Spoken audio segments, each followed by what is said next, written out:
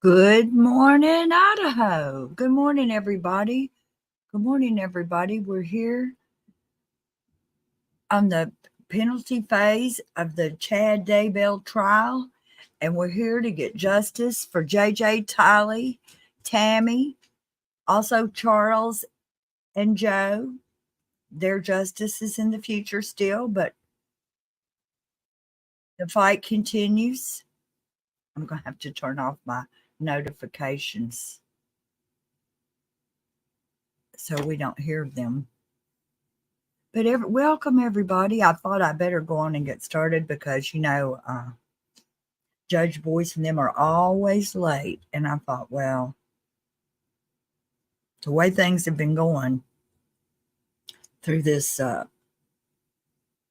part of it, it seems like he's been a little more prompt. So I thought I'd be ready in case he actually did.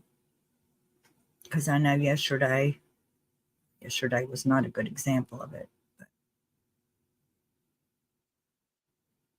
whew, a matriarch religion.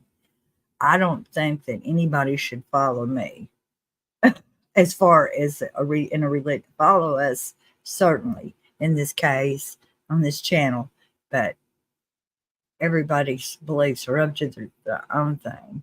I'm not. Yikes. Well, hello, Kathy White. Okay. Distar says, love always wins. Distar says, thinking of all of you from across the oceans in Australia. Well, thank you, Distar. Thank you very much for tuning in to this trial that's being streamed from Louisiana and Mississippi about a trial in Idaho, USA. These people were cross-state criminals. They wanted to be international criminals. David Bendo says, this nonsense of an NDE is like Chad and Lori saying, I didn't do it. When you're dead, you don't come back to tell anyone you're going. The LDS needs to stop their members from telling fibs. You would think that there's some high controllers that it was, they would be able to control this a little better, but I don't know. Sometimes the things that we think are flaws are part of features for some people.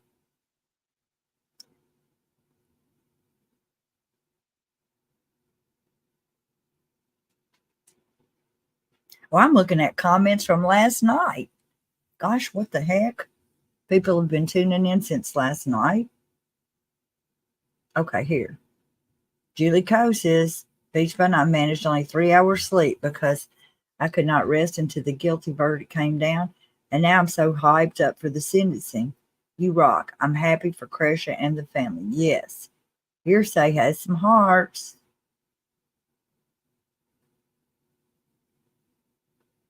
Well, heck, I hope I'm in the right stream. I've got confused by seeing all the timestamps.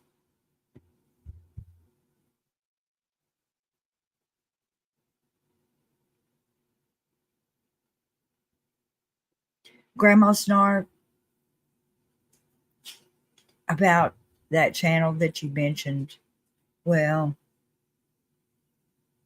I'm not sure if you're here or not. I'm not even going to say anything, but they have not spoke well of Kay and Cresha, and so we try not to even speak of her in any kind of way here because we don't want to give it air. We don't have time for that kind of infighting.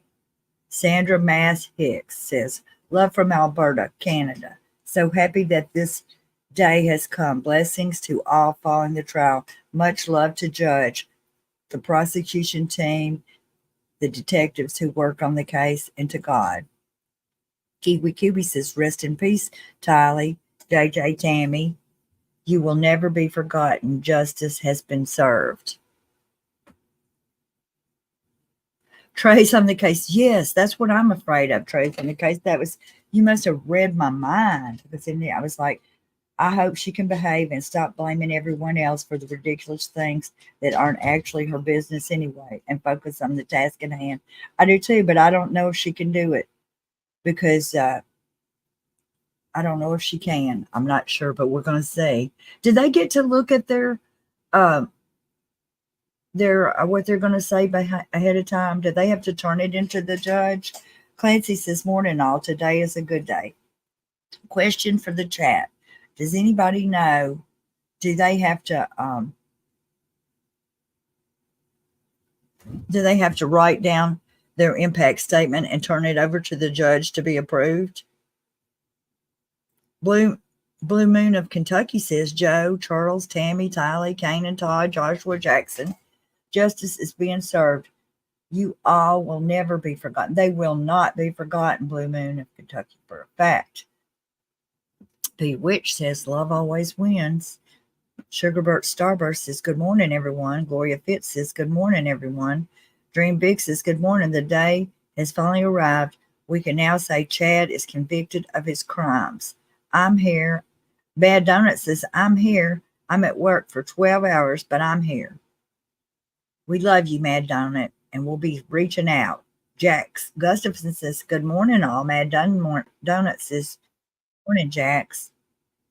I still must have a. I have to. I'm not sure what tab I've got on that's notifying me about stuff, but I need to not be doing that.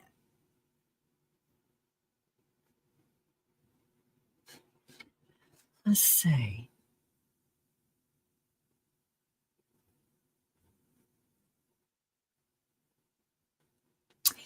I did write one personally. And I think I did let the prosecutor see it. I think it was I showed the prosecutor in my case. I'm sure they did. Kay wanted to say something in the statement but couldn't. Okay. Well, I hope but you know what? They can mark it out, but when you're talking live, I'd have a hard time thinking they could stop you if your mouth was open and you had a microphone right there in the place. Of course, you might get contempt if you got out of line.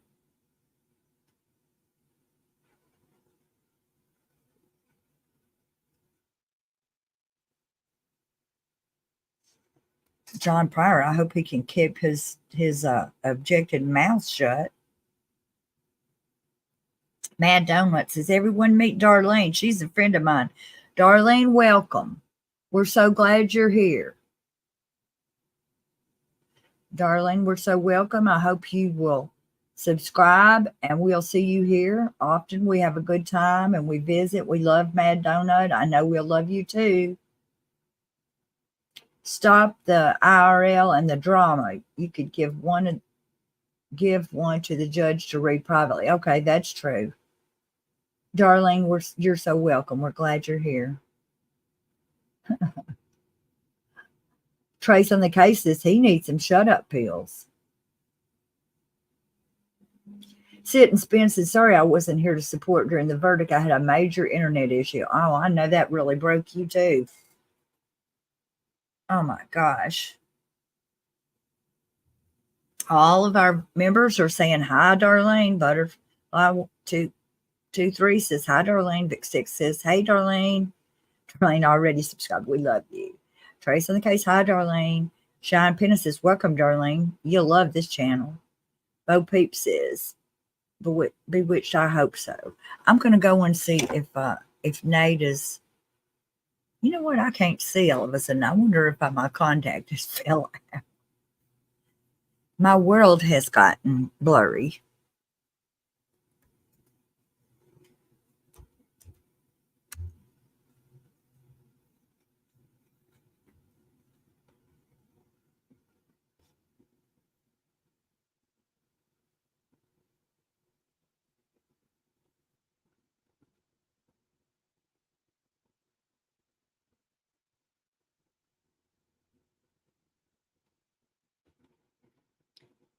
Nope, nothing from Nate yet. Maybe I jumped on here too fast.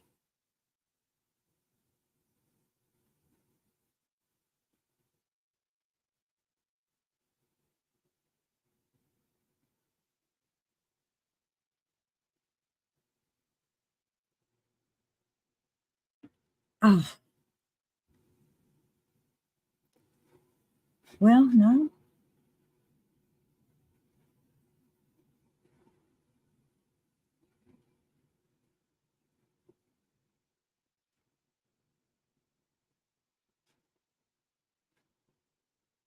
Nothing from Nate yet.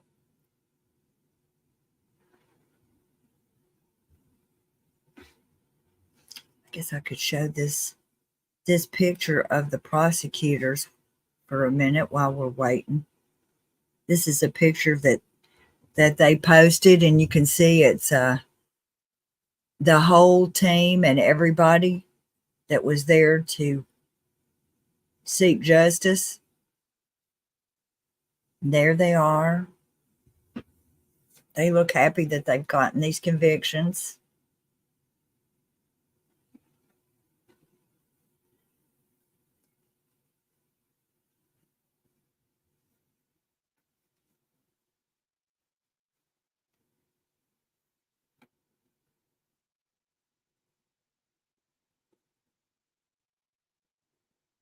So it says that we've been waiting on Judge Boyce now for 10 minutes, according to what their thing said. I'm just trying to, not miss anything.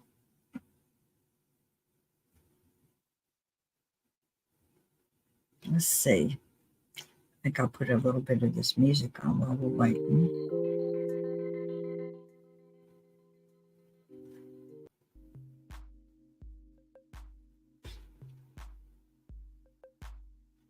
That way, whenever I'm not talking, at least it's not. I wonder, where is everybody? Cheyenne Penis says, good morning, beautiful family. Long for 4.5 years, and we have justice for Tammy, Tylee, JJ. Thank you so much, Kresha. And I'm with you forever, and my favorite channel and best community ever. Thank you, Cheyenne Penis. Thank you so much.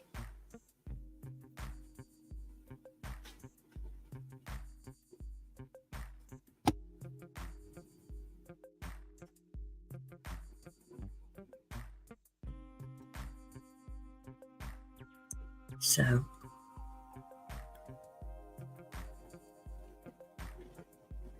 I'm so glad y'all are here with us. Thank you, everybody. Hippie Gypsy, I'm glad you're here. Nate's gone today. That's right. You're right. Nate is gone today. Thank you for reminding me that it'd be that Caitlin. I'll be looking for her.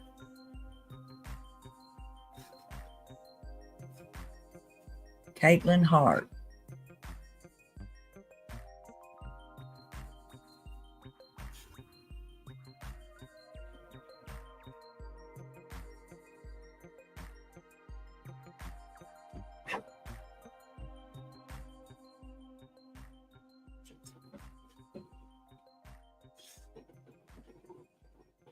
Ah,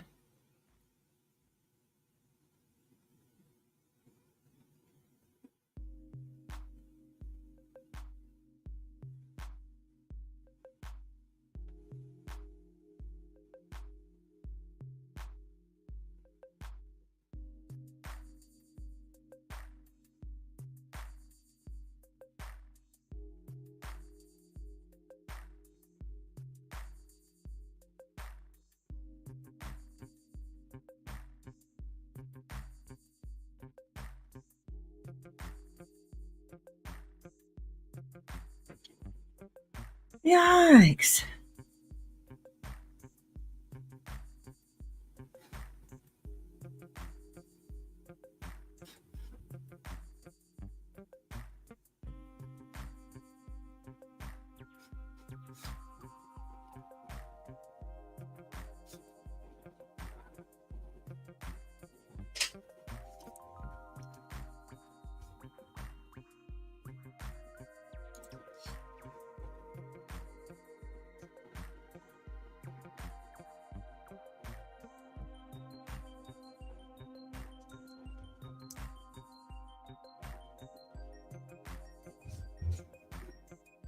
Well,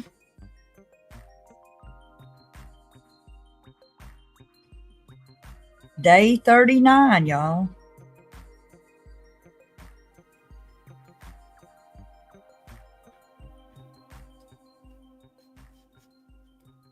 Day 39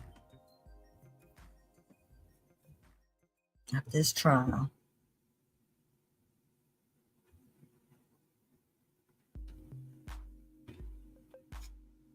Let's see.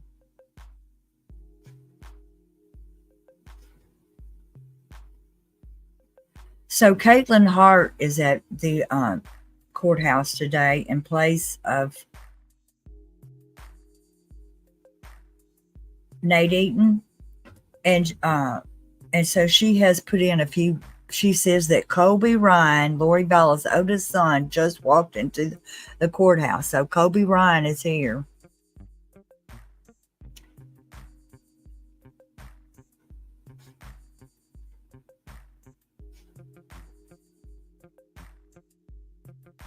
For those of you who are wondering.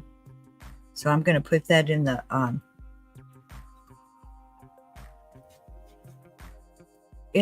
chat.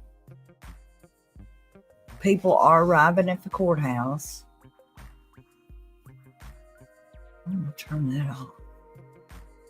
I have so many windows, I can't find which one to send a message in.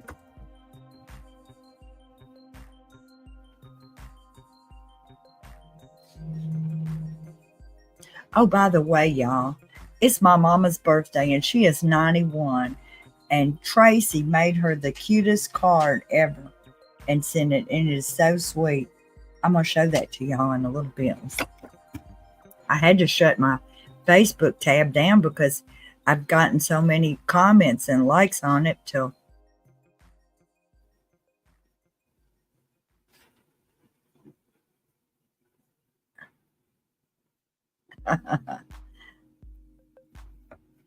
so I'm going to show that.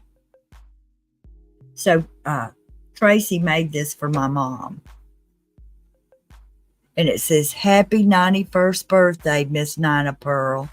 And this is a picture of me and my mom when I was probably about 3. And we were we're in Arkansas, and they didn't have a bridge across this river, and they had a ferry boat. And so we were riding on this ferry boat. That's our car next to us. And I, of course, did not have my shoes on, and my mother had to hold me because the ferry boat was metal and it was hot. I didn't have my shoes on. But my mother has just gone crazy over this. And look at all the likes and comments. And yeah, she was a beautiful, beautiful woman, my mom was. And she's like, can you print this out? I've got to show everybody. Okay, I'm going to mess around and miss the trial talking about my mommy. So I better go back.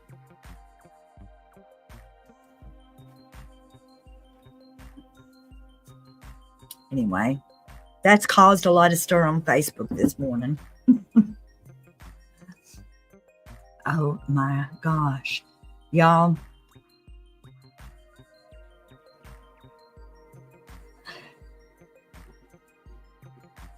Wow. So I watched last night. I was trying to listen to some different, get different things were going on. And I was listening to, it's called the True Crime Squad. And these two sisters, the True Crime Squad ladies, Katie and Christy, are from the Rexburg area. And they said that Emma had gotten a new job. That they had heard Emma had gotten a new job. And it hurts my heart so much because I didn't want her teaching nobody's kids. But she works in public relations, I'm guessing, for some sort of agency, or I don't know. But I don't want her being no public relations person either. So, but at least it's not children, huh? That's what they said. Rumor. There's a rumor and innuendo is that Emma is not. Well, I had tried to find her picture on the website, and it's not on there anymore. And so I had thought, well, maybe they just took it down because it was getting a lot of traffic. But I don't think she works there anymore. So third graders, y'all can rest a little bit. Oh, I hope everybody didn't miss KJ this morning. I missed quite a bit of it. I love to get KJ with coffee. And it's just unbelievable that we're to this point. I know it was, I thought it would never get here. I thought it would never get here. I thought it would never get here. And now here we are, waiting. The victim's impact part of the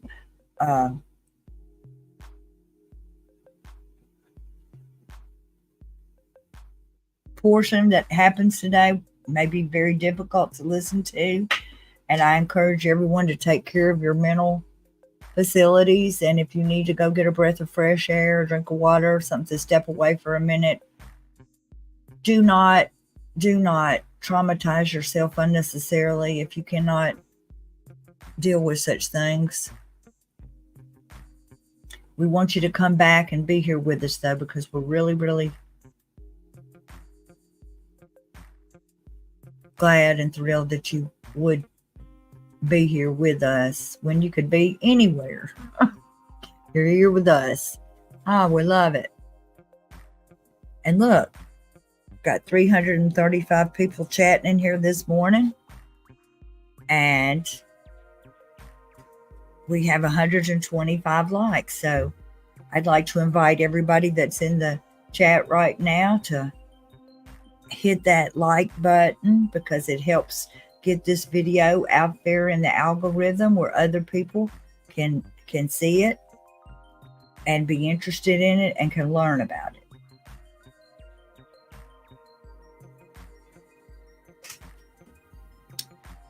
Let's see here. Blue Moon of Kentucky said, I'm sure someone told Lori her husband had thrown her under the bus, backed up and did it again and again. I'd love to tell her it was Pawpaw and Mama K with a pickup bus. Oh, mercy, Blue Moon of Kentucky. Chartreuse. Melanie Lewis says, good morning, peeps. Chartreuse Seeker says, Claire Mulroy, I think Kobe would give a heartfelt impact statement. I remember him begging his mother on the channel to produce JJ and Dolly while showing signs of life more than a few times. Yes, and he didn't, I don't think he knew he was being recorded, but he for sure didn't think it was going to be played all over the world.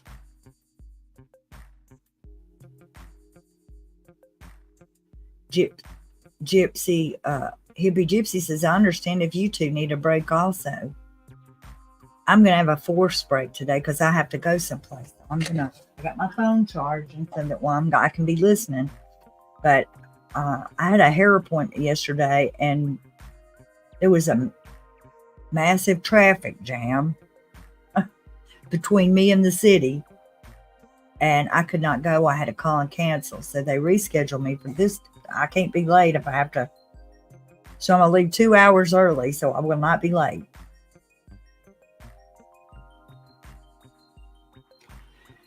Granny, here we go, y'all.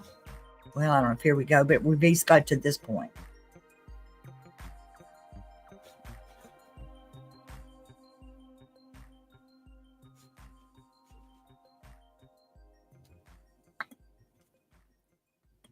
That's at least a good sign. Hey, let's see what Caitlin's saying over there. And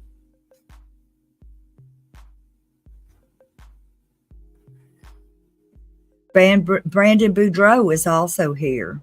Court is set to begin around 8:30. So that's in about 6 more minutes. Oh, wow. Brandon's there too, y'all.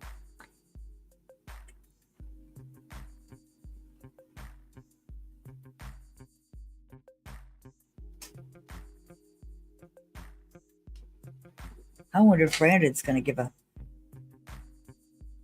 give a statement. Brandon baptized Tylee. I don't know what kind of relationship that makes in the legal sense, in the court system, but undoubtedly, Brandon and Tylee were close. And Brandon and JJ, because of Braxy.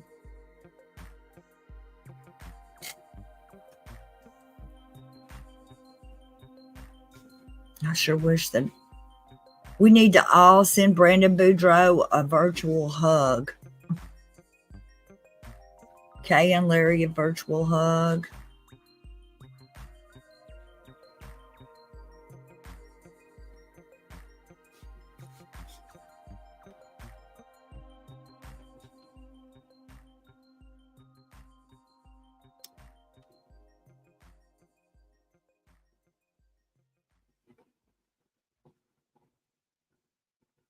I bet Nate Eaton feels like he's missing the birth of a baby this morning. I'm just saying. It's not. It's something we've all been pushing forward to, pushing for, trying to get to, talking about, thinking about, dreaming about, making up stuff about. And here we're finally here. And Nate is at CrimeCon. I bet that burns his own self.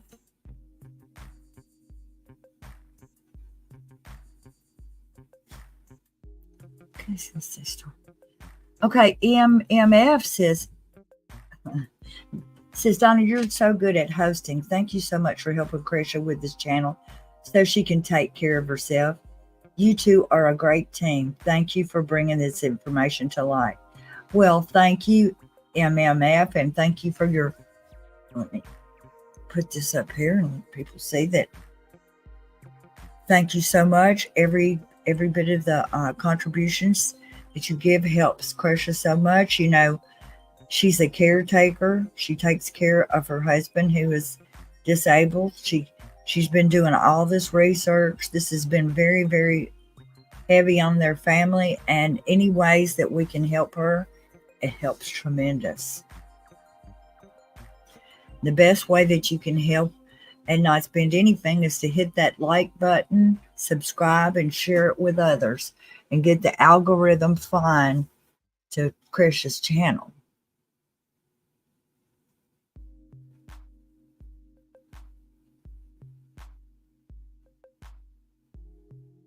Oh, I know it. Mad Donuts says, Bo Peep, I've already got my triple ply paper towel ready. Yeah, we're all gonna be making a mess.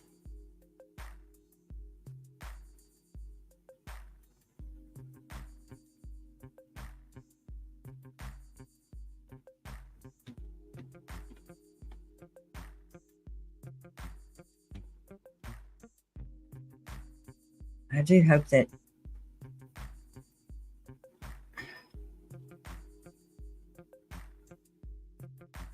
Chad, I hope we get to see Chad in chains and jail orange or black and white. Says stop IRL and drama. Me too.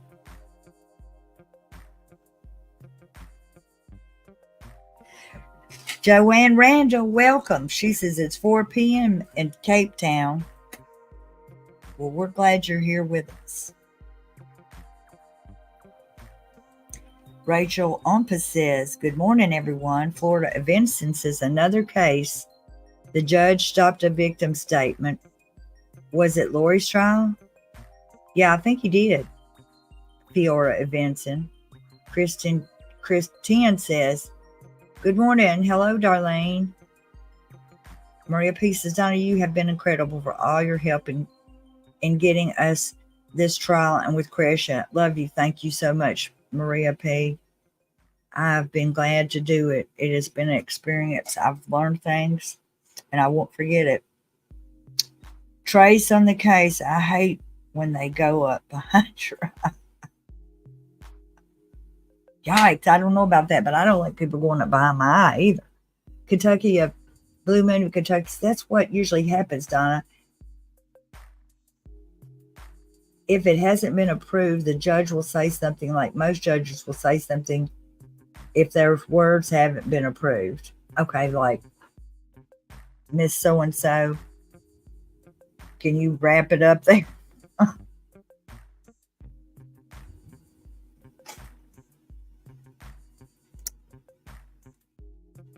Helen, the Scottish Llama, says it's 3 p.m. there. Well, we're so glad you're here with us, Helen, the Scottish Llama. We appreciate that. And please, if you haven't subscribed, hit the like button, recommend us to other Scottish people. Sit and Spence's word advice to all. Take screenshots of every online banking purchase and payment. It will come in handy to prove you did what you said. Ain't that the truth?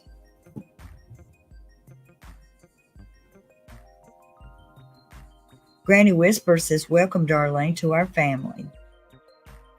Big Six says, this channel is down home. Stop the IRL and drama. They should let us see him coming and leaving in those. Yeah. Roberta Cynical says, I'm here in Kentucky. Good morning, y'all. You're not too far from where I am then. Puzzle Pieces has given us a super chat and says, I have two sons born on May 25th. They are 10 years apart, and one of them is autistic. My sons are so happy and proud to share their birthdays with JJ Vallow. Blessings to the family. Well, thank you so much, Puzzle Pieces. That is very sweet of you to give us that, and I feel the same way about some things. It's just, thank you for your super chat, and thank you for letting us know about that.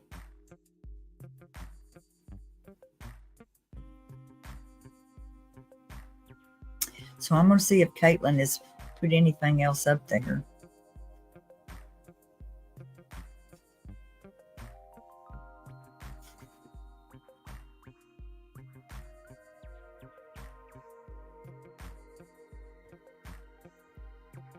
Well,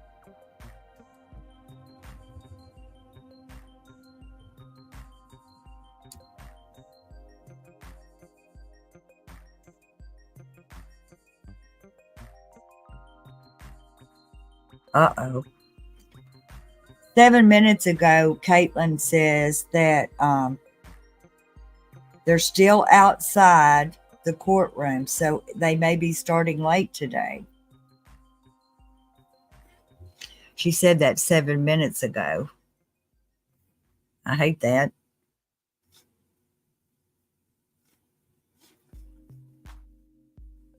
I guess they have to wait for the gang to get all there.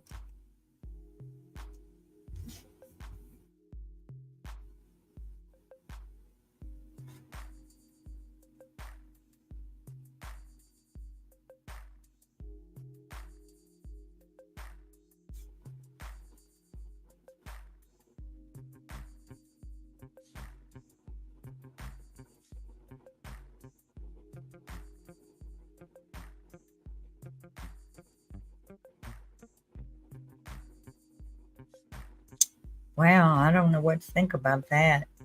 I guess everybody's got to get to the courthouse, all that stuff. And you can't start without the whole gang.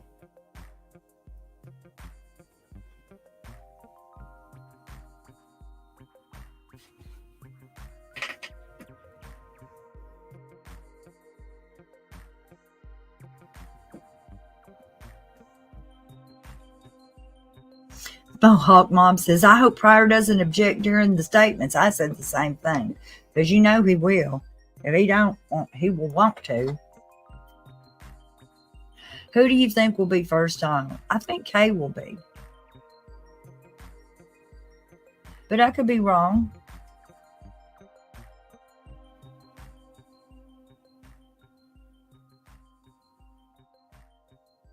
Maybe it'll be Tammy's father. Tammy's father's there. Colby's there. Annie Cushing's there. Brandon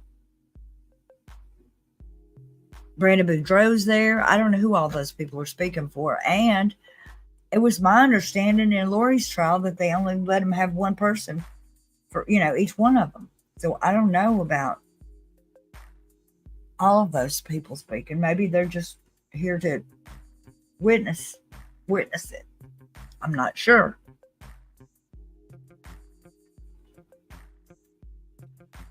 But I do know that Judge Boyce needs to get it on a road.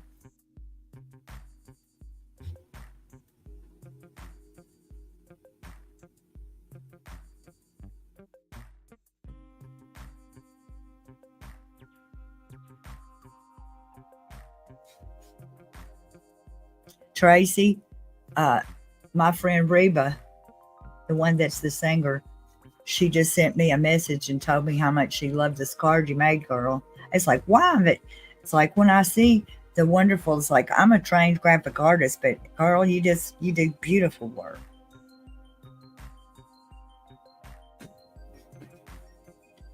You do beautiful, beautiful work.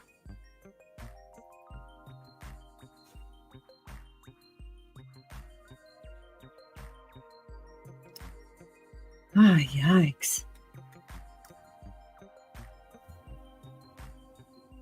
Everybody, remember in your chat on your YouTube to go up to that top chat and pull down to the live chat.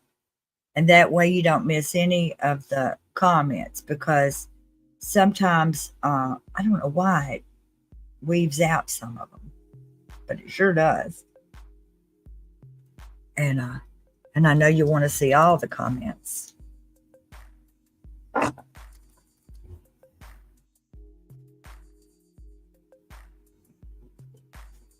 So I'm going to check back with Caitlin and see if she has said anything else on the Twitter mobile. You know what? When I go to type in Twitter, because they've changed it to X, I put an X in my bar to but then it brings me to Xfinity every time. It's like they need to straighten out their deal.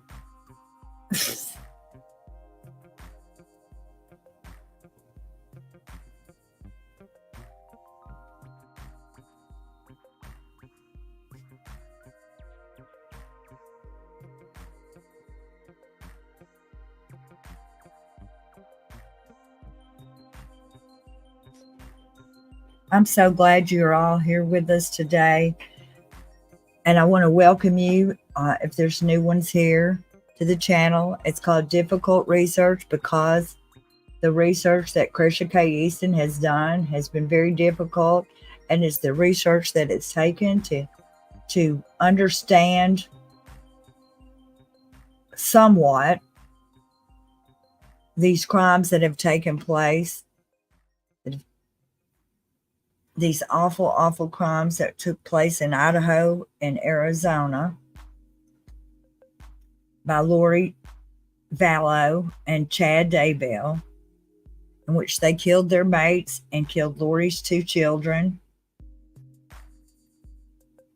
And so we're here to get justice, and it's taken 5 years.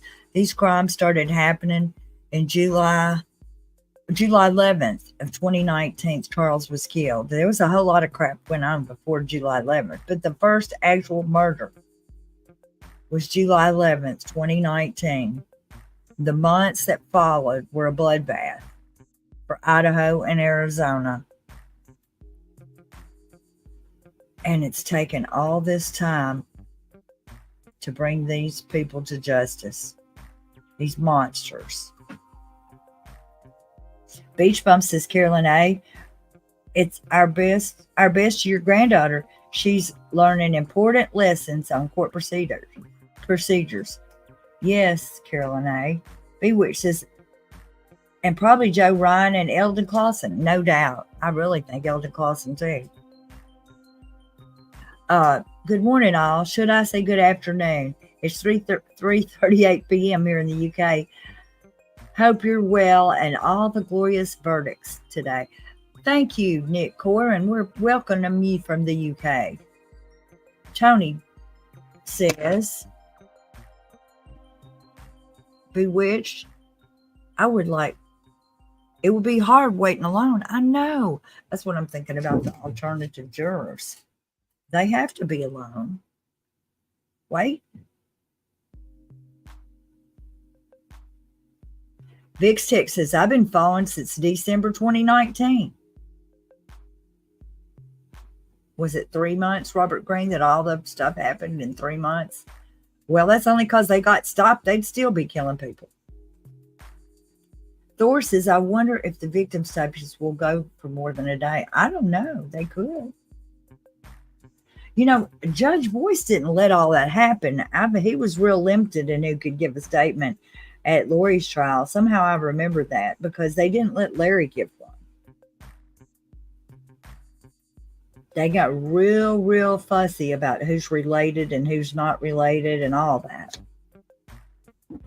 So, Annie Brown says, so proud to call Cresha, Jason, Kate, Larry, and KJ and done a part of my family. Justice for Tylee, JJ, Charles, Tammy, and Joe. Much love.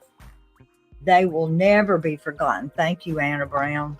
Thank you so much. Thank you.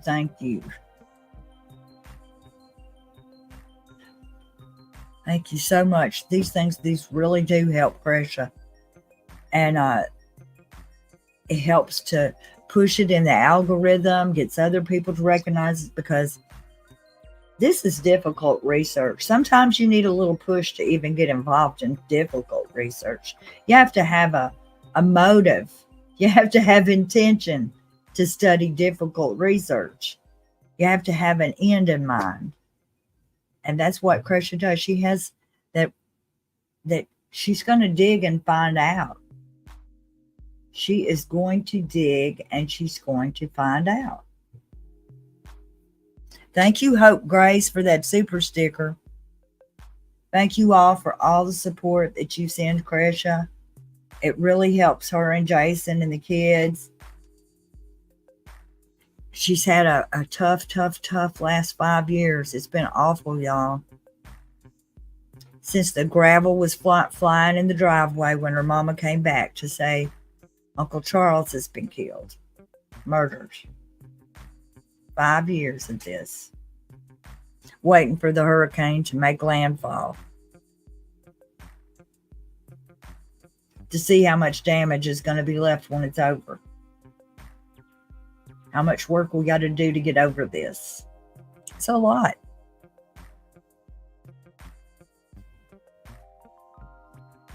Okay, Judge Boyce. Y'all have had time for y'all's donuts. Y'all had time for y'all coffee.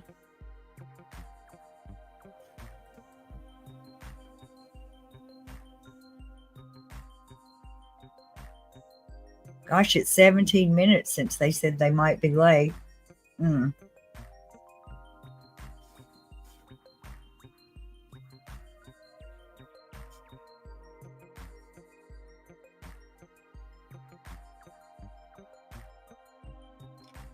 says court will begin at 8:30. So I guess it's only 15 minutes.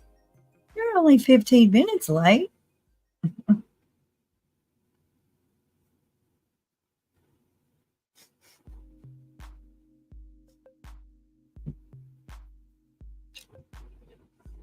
Oh my gosh. So put in the chat who you think will be the first person to give an impact statement this morning. And who else you think might give an impact statement. Thank goodness I didn't miss anything. I had to run house plans to town. You didn't miss anything yet, KJ. We're all waiting on Judge Boyce to open up this thing. I don't know why they're getting a little late start. I don't know whether they're still drinking coffee or somebody's late getting to town or what's going on, but we're here for it. So Language of Horses says she thinks that Larry will speak first. Well, I don't know. We didn't hear all that. KJ says Kay Woodcock should go first. I think she should go first too. And it helps to explain it. for Kay to go first. But it seems to me that last year there was a big rigmarole about who got to give victim impact statements at Kay's trial. At Lori's trial. And so Larry and Kay both did not get to give one because they got all up in whose blood was involved and everything like that.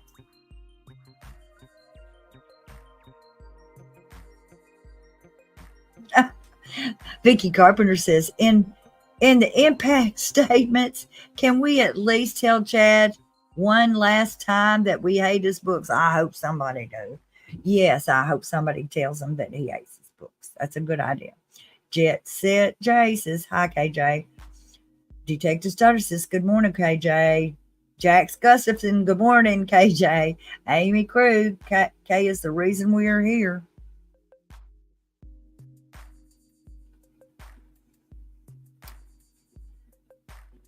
Vix takes K was the catalyst. Lamecia Filipino Club Trace, I was disgusted. I muted her. The girl is evil. I can't even believe she's out now. Mad Donut says, at Kay's trial. You know what I meant. At Kay's trial. I meant at Lori's trial, Kay got to speak, but Larry did not. I hope it's a wonder I'm not saying my trial.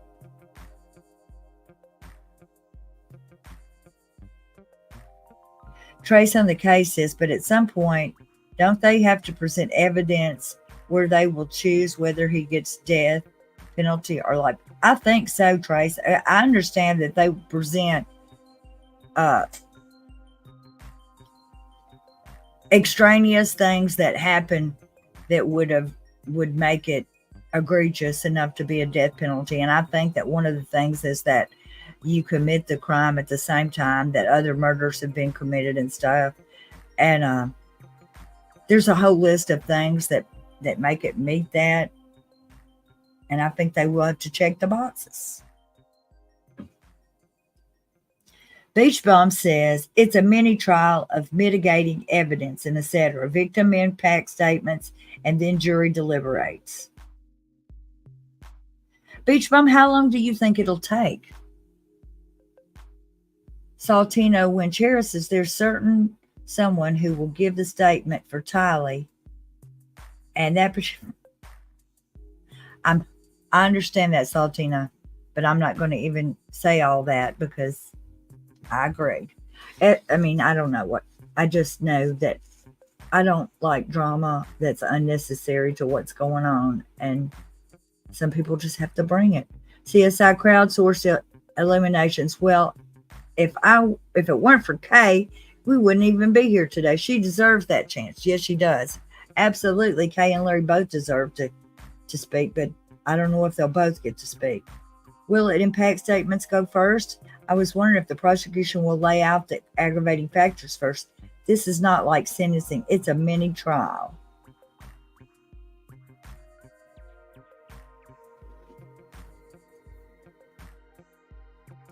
I don't know. But I do know that they've got to get their show on the road.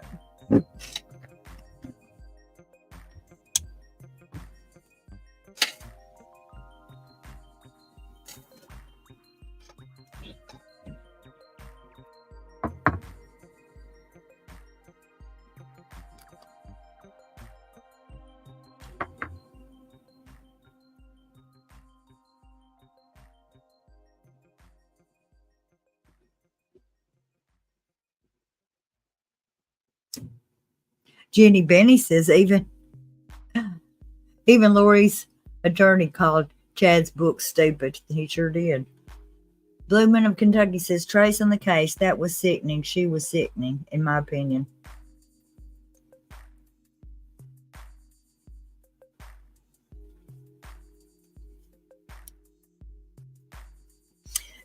If you don't know about the drama, don't find out. That's all I got to say.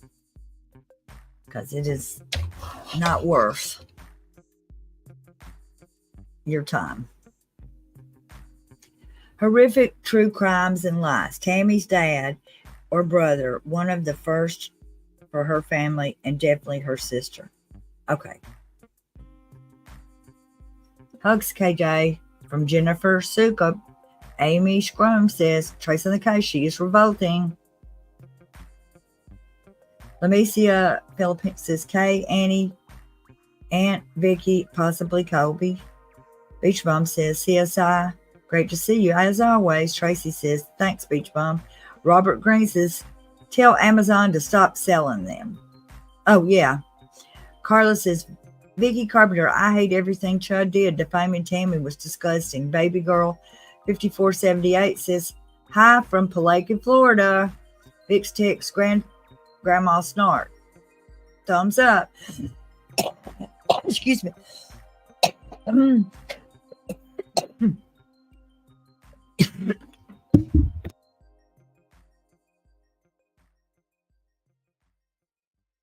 Sorry, y'all. Gloria Ace watched a channel that is finally making a connection with visions of Gloria. Channel is called PD Question. Let Christian know, please. No. Carolyn A. Excuse me. Christian and I also found that yesterday, and I watched it like 2 different times. And I know Christian was watching it last night. Yes, he did. He was talking about the way that in Visions of Glory, in the time of the ends, according to Visions of Glory, when the time of the ends gets here, that you'll have certain, like, it'll be okay to go on, like if somebody is so bad and they're not going to repent, they're not ever going to turn their life back over to the Lord.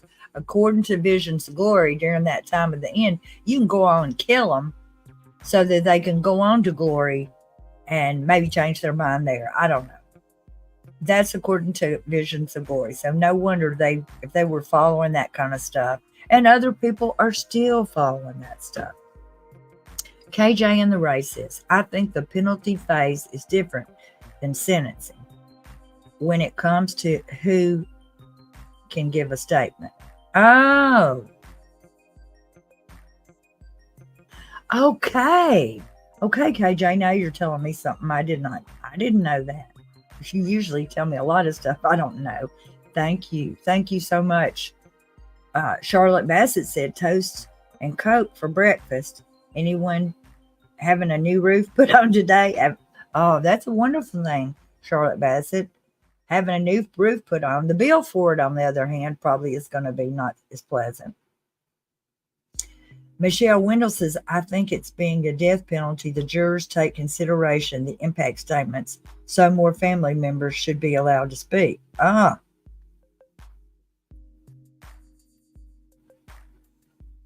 Beach Bum says, Nick Core, I thought Boy said that yesterday. He may have, Beach Bum, because I'm just in the head. LeBrand says, I already had a victory dab. Time to celebrate with coffee and lights in it. I'm going to have to dab that thing.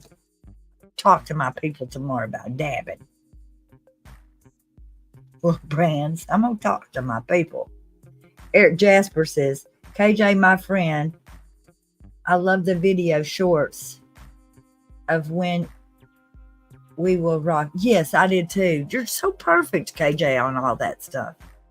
I mean, so perfect on it.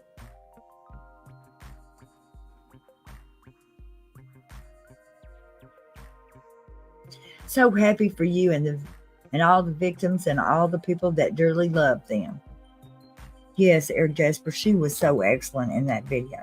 Carla says, yeah, Donna, that was another blow. Rachel Carter says, maybe Julie Rowe has to show up and give a statement. Oh my God.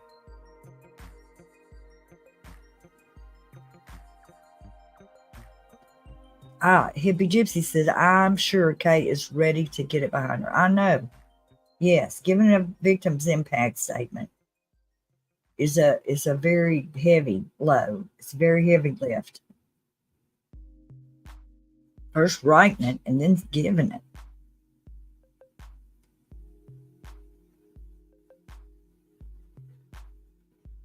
La Mesa Filipino Club says, KJ, hope you're right. Joyce Mayer said, what comes first, additional evidence or impact statements?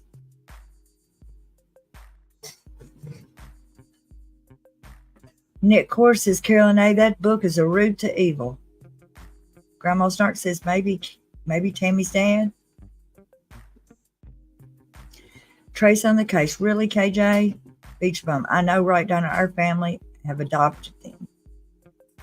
Lamicia Filipino Food Club says, mitigating factors.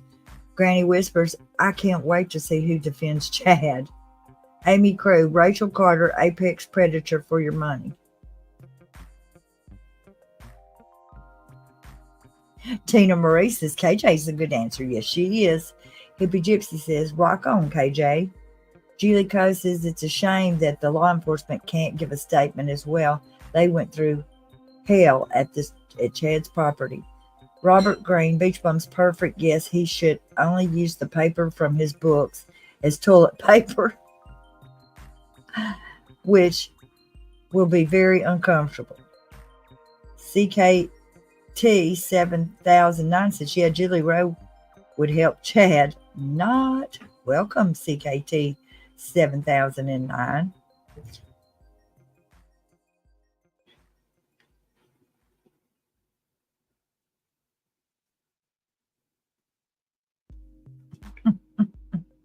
I crack you up and not Julie Rowe. Okay.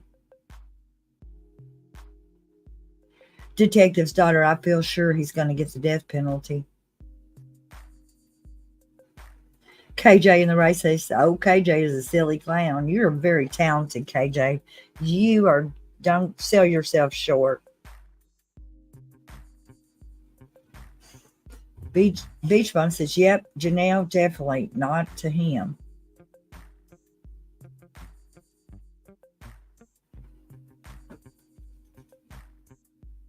Tech difficulties is the cause of the delay. Oh my God, they're killing me with these. Would y'all please spend $10 more and get some equipment?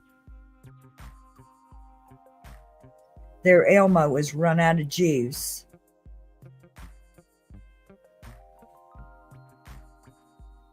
Okay, y'all.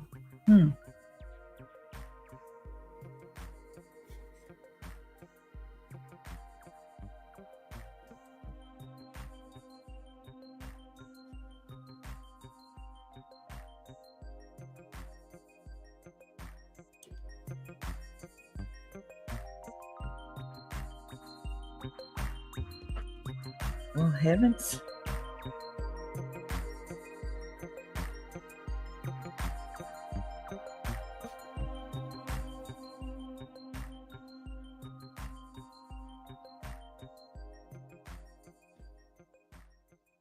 Hey, guys. I'm going to ask y'all to talk amongst yourself for just a few minutes. Give me just a few minutes. I'm going to take care of something. And y'all talk amongst yourselves.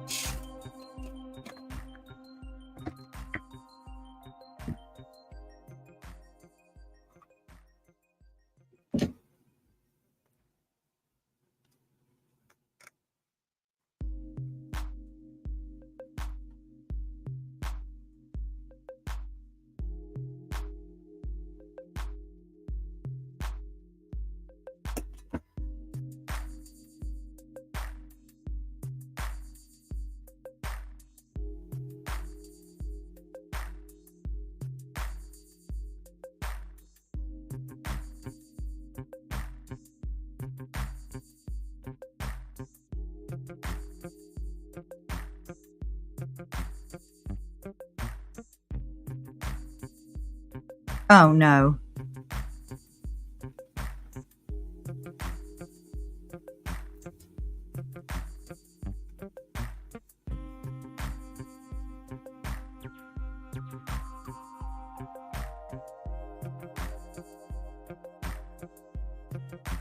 Hey y'all, I just saw Caitlin. Caitlin says the lights keep flickering in the hallway, but we haven't gotten any word on what the holdup is. So they're having some issues. It says the lights are flickering. Don't you know Chad thinks that damn the whole building's fixing to fall in?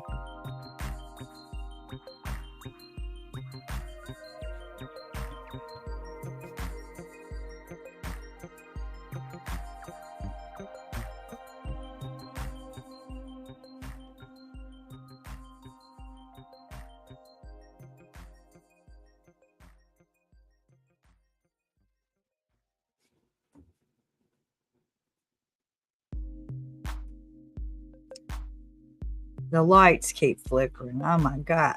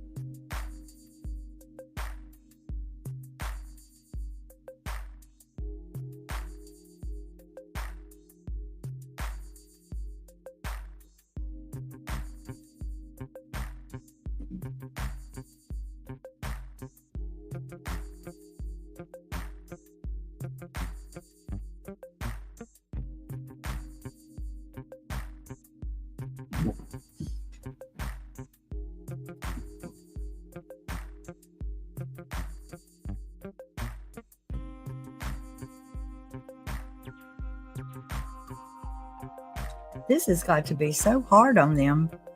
Just waiting, just waiting.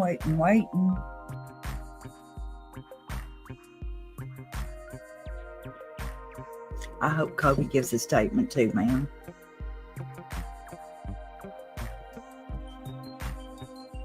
And he ought to give a statement to that Emma while he's talking.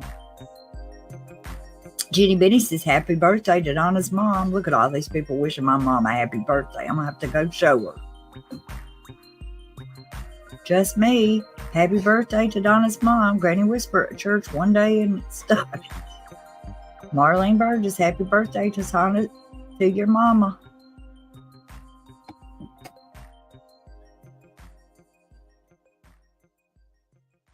Oh my God, Maria P.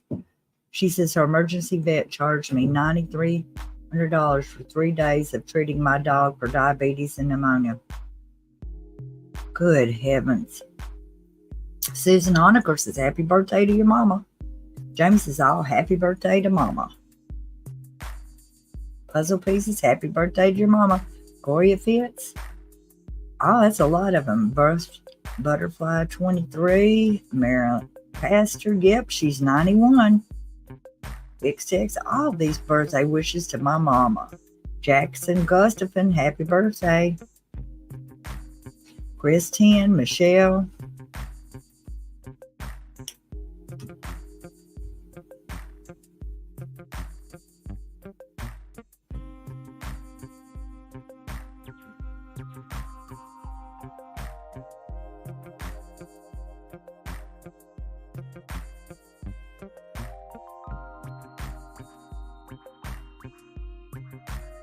I'm dead serious. These people messed up one day and one precious life too many, and was all the deals with the devil. Oh, Amy, he makes me sick.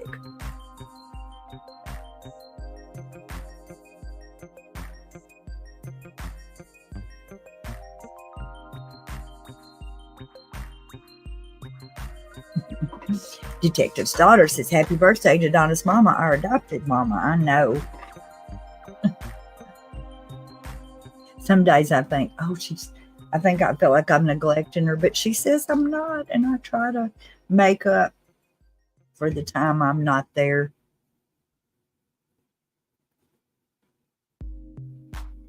Come on now, Caitlin.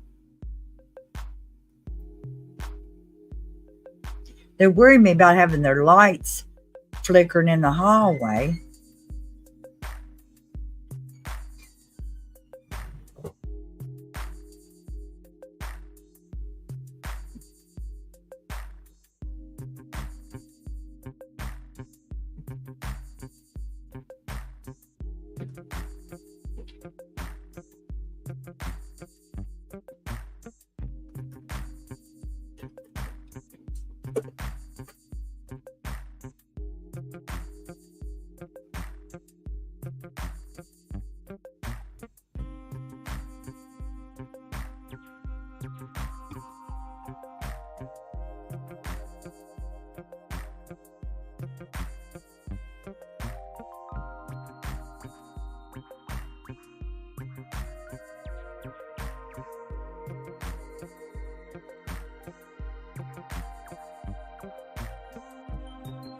I don't know.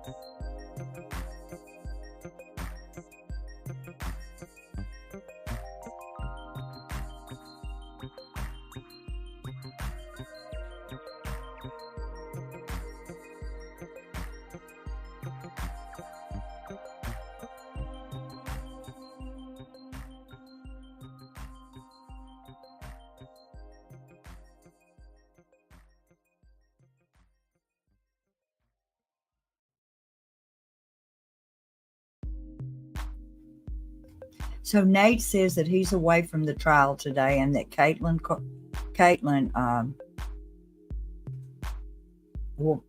Hart will be taken over for him today, and that's all he's really said about it. That's the only tweet he has had about this. And Caitlin, the last tweet, she was talking about the lights from 13 minutes ago. So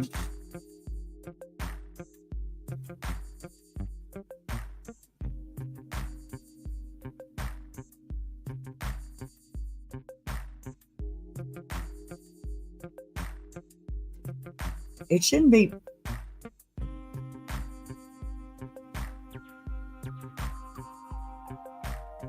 So where are y'all getting that?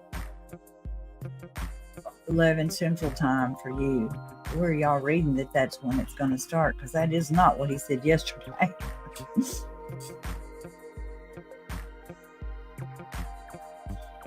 Nate's in Crime Con to interview Lori's sister. Yeah, we heard about that. Okay, so East Idaho News is saying that court will start at 10 a.m. Mountain Time due to technical difficulties. That's 45 minutes from now. Days. Well, okay.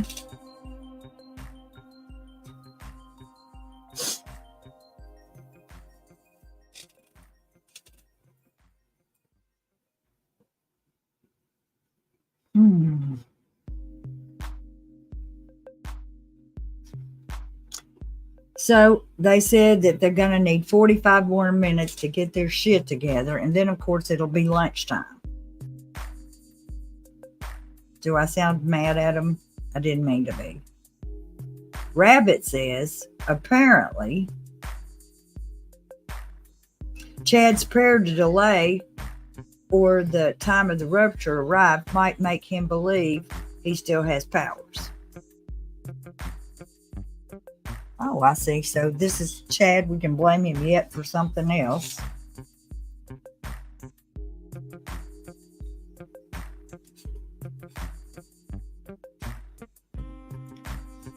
Ay. Okay. So I'm going to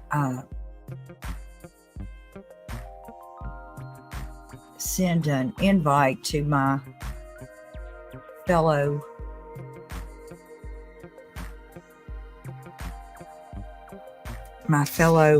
moderators, if anybody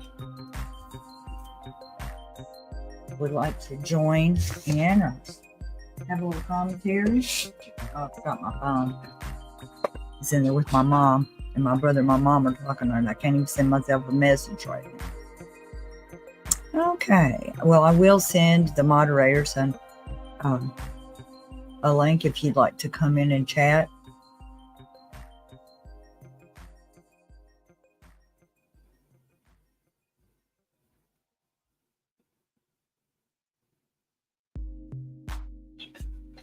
It's funny how you can see something, and if the context is wrong, you think it means something else altogether.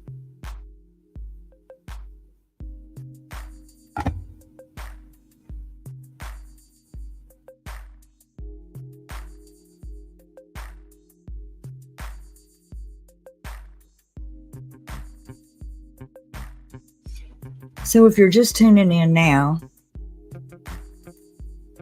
we're in the midst of the sentencing phase of the Chad Daybell trial.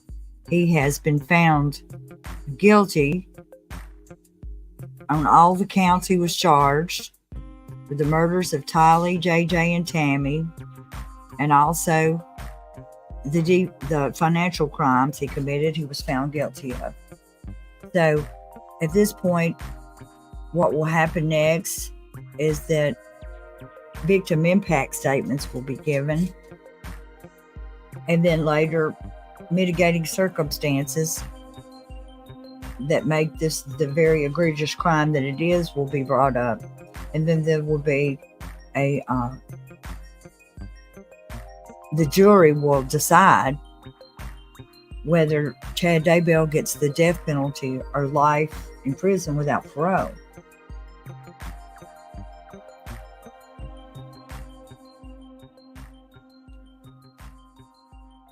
And so that's what's going on today here. Okay. And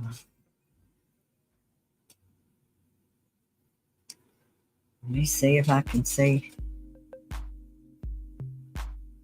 any kind of an update for us.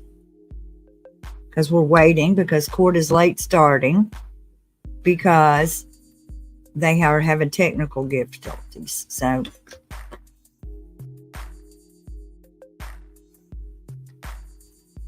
because they were having technical difficulties, they have postponed court, trying to get their equipment to working right.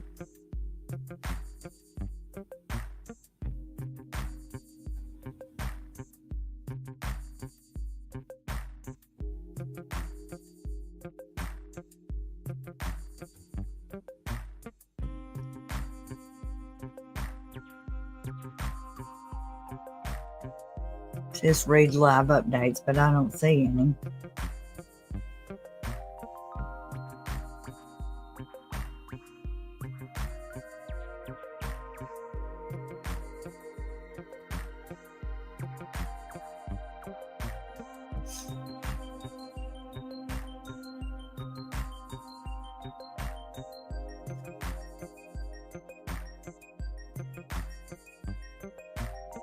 So Caitlin Parp says that she just heard that court will begin at 10 a.m. So that's 41 more minutes.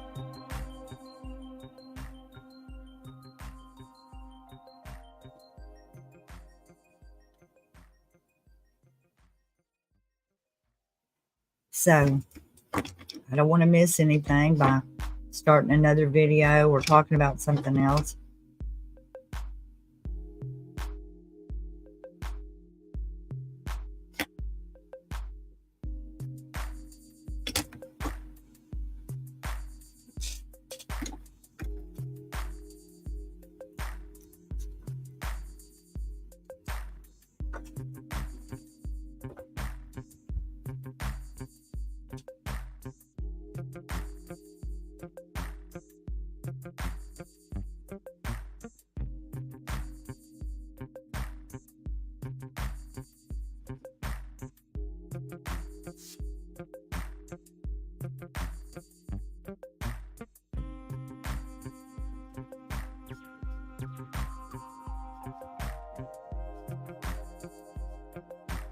Daybell, the so-called doomsday prophet, found guilty of murdering his first wife and the two youngest children of his current wife, Lori Vallow. He could face a death penalty. Vallow was found guilty on all charges against her a year ago. Fox 10 investigator Justin Lum joins us live in studio with how justice unfolded in the courtroom today. Dawn, Christina, this bizarre saga really unfolded here in the Valley 5 years ago. For family members of the victims in this case, this is another step towards justice, but there's still more work for the jury to do. Bad guy Daybell, not guilty or guilty of conspiracy to commit first-degree murder of Tylee Ryan and grand theft by deception. Guilty. It took less than 6 hours for the jury of 12 to deliberate, finding Chad Daybell guilty of all counts against him. Convicted on 3 counts of first-degree murder and 3 counts of conspiracy to commit murder in the deaths of J.J. Vallow, Tylee Ryan, and Tammy Daybell. The 55-year-old also found guilty on 2 counts of insurance fraud, the end of one chapter in a doomsday plot intertwined with a love affair between Daybell and Lori Vallow, who moved from Chandler to Rexburg, Idaho to be near him in the fall of 2019. JJ, Papa loves you.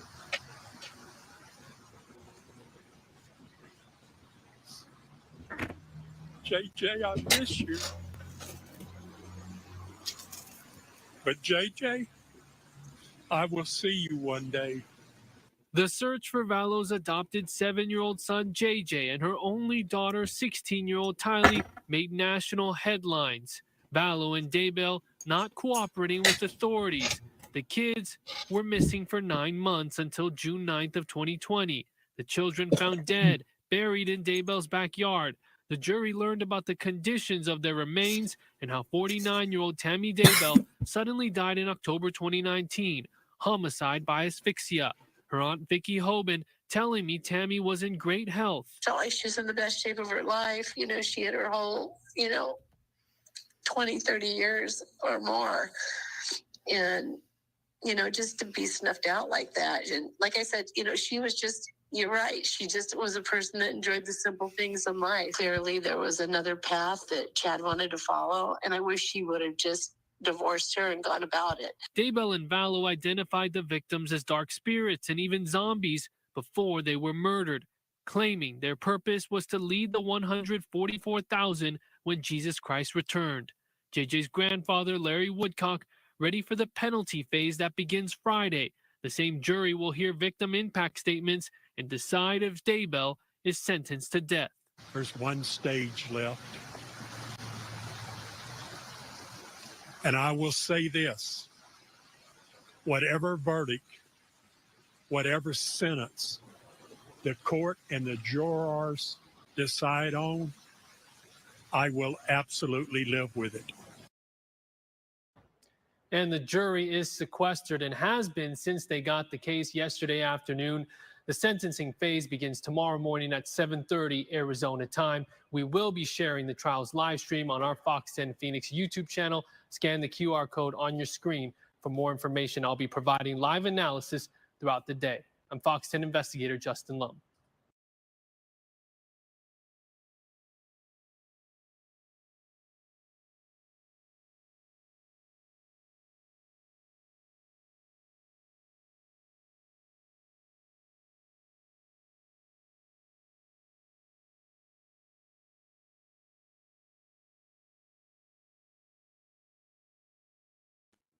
That was a little more excitement on the end than I had hoped for, but I thought that was pretty good. And that being said, I'm going to check Justin Lum's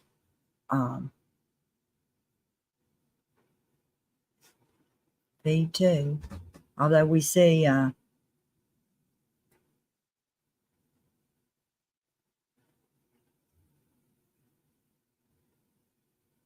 Justin is just repeating Caitlin's.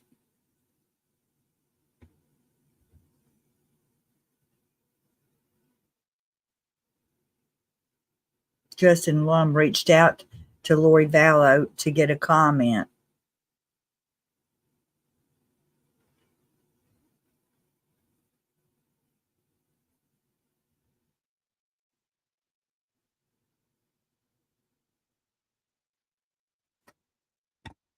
Okay.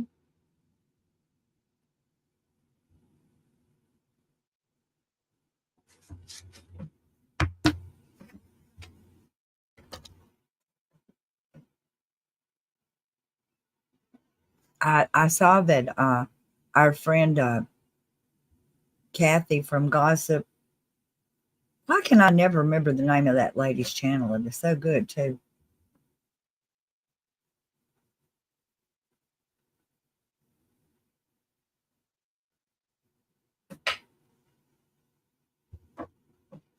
I Beach Bum, I am checking Nate, and Nate is sending us to Caitlin, and Caitlin is very good, but Caitlin does not tweet as often as Nate.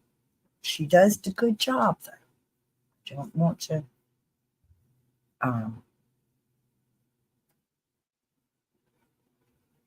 make anybody think that she wasn't. So I think she should.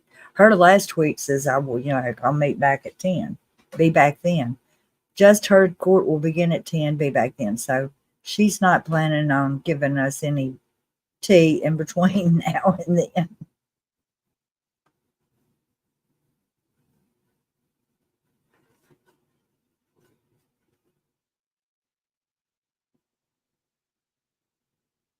I appreciate all of you being here with us today as we get this justice for Tolly and JJ and Tammy.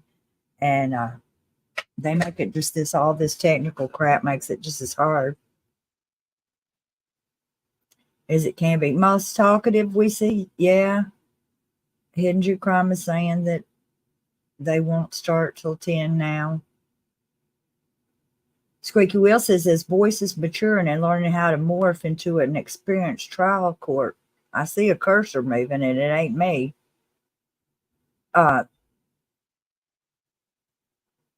Working on, let's see, let me pull that back down and see if I can read that. Because it looked like it was Squeaky Wheel says, as Boyce is maturing and learning how to morph into an experienced trial court judge, he might also want to work on demanding that his court begins and ends on time, no exceptions. And that they get some equipment. You know, I get it if your equipment don't work. That is miserable, miserable crap. When you're working, trying to do a job, a quality job, and you don't have the equipment to do it. It sucks. Beach Bum says, Bo Peep, I'm taking roll call. Angela L says, okay, thank you. Faye Farr says, love Tally as much as her own mother would let anyone from a distance. I know it. That's how I feel too. And Tammy, and I want to say this about Tammy. You know, I'm sure Tammy did believe all this light, dark stuff, but I didn't see any evidence that she was just going around randomly scoring people. The thing that Pryor read out in court was a group text, and in a group text like that, it's possible that Tammy never even saw that part, because if you miss in the thread and the thread moves on and you don't go back and read all the threads, sometimes you don't know what all was said. And I have done that before and had some surprises. So, you know, I do not think that Tammy went around saying that some little boy in kindergarten or in the 3rd grade was dark.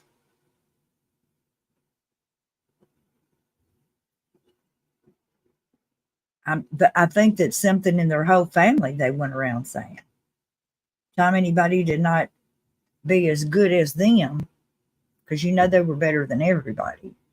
If you weren't as good as them, then you were dark, and they were the best. Ramen Hydral, it is now being reported that court will begin at 10. Yes, I know. That means that we have started 2 hours earlier than court. Not necessary. So I'm guessing difficult research. When we go back, we can just clip off the first 2 hours of this video. It'll make it a lot shorter.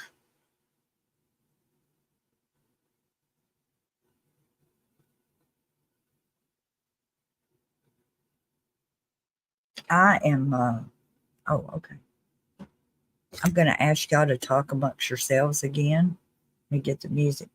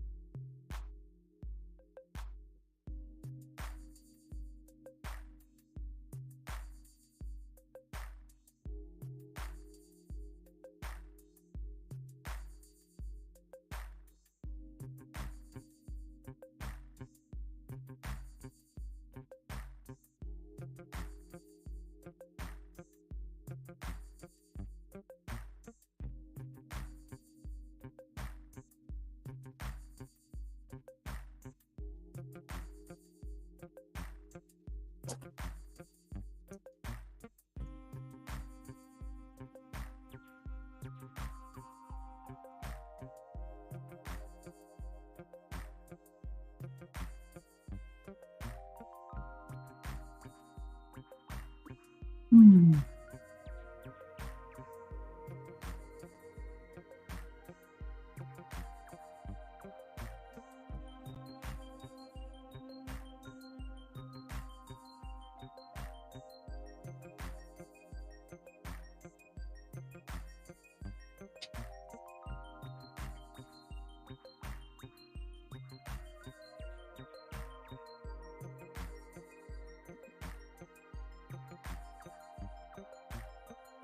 So we're waiting for them to get their equipment fixed to start court at 10.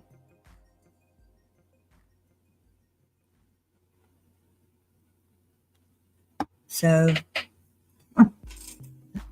if we weren't already had high blood pressure from waiting around on these folks, y'all take your calm down pill, because we're going to need a calm down pill.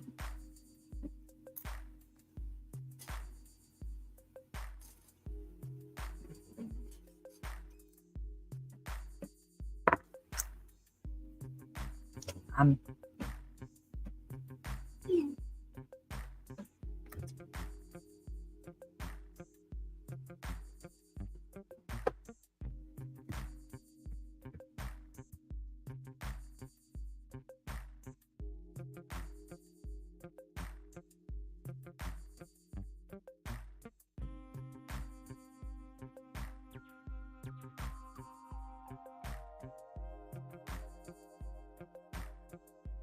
Hey.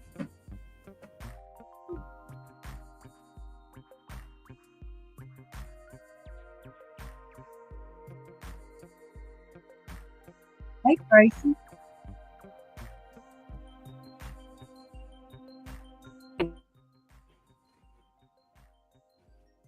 Hello, can you hear me? I can hear you. How are you? Good, good. We're just holding up the tent, waiting on the tech people to get their equipment fixed over there at you in Iowa.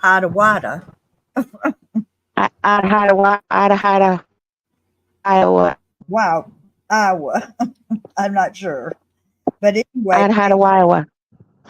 they're waiting on their technical stuff to get fixed. And so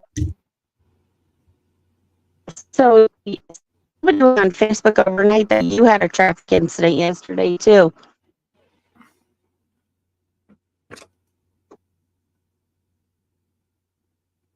Hello?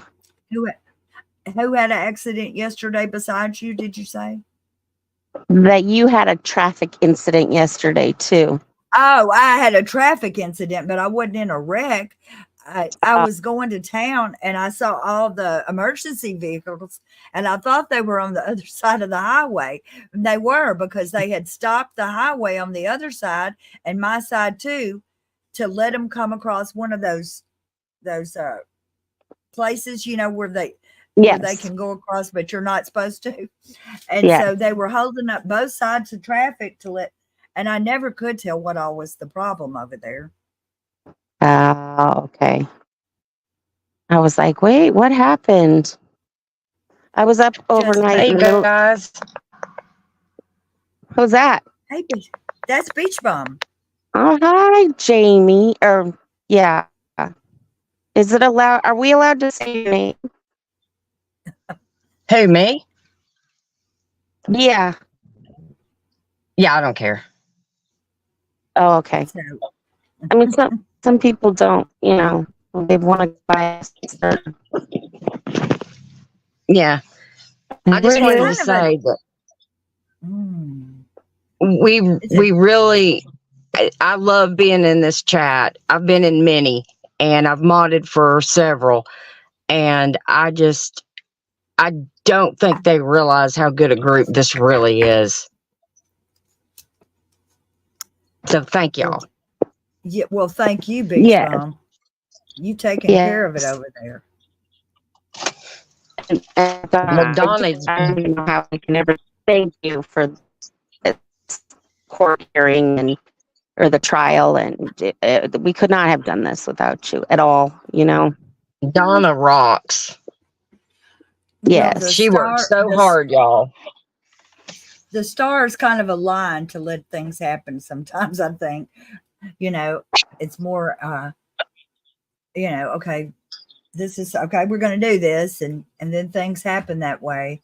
And it's fairly amazing because you sometimes don't know how it's going to happen that way. And, well, but yes, people don't realize.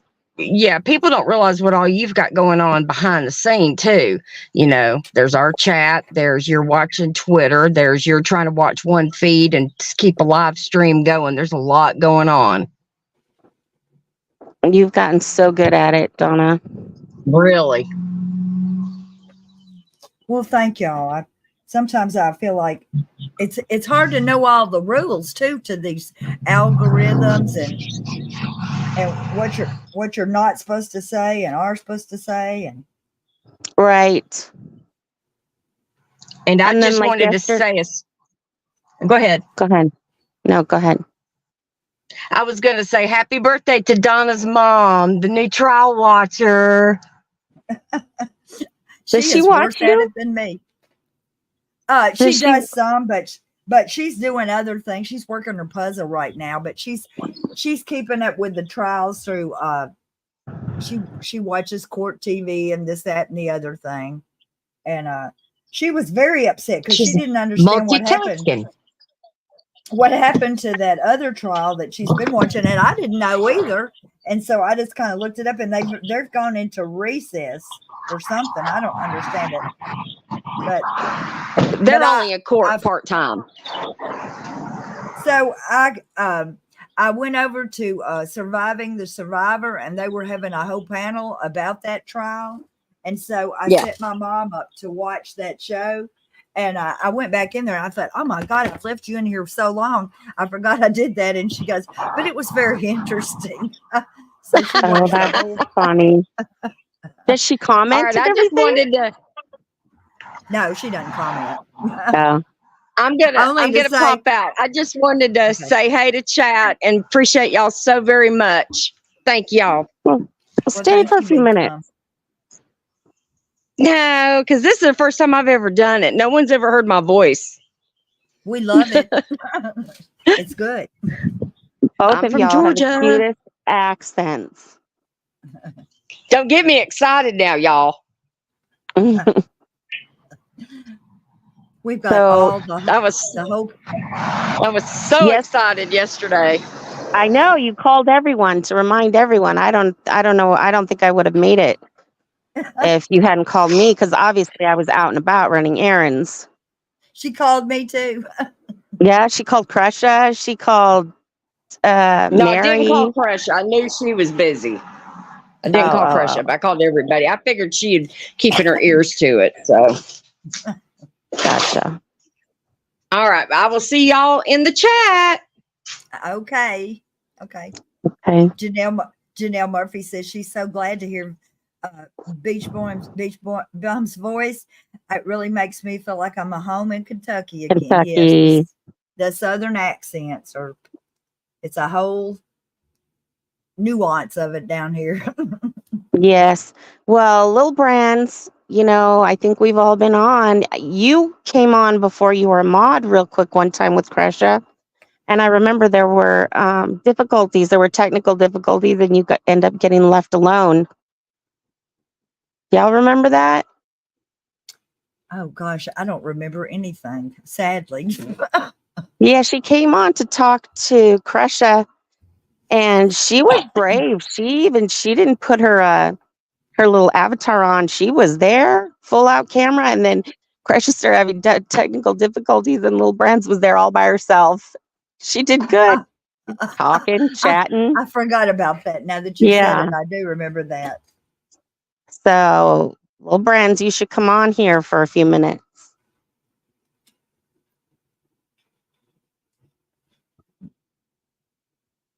She says her Alberta drawl is weird. No, it is not. Her what?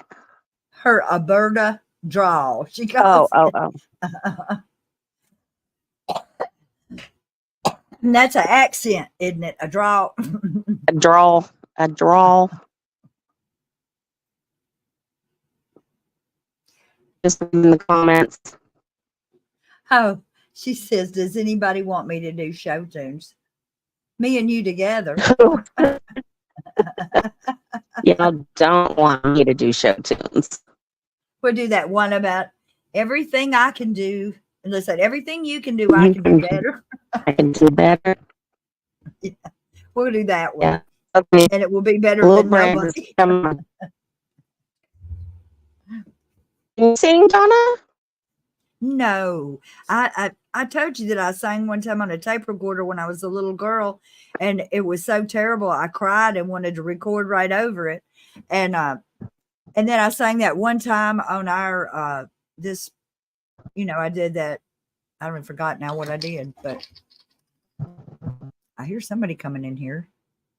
Yeah. Somebody's knocking. Brands is coming in. Hey, Hey. you sound like a kitty cat. I have a cat who is right below me, and he will not shut up. He wants to be on too. How's it going? It's going real good. We're just maybe 10 minutes away from this thing starting. After Okay. we've been like an hour away, 2 hours away. And now Well, I've been here. I've been watching. I just want to make sure that nobody sees my face because, man, I did not do my makeup. I did not do my makeup either. We'll have to put y'all's little little things that Tracy made for our avatars on here. Oh yeah. Yeah, definitely. So, did you That would want be me to cute. do show tunes or Yes, we do. We do. luck be a lady tonight? We don't need luck. We don't need luck. He's guilty. Next. Exactly. Rinse and repeat. Let's go to the next trial. Let's do it. Let's get this done. Lori, What you are got we- 2 more. What are we going to watch next, by the way? I'm I don't just know. telling Isn't you. it Lori's in July, right? August, Yeah. but I'm just saying, and it'll drag out for sure. But I'm really Yeah. hoping that Chad will be charged. I mean, I'm not really wanting to go do this for the next 8 years or nothing, but it wouldn't kill me if they put Chad in all these other trials over there. Well, I think that there's more than enough evidence, and if they were just bringing all that extra stuff in now, they were trying not to prejudice, right? Yeah, but what's crazy is they weren't allowed to say it because it would prejudice. But Pryor kept bringing it up. You know what I'm saying? It's like he can bring it up to say it doesn't prejudice them, but you can't bring anything else about it that would. You know what I'm saying?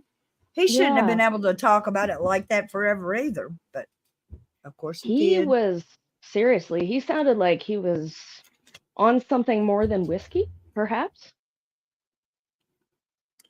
Yeah, little methamphetamines. Like I said on Reddit, I was like, full-on crackheads make better sense than that. Like, well, he was I'm making just no going to say, sense. a lot of doctors write prescriptions from that stuff, and you don't have to be getting it on the street to be on more than your share of Adderall or something. Yeah. I don't know. Well, I mean, I'm just another going to thing, say, too. if I weighed as much as he did and I had to do the job of 5 people for the past hour, I might be taking some damn stimulant drugs too. I don't know. You know what I'm saying? When you just think about it. Oh my God. That is not a calm down pill, Donna. No, it's not a calm down pill, but when you got a bunch of work to do for 5 people. Well, he was really handed a turd sandwich. And he had to eat that thing. I wouldn't want to be the lawyer for him. I really would not. What was he thinking when he first got involved with this? Was he thinking that Chad would go on and say he did it and he would never have to go to court? Well, look what he said in the car. Right? He knew. I'm not coming back. And he knew with the raccoon text, he knew. He did have a guilty conscience. It shone through at every stage. It was like, I'm scared of Emma. you suck and you can't hide that you suck. You know? Yeah, you know what? For someone like that teaching young kids, um, I think you should be teaching young children to have like an inquiring mind and critical thinking skills. And I don't think that is the right place. You know, I think you need to. I'm thinking that she's going to be the leader of the group now that he's gone. Well, I mean, when you're pretty able to be molded and suggestible in certain things, I think leadership would probably escape her. But that's just my opinion. I'm not Dr. John or anything, but Trace is back. Yes, I'm Trace, sorry. you're back. I had to go deal with Slinky Dog. Aw, Did you hear her? Slinky Dog. No, did you hear my cat? No. Okay, good. Yeah, that's good. Just would not stop. He was like yelling at me and following me. Yeah. Are we back They on always- yet? No, I'm checking it. I was just checking it Oh. to make sure. And it's a good thing I did too, because I had the sound clipped. And sometimes the sound is what makes me know something's going on. They start rattling around before they start coming on. So what is going on there again now? At the courthouse, they are having some kind of technical problems, and so they put off starting court until 10 o'clock, and that's about 5 minutes from now, even though everybody's been waiting on their behind since for 2 hours. Gotcha. And they couldn't get an AV guy to come to the court in 2 hours? And they're in Boise? I don't know. But how big is Boise? It's a big place, and I just feel bad for the people who are like Kay and them. Or they're like, okay, I've got myself ready. I'm ready. I'm sitting here. I'm gonna get to give my thing, and then I get to sit down and take a deep breath. And they've been sitting there holding their breath to start their stuff for 2 hours. They're bound up. That's not helping anybody's blood pressure over there. Right. No, or their sciatica. Yeah, I forgot about that. Sitting on hardwood bench for an extra 2 hours. Oh man! Spread the love, not the hate. You have not missed a thing, because they have a broken Elmo or something over there in Idaho, and so they're having to fix it. And so the whole world is just sitting on pins and needles, around waiting. to try to get Elmo fixed, so we can get the show on the road. And I don't even think we need Elmo anyway for I mean, what kind of technology you got to have if all the people are sitting right there and they're going to give a statement, unless somebody is coming in on Zoom or a pre-recorded statement, maybe it's, or something. I don't know. Remember, was it right before first day or two of the trial? Wasn't it like really bad? We could hardly hear, and then like there was like a week we had gotten some new equipment or something. Yes, but I also noticed. I noticed, like the other day, we were listening to part of Lori's trial. Cresha was playing it back, and the sound from last year was terrible. I don't even know how we listened to 8 hours a day of that without, there was no pictures, nobody's lips to read. I don't know. 8 hours a night. All that. Yeah. Well, 8 hours a night. And part of us 8 hours during the day listening to KJ before we got the download to hear it again. Wasn't that crazy? That was crazy how we did that. Thank you, KJ. Thank you, KJ. And then some people would get mad because you knew a tiny bit more because you'd listen to KJ, and they would get mad if you spoiled theirs. Don't spoil alert. Yes. Don't spoil it. This is not a damn movie, y'all. That was quite the experience. We've come a long way together, haven't we?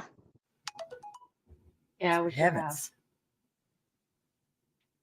It's a lot of stuff. Okay, now, Mr. Boyce, I'm just telling you, you need to just go out there and wave your stick and beat that gavel and tell them to get their stuff straight.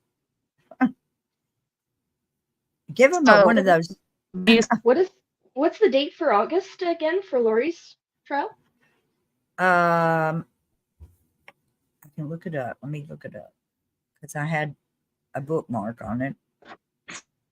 I don't see how that's going to happen because she has a different attorney than the one she started with. And so, how is somebody going to come in and do that case by August? You know? Well, they won't do a very good job, will they? Well, I mean, she might. Maybe she doesn't care. I don't know. Well, that's right, because she's the one. She's not gonna. What do you call it? She's not giving up her speedy trial. Right. I sent she over looks the. like she's on some good drugs. It says, okay, it says the pretrial conference is 7/25/2024, and the trial date to start is 8/1/2024, 9 a.m. But Right. I expect that when they go back for their next conference, since she's got a new lawyer, that he's going to have them push that out as far as he can get them to push it out. Yeah. Wow. Well, it's just going to be like one after another.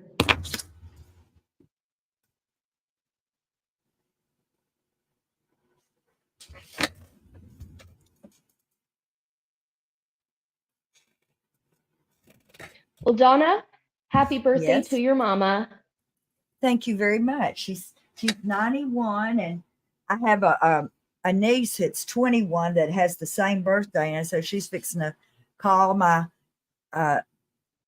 niece and wish her a happy birthday too. So they're what, 70 years apart. 70 years apart. That's awesome. That's funny. I think she was the last.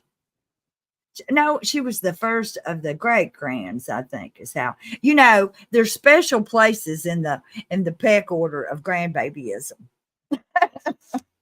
the last grandbaby, the last baby of the grandbabies is usually the grandbaby forever and very spoiled by everybody. Also, the first one born to a group like that. And so I think that Madison, that's my niece, she was like the first grandchild to my brother, and he was the favored baby child. So Madison is very special to my mama. Not that all of them aren't, but you know what but I'm there's saying. A special bond. Yeah. She's Well, it's crazy just like, for Madison. It's like Larry and JJ, right? Just that Yes. special bond. You talk about the first night when they brought him home and he had to lay him on his chest because he was fussy, and like you can't take that away from Larry. Well, that was my niece was perfectly wonderful. My brother and his wife not so much, and and so my two nieces survived and were successful and have become wonderful, successful, bright young ladies with children of their own, in spite of their mama and daddy. That's my own brother and his wife. My brother, rest in peace. They did not have good skills for parenting, but yet their daughters turned out wonderful. And Madison is just a prize. And because of all that situation, my mom and dad babysitted. It was like you said, she spent the night there a lot too. But my niece was young and she was working. And so my mama and daddy babysitted for Madison when she was a baby up until she started to school. So she's their baby. She is a lot like JJ to them, but that was their baby. Yeah. So happy birthday, Madison. Happy birthday, Madison. Okay, I'm gonna dip out and make another coffee and Okay. pass to the left for all of my friends in the chat. Yep. Love you guys. See you in chat. Love you too. Bye. Bye.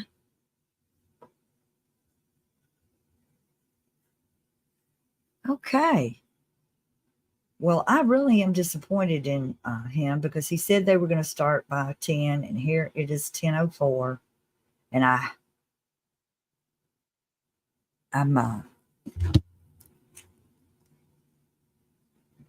I'm going to have to leave to go do my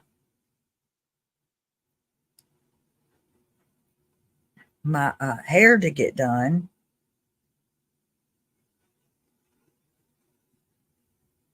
And I do not want to be late. You know, you can't.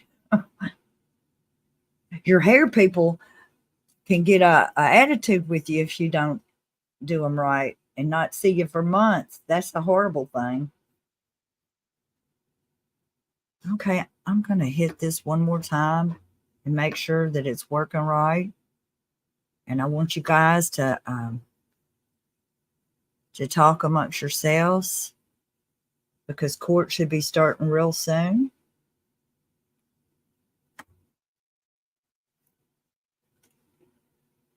And I want y'all all to be ready and waiting on it.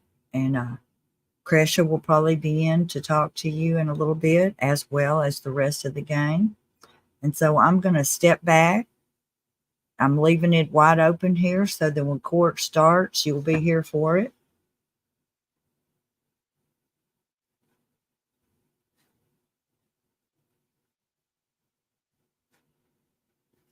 Caitlin hasn't had nothing else to say since she said they'd be here at 10. She said,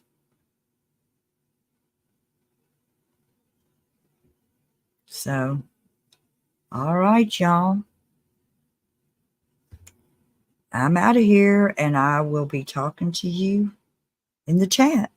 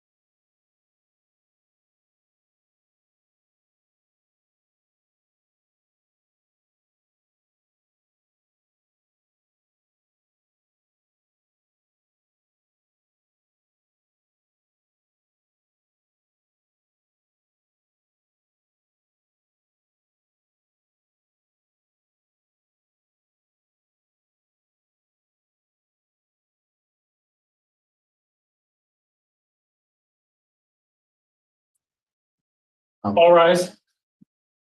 Clerk now in session, Honorable Stephen W. Boyce, Judge presiding. Thank you. Please be seated.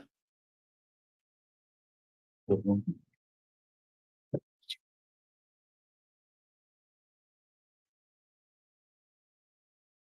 right, Mr. Bailiff, if you'd like to have our jurors brought in, please.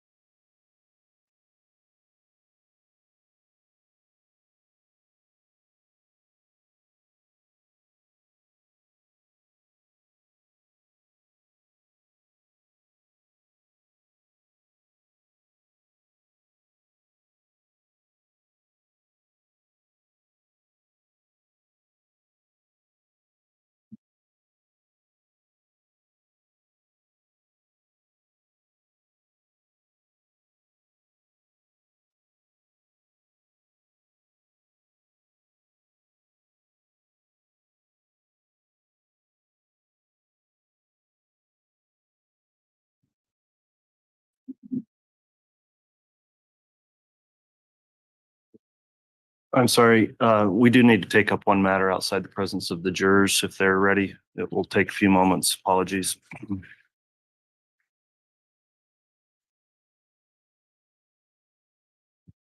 Okay, we are going to go on the record on case CR 22211623, State of Idaho versus Chad Guy Daybell. We began a special sentencing proceeding under Idaho's death penalty statute yesterday. At the conclusion of the return of a verdict in this case, the court gave some preliminary instruction to the jurors. They convened for the evening. We're starting again with that hearing today on this special sentencing proceeding. The court has been advised by defense counsel of an intent to potentially not present mitigation, and I have in a closed sealed hearing inquired with counsel on a proffer to cover that. However, I also want to go through and determine whether or not there's a knowing and voluntary waiver of that right on the record and do that outside the presence of the jurors. So, Mr. Daybell, let me just outline your rights here for you briefly. In this special sentencing proceeding, you do have the right to both present mitigation and also a right of allocution that can be exercised at the conclusion of the proceeding before the jury deliberates. There are a couple of instructions that would be provided to the jurors. I'll read an instruction called mitigation, and it reads as follows. A mitigating factor is any fact or circumstance relating to the crime or to the defendant's state of mind or condition at the time of the crime or to his character, background, or record that tends to suggest that a sentence other than death should be imposed. A mitigating factor does not have to constitute a defense, excuse, or justification for the crime, nor does it even have to reduce the degree of the defendant's blame for the crime. My instructions given at the end of the trial phase that you are not to allow sympathy for the defendant to enter your deliberations do not apply at this sentencing phase. Mitigating factors may include any fact or circumstance that inspires sympathy, compassion, or mercy for the defendant. Evidence supporting the existence of a mitigating factor may come from the trial phase or this sentencing phase, whether produced by the defendant or the state. One other instruction that will be given is the defendant's right to allocution, and that reads, the defendant has the right to personally address you. This is called the right of allocution. Allocution is not made under oath and not subject to cross-examination. The law provides that these statements are something that the defendant is allowed to present to you as mitigation. You may consider these statements in your deliberations. So, Mr. Pryor, I've discussed this with you on the record already, but you have explained the right of mitigation and allocution to your client. Is that correct? I have, Your Honor. All right, Mr. Daybell, the purpose of these rights is to potentially present evidence to the jury that could result in them finding that the death penalty should not be imposed in your case. Do you understand that? I do. All right. And I'm also advised then that you do not intend to, despite the preparation of mitigation from your attorney, you don't intend to present that evidence at this hearing. Is that your choice? That is my choice. Has anyone coerced or pressured you personally to make that choice? No. And do you feel like you're thinking clearly this morning as you make that choice? Yes. Okay, well, that is your right, Mr. Daybell. So thank you for putting that on the record for the court before we brought the jurors in. At this time, then, we are going to proceed with the remainder of this special sentencing proceeding, and we'll have the jurors brought into the courtroom, please.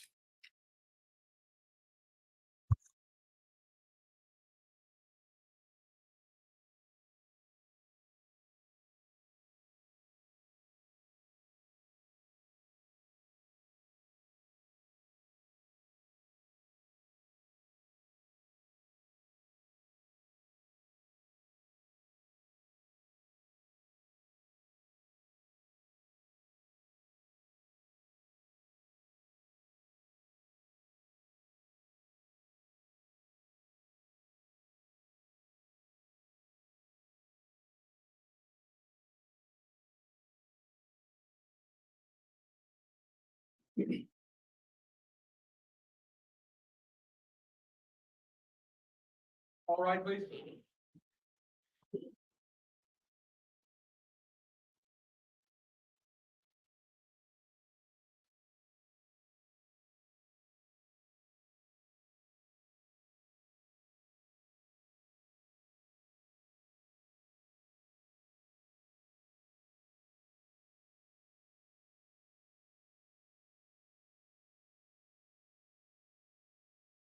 Here's all President Counter for you, Honor.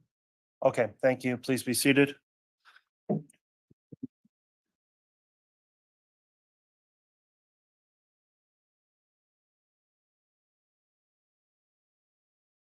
All right, good morning, everyone. We're on the record on case CR 22-21-1623, State of Idaho versus Chat Guy Daybell. I understand we are now on the record with the public here and the jurors much later than anticipated, but the court's been taking up several administrative matters to get to this point. At this time, then, the court's intent is to read some additional instructions to the jurors before any opening statements are made. Is the state prepared to proceed? Yes, Your Honor. And let me just inquire, will the state intend to make an opening statement for this procedure? Yes, Your Honor. And will that be you, Ms. Blake? Will be Mr. Wood. Mr. Wood, thank you. Is the defense prepared to proceed? Yes, Your Honor. All right, and does the defense intend an opening statement? Yes, Judge, and that will be me. Thank you, Mr. Pryor. All right, at this time then, ladies and gentlemen of the jury, I am going to read you some additional instructions. I'll note that you'll get copies of these to take with you as you deliberate. I read you an instruction yesterday, which was instruction number 3, and the way I read the instruction yesterday had an error in it. So that's been corrected. I'm going to reread it, and the one you get with you will have the correct language. So these instructions are not in any particular order, but they'll come to you in a packet. And again, the order doesn't necessarily matter, but you'll receive each of these. So the first instruction I'm going to read you this morning is as follows. The state of Idaho is seeking the death penalty in this case, alleging aggravating circumstances exist under Idaho law that may allow the death penalty to be imposed. The statutory aggravating circumstances are simply allegations. They are not evidence. You should not be influenced or prejudiced for or against the defendant because the state is seeking the death penalty. The state has alleged the following statutory aggravating circumstances. A, the murder of Tylee Ryan was committed for remuneration, or the defendant employed another to commit the murder for remuneration or the promise of remuneration.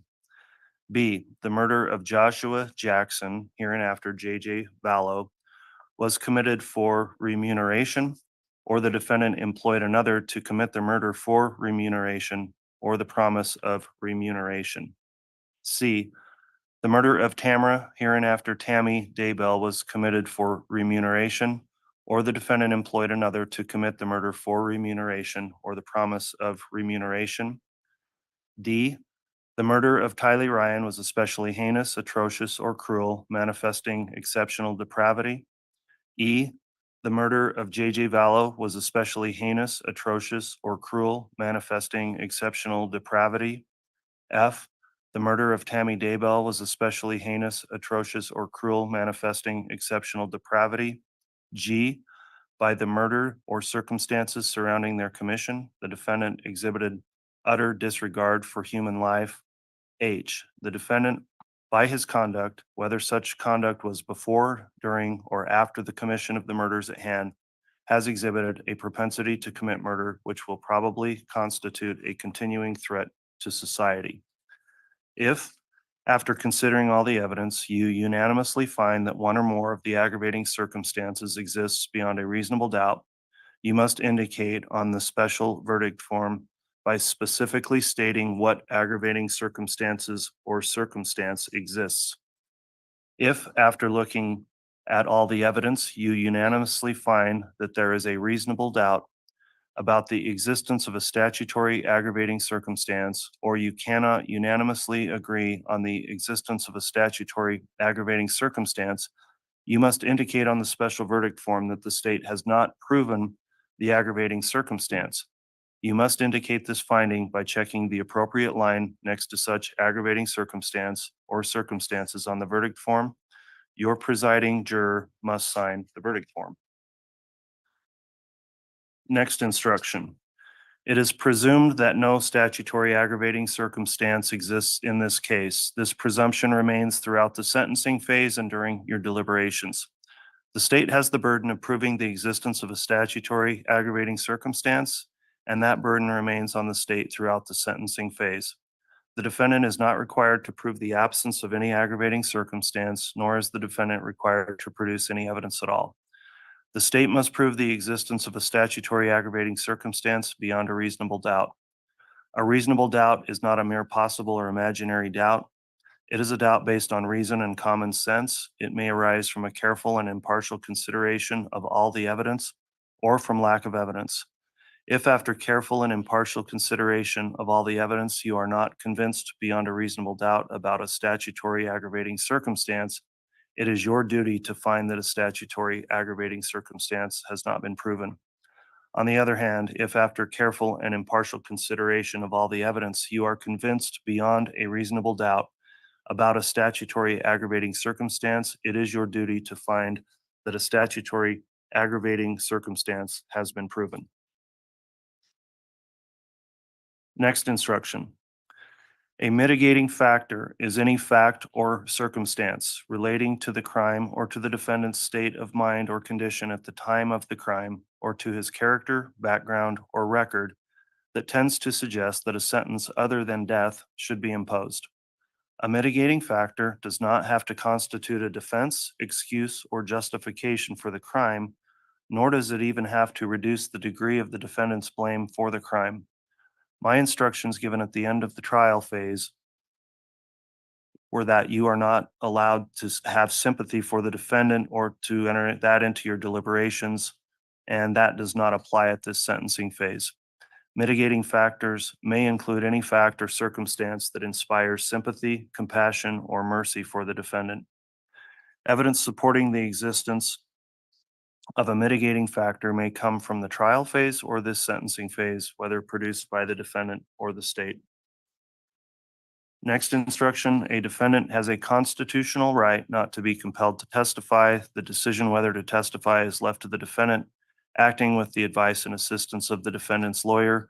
You must not draw any inference of guilt from the fact that the defendant did not testify during the guilt phase of the trial or during the sentencing phase, nor should this fact be discussed by you or enter into your deliberations in any way.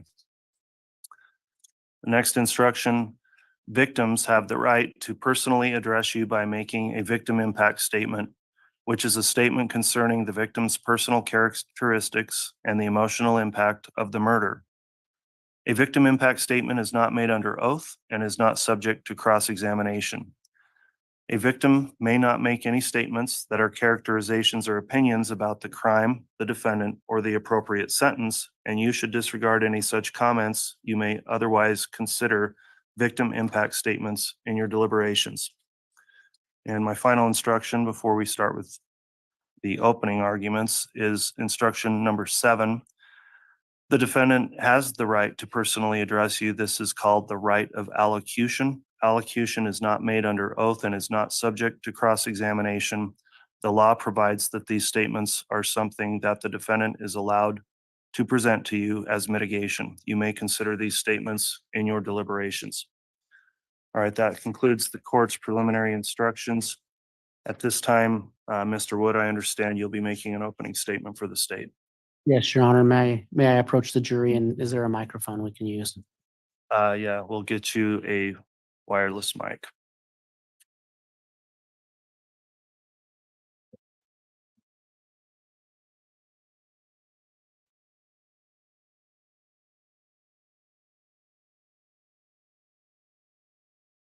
Ladies and gentlemen, when we first met during the jury selection process, we spoke with you about what could happen if we got to this phase of the trial. And we spoke with you about some of your thoughts and feelings about if we got to this phase. And we're here. And in that earlier discussion, we talked with you about what happens if a defendant is convicted of first-degree murder or conspiracy to commit first-degree murder. And we talked with you about some of your feelings and your thoughts on that. The discussion we had involved the jury questionnaires that you filled out. And those questionnaires in our conversations dealt with acknowledging that murder in and of itself is not sufficient for the death penalty. That there has to be something else beyond a finding of guilt if you are to impose the death penalty. And the thing that has to be proven to you beyond a reasonable doubt and beyond that finding of guilt, conspiracy to commit murder, are these aggravating circumstances or aggravating factors the judge just mentioned. And we have alleged in this case, in a document that was filed a long time ago, there are multiple aggravating factors that we are going to ask you to find. And the judge read those to you. I'll go back over them in just a moment. In considering those factors, however, we don't have to start all over again. Yesterday, the court read you an instruction that says you may consider and you shall consider all of the evidence presented so far. And so you have to consider everything that you considered in coming to your verdict on the charges of murder and conspiracy to commit murder. We will not be presenting additional evidence to you in this hearing. However, you will hear from multiple victims in this case.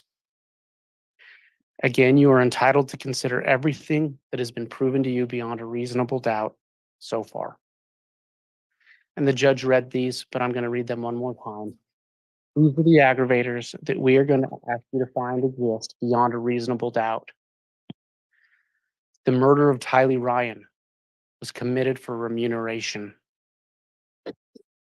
Murder of J.J. Vallow was committed for remuneration. The murder of Tammy Daybell was committed for remuneration. The murder of Tylee Ryan was especially heinous, atrocious, or cruel, manifesting exceptional depravity.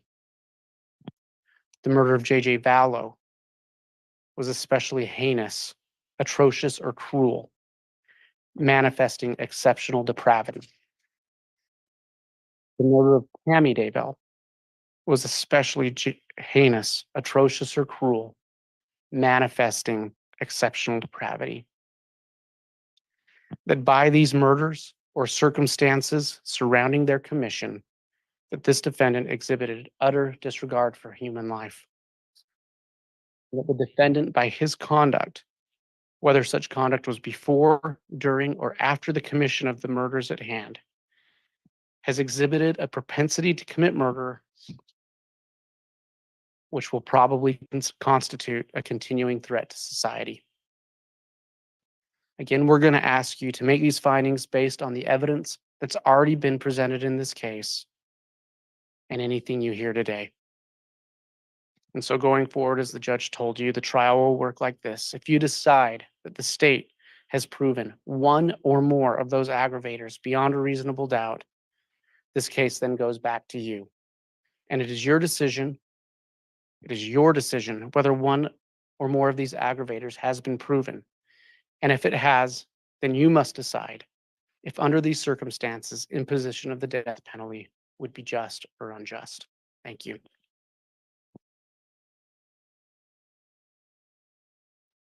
All right, thank you, Mr. Wood. That concludes the opening statement from the state. Mr. Pryor, if you'd like to present an opening statement on behalf of your client, you may do so at this time. And just once more, Judge, may I approach the well? Yes. Yeah, we're going to adjust a camera as well first. Thank you, Mr. Pryor.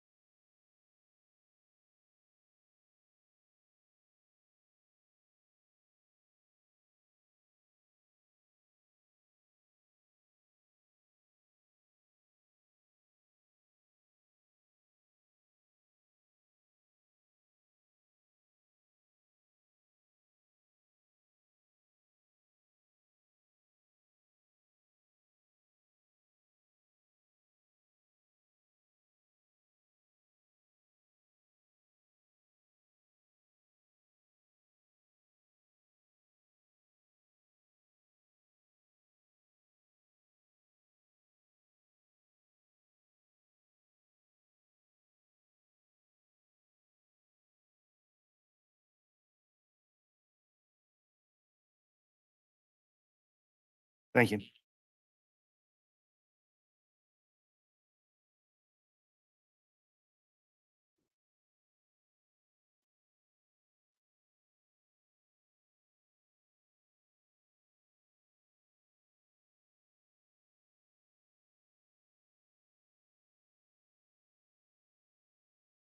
Go ahead, Mr. Pryor. Yes.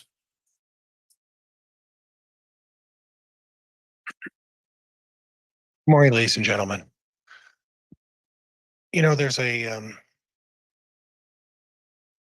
saying that says you can define someone about who they are now and in the future by what they've done in the past. And only a unusual trajectory or an unusual or startling event can change that trajectory. And I want to talk to you a little bit about Chad Daybell. I want to talk to you a little bit about Sheila Daybell taking the stand and talking about this quiet, reserved, shy young man growing up in Springville, Utah. Springville's a town outside of Salt Lake City, about 50 miles south of Salt Lake City. Chad growing up there was a town of about 15,000 people. Mr. Pryor, I really much apologize. We're barely picking you up on the mic. I don't know if we want to maybe swap mics or.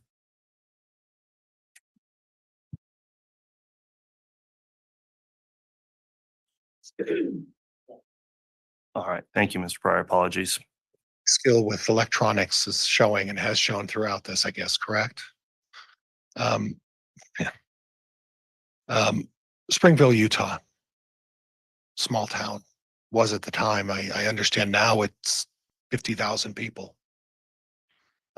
Chad growing up in this small town, quiet, shy, reserved, town of faith, town of religion, grew up in that. We heard Jason William talk about that. Tight-knit community. Maybe everybody knew each other.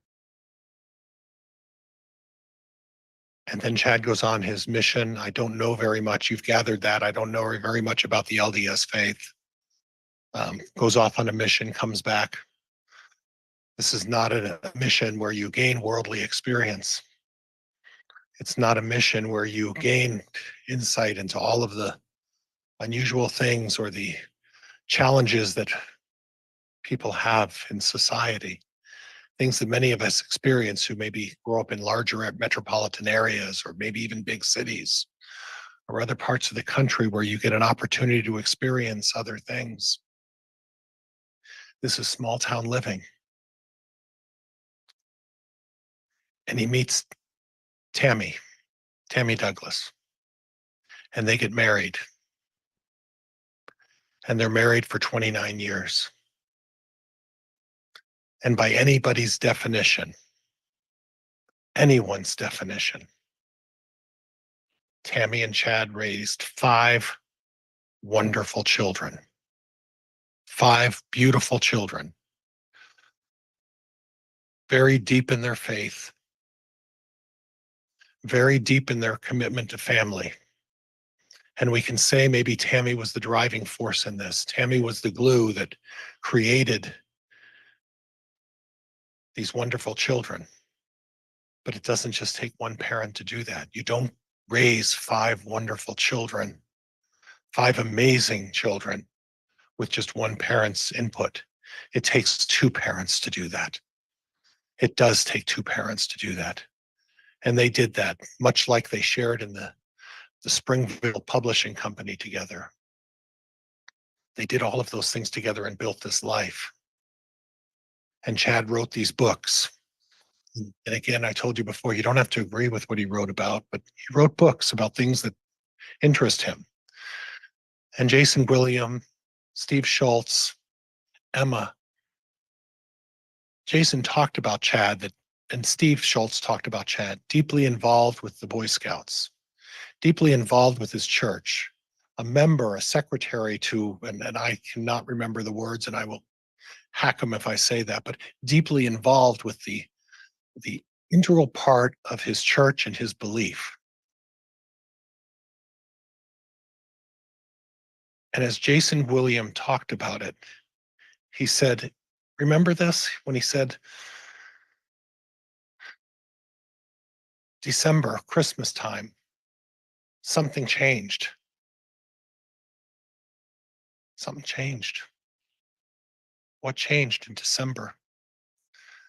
Chad got this trajectory that was changing his trajectory. You can judge someone by their past and predict how they're going to be in the future, unless there's an interjecting trajectory that maybe changes the plan. And that trajectory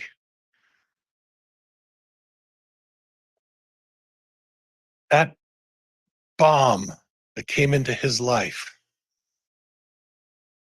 was a woman who previously had been married 4 times. And that bomb brought chaos to Chad Daybell's life. And this worldly man, no, not a worldly man, no experience, the only girlfriend, the only woman, 29 years, from the mission to marriage to 5 kids. He doesn't have a lot of experience dealing with relationships, dealing with how to interact with people, maybe being manipulated. And we can argue this all day long. But when it comes to personal relationships, he wasn't a worldly man. And on the other hand, the trajectory that's coming through, the trajectory that's flying into this 29-year marriage is a woman who didn't have 1, 2, 3, 4 marriages. That's worldly experience. That's a lot of things. There's a lot of things going on there. And then it all changes. The amplification of these religious beliefs, these crazy thoughts, this crazy trail of things. And you've made your decision, and I'm not going to go back on that. But look at where he was. And in Jason Williams' own words, Christmas 2018, what changed? What caused this change? We know what caused the change. You've seen all the evidence. And when I went through the voir dire process with you, I used an expression, and some of you may remember this. I don't know if I used it with all of you. I said, everything that glitters is not gold. Lori Vallow glittered. She was not gold. She was the trajectory that changed the plan. You don't go back on 29 years of marriage with nothing as far as a speeding ticket. Raising 5 wonderful children, that takes 2 parents to do that. And then this trajectory comes in and chaos hits, and all of these things start cascading, and this thing becomes very complicated and difficult, easy. And this small town boy from Springville, Utah, who's residing on a farm with his wife and his family close by in a wonderful community of Rexburg, has this bomb dropped. Suddenly chaos ensues. We have to look back at that, because when you start talking about how do you predict the future, you go back looking at what the past was, and you examine what Chad Daybell's past was prior to the bomb being dropped, the Lori Vallow bomb being dropped on Chad Daybell's life, and suddenly all of this stuff changing. And you evaluate that and you look back and say, is this a person? If it wasn't for that trajectory coming in and changing the path, is this where we would be going? It's not where we'd be going.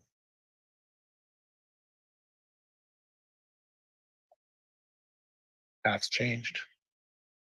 But you judge what's capable in the future by what you've seen him do with his family, his friends, and the small knit community of Springville, Utah, and raising these 5 absolutely wonderful children. Thank you.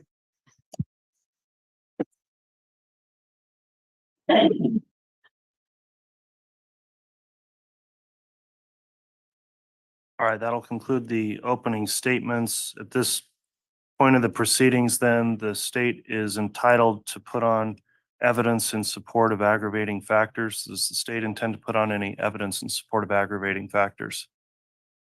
No, Your Honor. All right. Is the defense going to put on any evidence in support of mitigation, Mr. Pryor? No, Judge. All right. At this time, the next stage of these proceedings then would be for the state to introduce any victim impact statements it may have. Is the state going to do that? Yes, Your Honor. Very well. You can commence with victim impact statements. The court would note they are governed by statute, somewhat limited in scope, and I believe counsel has tailored these to comport with the statute. So with that in mind, Ms. Blake, if you'd like to call in order your first impact statement victim. The state would call Ron Douglas. Very well.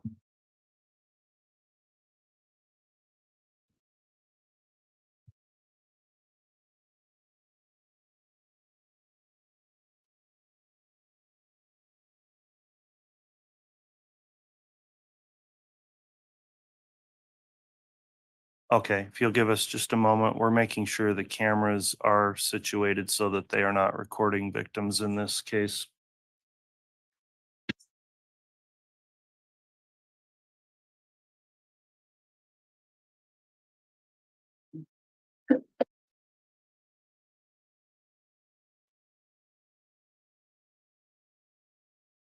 I'm also going to note and reiterate that instruction. These statements are not under oath, nor are they subject to cross-examination. So, Ms. Blake, once you're ready, you can elicit any statement Mr. Douglas may have. Your Honor, may the state remain seated. Yes, you may, Ms. Blake. And Mr. Douglas, I'll just let you know, the microphones are directional. So if you angle it kind of up under your chin, it will probably pick you up the best. And my intent, Your Honor, is simply to ask a few questions and have him then read his statement. I think that's appropriate. Thank you, Ms. Blake. Would you please state your name for the record? Ron Douglas, that's Douglas. Mr. Douglas, which victim in this matter are you related to? I am Tammy's father. Have you prepared a statement today? I have. Would you please read your statement for the record? Before moving to Idaho, she lived 1 block away. It was difficult for us when she moved. We'd had daily interactions with her and the children. After they moved, we drove to see them for all of the children's weddings and graduations. Our last visit in Idaho with them was in March of 2020. My wife made me promise to return and visit the kids after she passed away. My wife passed away last June.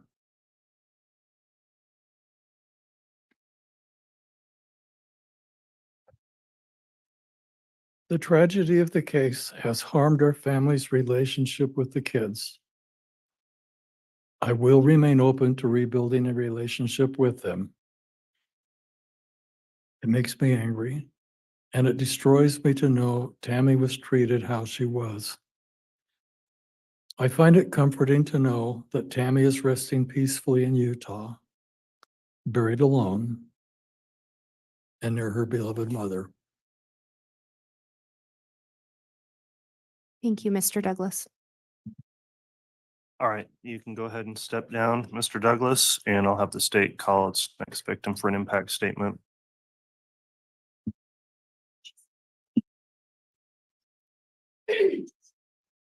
Your Honor, the next victim to present an impact statement will be Kay Woodcock. Very well.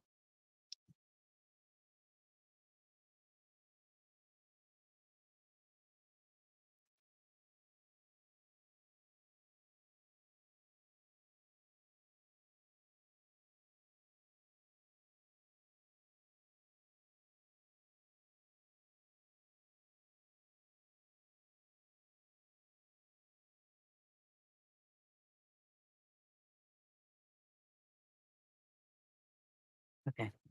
All right. Thank you. Mr. Wood. Thank you.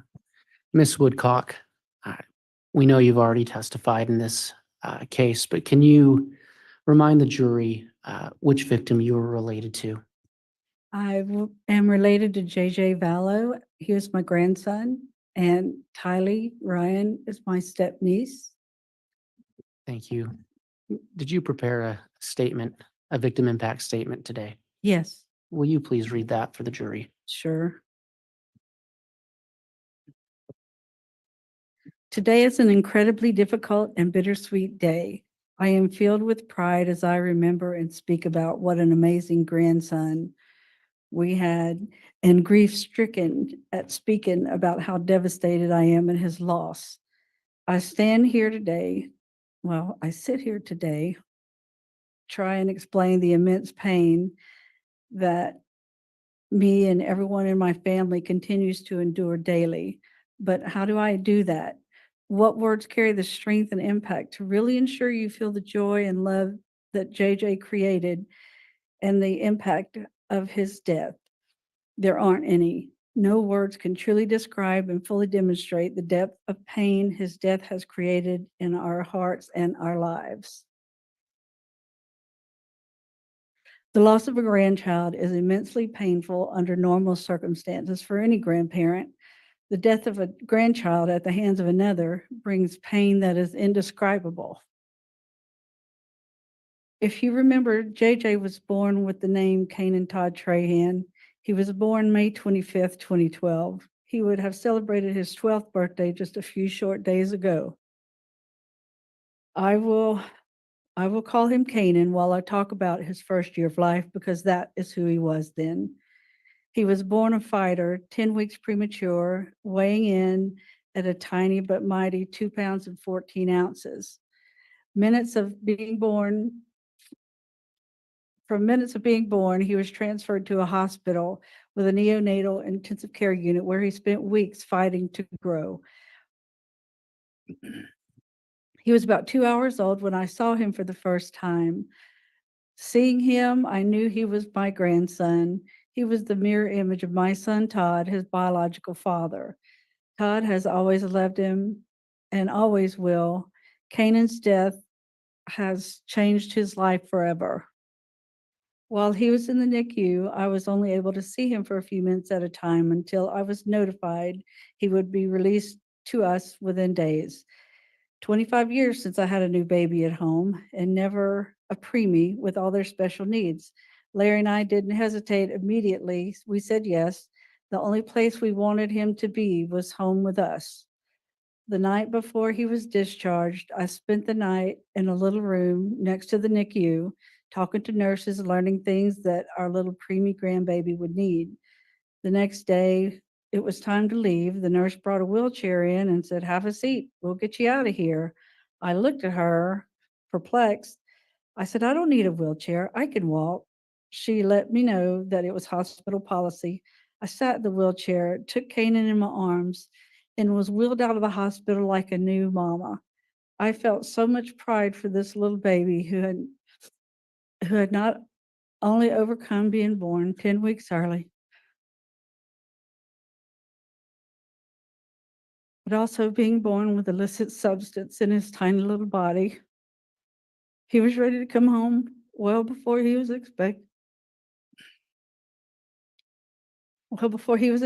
And my pride in him knew no bounds. We knew then that he was a champion and so special. That day began an amazing experience of raising our cherished little man.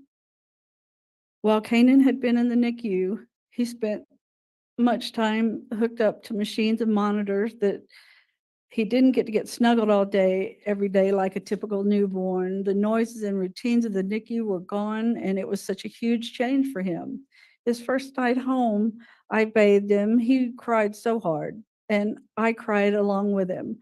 My heart was so heavy with the disadvantages he was experiencing through no choice of his own. My husband, Larry, who is Pawpaw, asked me to give Kanan to him. He placed Kanan on his bare chest and wrapped his robe around him, gently breathing on his head until he stopped crying and fell asleep. It became a daily occurrence, part of our routine. He would hold him for hours so Kanan would feel loved, comforted, and secure. I saw my husband in a new light, seeing what type of daddy he was to a newborn. It was like Kanan made us young newlyweds. Larry jumped in, feet first, and did all the things a new father should and more. It made our relationship grow and gave us new strength. Kanan was our strength, and we were his comfort. His first 6 months, we went to countless doctor appointments for his host of medical problems. We went to appointments with doctors for his heart, kidney, urology problems, speech, occupational therapists, and regular pediatricians for the things that every baby does. We were always on the move, going from one doctor to another, constantly working to ensure he thrived and grew. That, along with loving him, was our number one priority. At each appointment, it was pretty much guaranteed I would cry. It hurt so badly to see everything he was experiencing, not only from being born prematurely with drugs in his system. The decision was made to place Kanan with Charles and Lori after they approached us with their desire to have a child of their own. We agonized over the decision, but knew from our past interactions with them that it was the right one. Charles and Lori were granted custody a few short months later.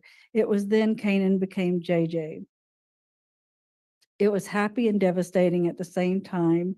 We loved raising him. We gave all our love and energy, ensuring he grew, thrived, and knew what unconditional love That time was priceless, and his growth and milestones were evidence of our love for him.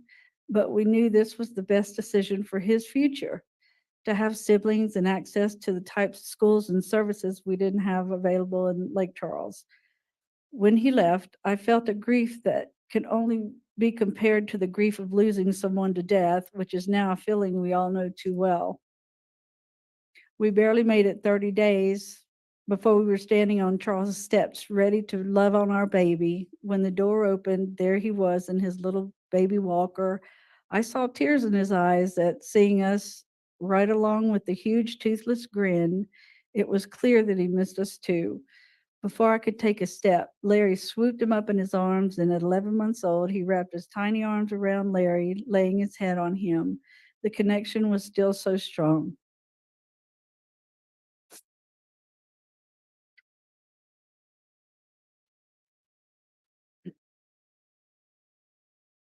We never lost that special connection with our sweet little man, and we were always his love, comfort, and safety. It is soul crushing that his energy and adventurous, oh goodness, wait, hang on.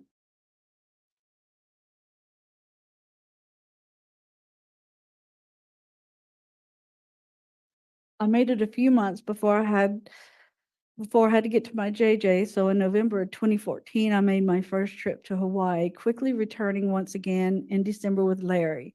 We would visit about every 4 to 5 months because it was such a long trip to Hawaii from Louisiana. One we were happy to make, and we stayed for as long as possible, normally 10 to 14 days. We needed to soak up as much JJ time as we could. I remember one trip in the winter of 2015, JJ stayed home with me while Charles and Lori went to church. I was making a big pot of gumbo.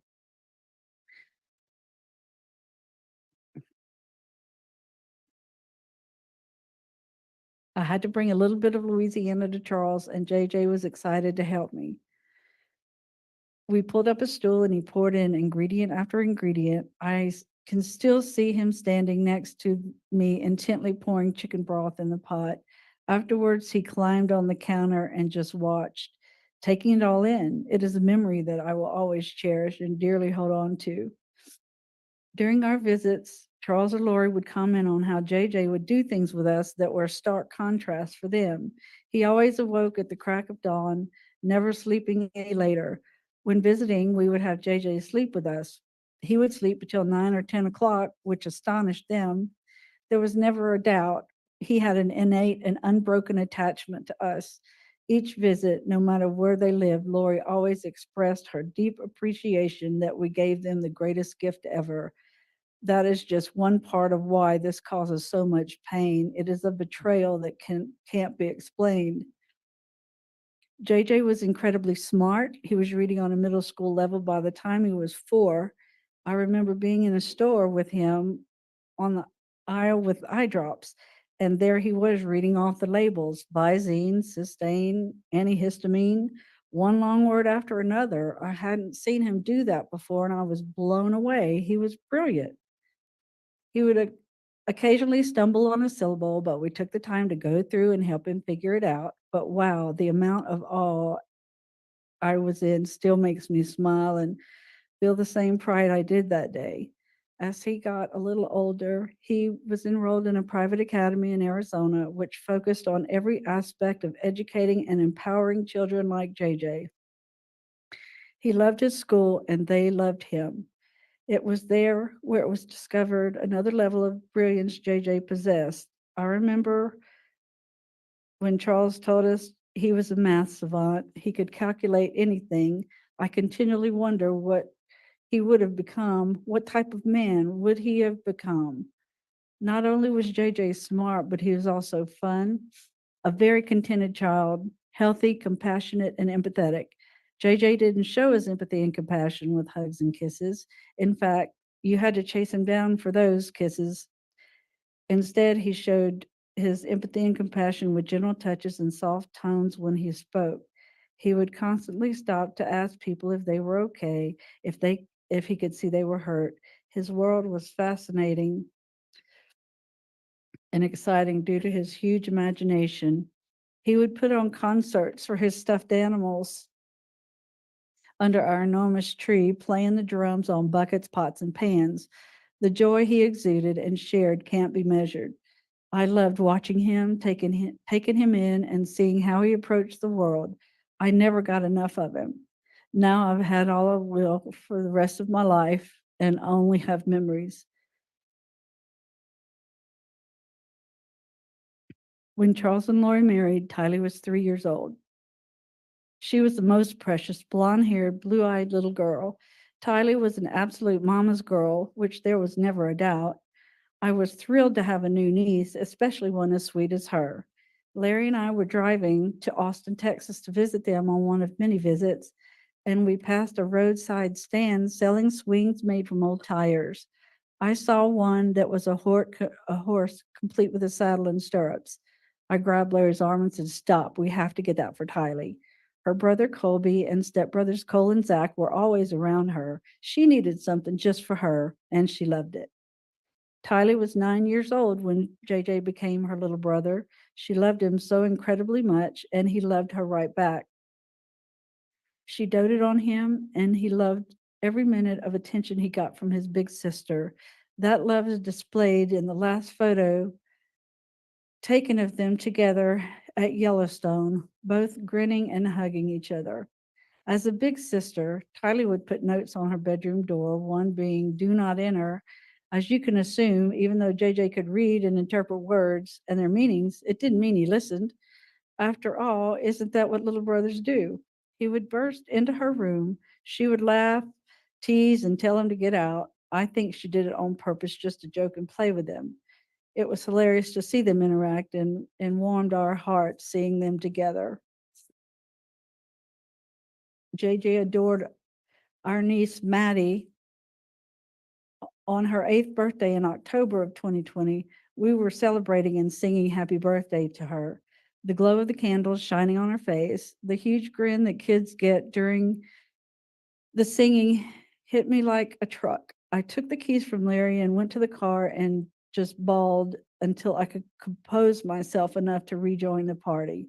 It was the moment I knew that JJ didn't get his 8th birthday song, and it broke me. It was just so wrong. He didn't get to have that joy and feeling of love and celebration of his birthday. It is now a grief that we are confronted with yearly, a stark and blaring reminder that we are never going to be able to celebrate that joy with him again. We never know when one of those moments will hit, but I can tell you there have been too many situations in the past few years where we were slammed with the fact that JJ won't hit another milestone. JJ loved school, loved his families, friends, and cousins, especially his cousin Braxy, Brandon Boudreaux's oldest son. Those two had such a special bond and love for each other. There were so many lives he touched that feel the immense pain and loss of him being gone. 4 of our grandchildren, near JJ's age, often tell us how they love and miss him. It is heartbreaking to have a conversation with an 11 or 12-year-old. How do you make them feel okay about it or safe? So yes, this is our life now, trying to comfort our other grandchildren while they try to comfort us. The constant question remains, who would he have become? What kind of man would he have been? Would he be a famous scientist with incredible math skills? Would he be, what would his amazing imagination have bloomed into? Would he have been the next Albert Einstein, Steve Jobs, Tim Burton, Elon Musk? We will never know. But we do know how incredibly special he was to us and now to countless others just by looking around this room. I can't express just how much I wish I could have more time to create memories with him and with Charles.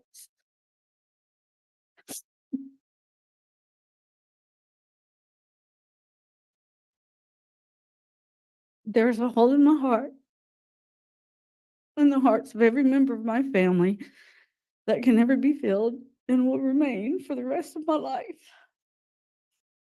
Thank you. Thank you.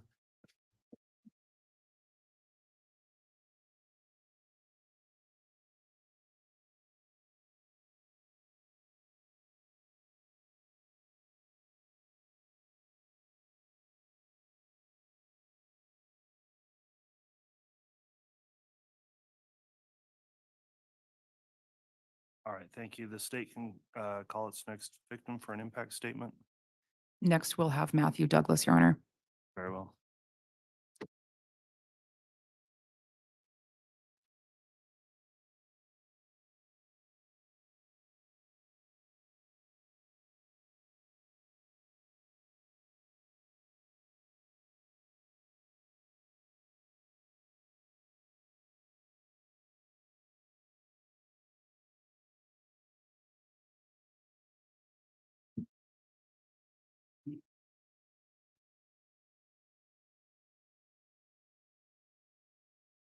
Good morning. Morning. Can you please state your full name and then spell your last name? It's Matthew Ronald Douglas, Douglas. Thank you. And if you wouldn't mind, would you pull your microphone up just a little bit? Thank you very much. Would you tell the jury who you're here to talk about today? I'm here to talk about my sister, Tammy. Thank you. Did you prepare a statement? Yes, I did. Would you please read that statement at this time?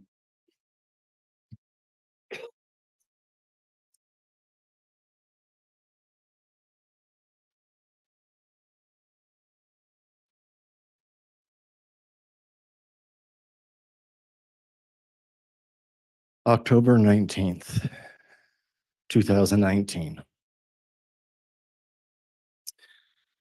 For me, that is when this tragedy starts.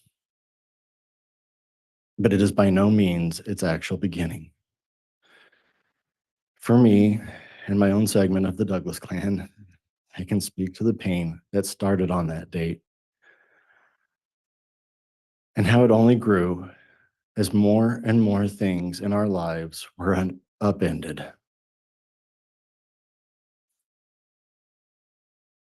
To those I speak to, I have come into this ordeal far into the timeline of things and have the thankful luxury of hindsight and having information neatly presented or as neat as life can possibly hand you in these circumstances. You're all on the outside looking in. For those of us directly affected,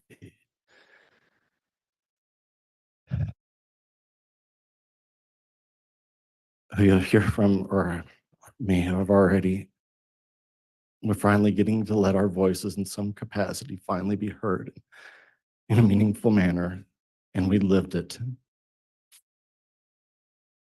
Often, minute to minute, hour to hour, day to day.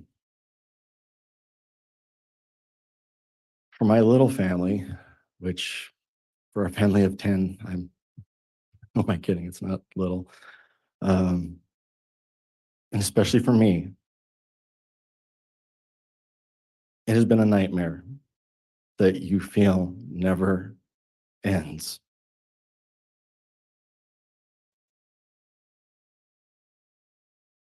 A continual cascading escalation of what's next. Every time I felt I started to grasp an element of control, if such a thing can exist, of my grief over the loss of my oldest sister, something new came along and ripped it open. Hearing from your siblings that your brother-in-law has remarried and kept it from your family weeks after the fact. That's painful. Hearing the day after our family Christmas party, the first without her, that her body had been exhumed, and at the time not knowing the depth of why. That is gut-wrenching. And then the world goes upside down and topsy-turvy further, like you're being caught in a cheap holiday snow globe, thrown about and feeling like everything is obscured. Missing kids? Wait, there were kids? Now my brother-in-law and his new bride have fled from Idaho to Hawaii for what? And everybody at this point knows the evidence presented, the details big and small, many I still still can't wrap my head and my heart around the chain of events more clearly than I need rehash. Things happened so fast. We often learned of things from news or social media before we could be contacted formally by law enforcement. I always felt sorry for the moments that happened to whichever detective or member of the prosecutor's office we'd hear from. Because news moves fast these days, and it is often far outside their control to warn us before we learn of it. From heartless media jackals looking for a sensational story.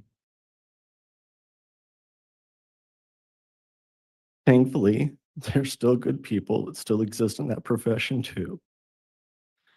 And as unorthodox as it may seem to find a silver lining and small blessings for, it is kind-hearted, truth-seeking journalists who didn't blindside us and the victims' families, or think we were just a quick quote to misuse to their ends.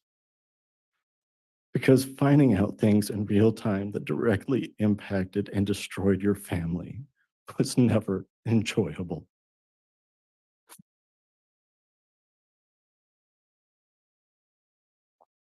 Finding out how much deeper the rabbit hole went in this with no consideration for our pain. And the continued impact on us all. I don't wish that on anyone. And yes, I said destroyed because losing Tammy, who to me was the emotional heart and glue of our siblings group, was a slow and steady destruction of elements of our family as we knew it. Mom was so heartbroken that it only seemed to accelerate and compound her chronic health issues, especially her 30-plus year battle with leukemia. We lost her last year, just a little over a week away from now. It'll be a year on June 8th. As she seemed to finally be ready to lay down her proverbial sword and shield after a tumultuous spring of emotions tied to it all. I still remember the last normal conversation I had with her just 3 days before Mother's Day, when she went into the hospital for the last time and then was sent home on palliative hospice care until she passed.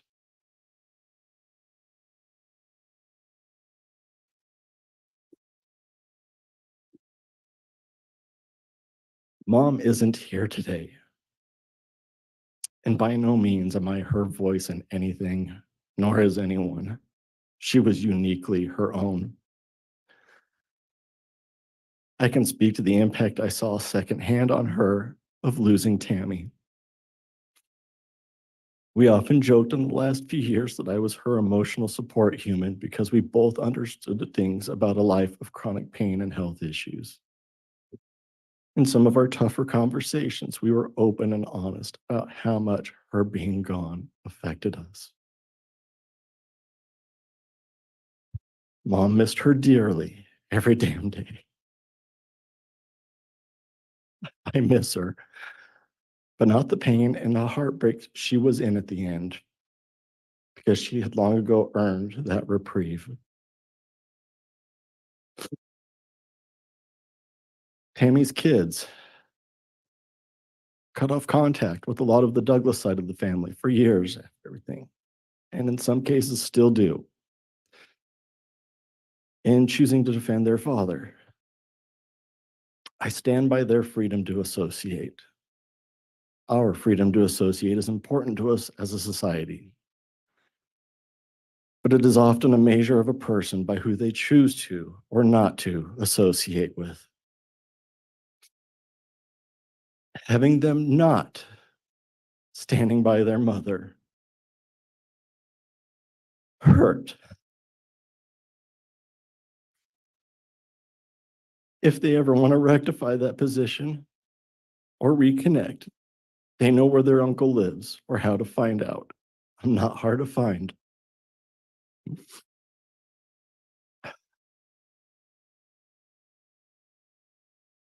Family ties were broken. To put it simply, the loss of Tammy revealed true natures and behaviors of family that perhaps previously were dismissed, hidden, or ignored blatantly. This isn't a place of grievances, but to explain the impact losing your sibling's heart and glue has. When masks come off and people are so true and real to themselves, for better or worse, that some recognize that things aren't healthy and it's time to fix that. It's painful creating boundaries with people in your life. Yet you're really raised to believe you should fight like hell to protect and love dearly. But it's also healing, at least on the outside of the boundary, but things will never be the same. And Tylee and JJ, two kids I never knew existed prior to all of this, and to whom me and my family are now forever tied in tragedy to. I have kids.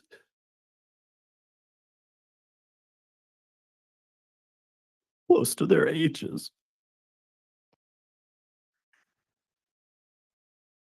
To say, even though I'm not related to them, I'm not impacted would be lying.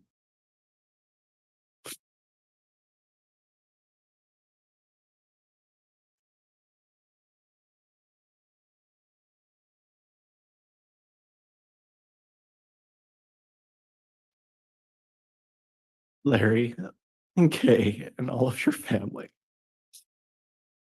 For me and mine, our hearts have hurt with you.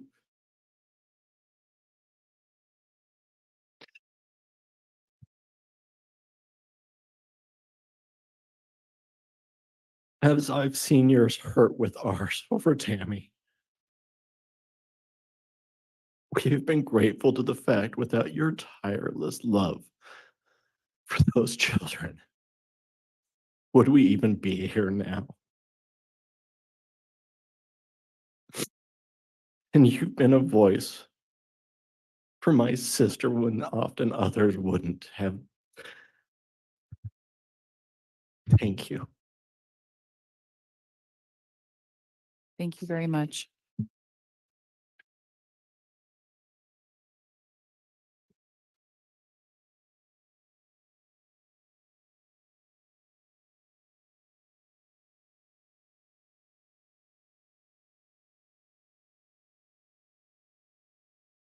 Your Honor, the state would next call Annie Cushing.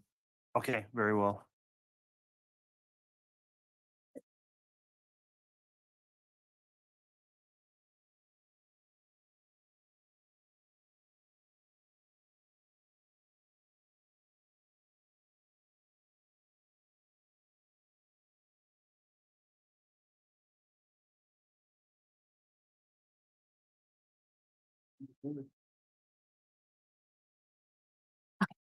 Thank you.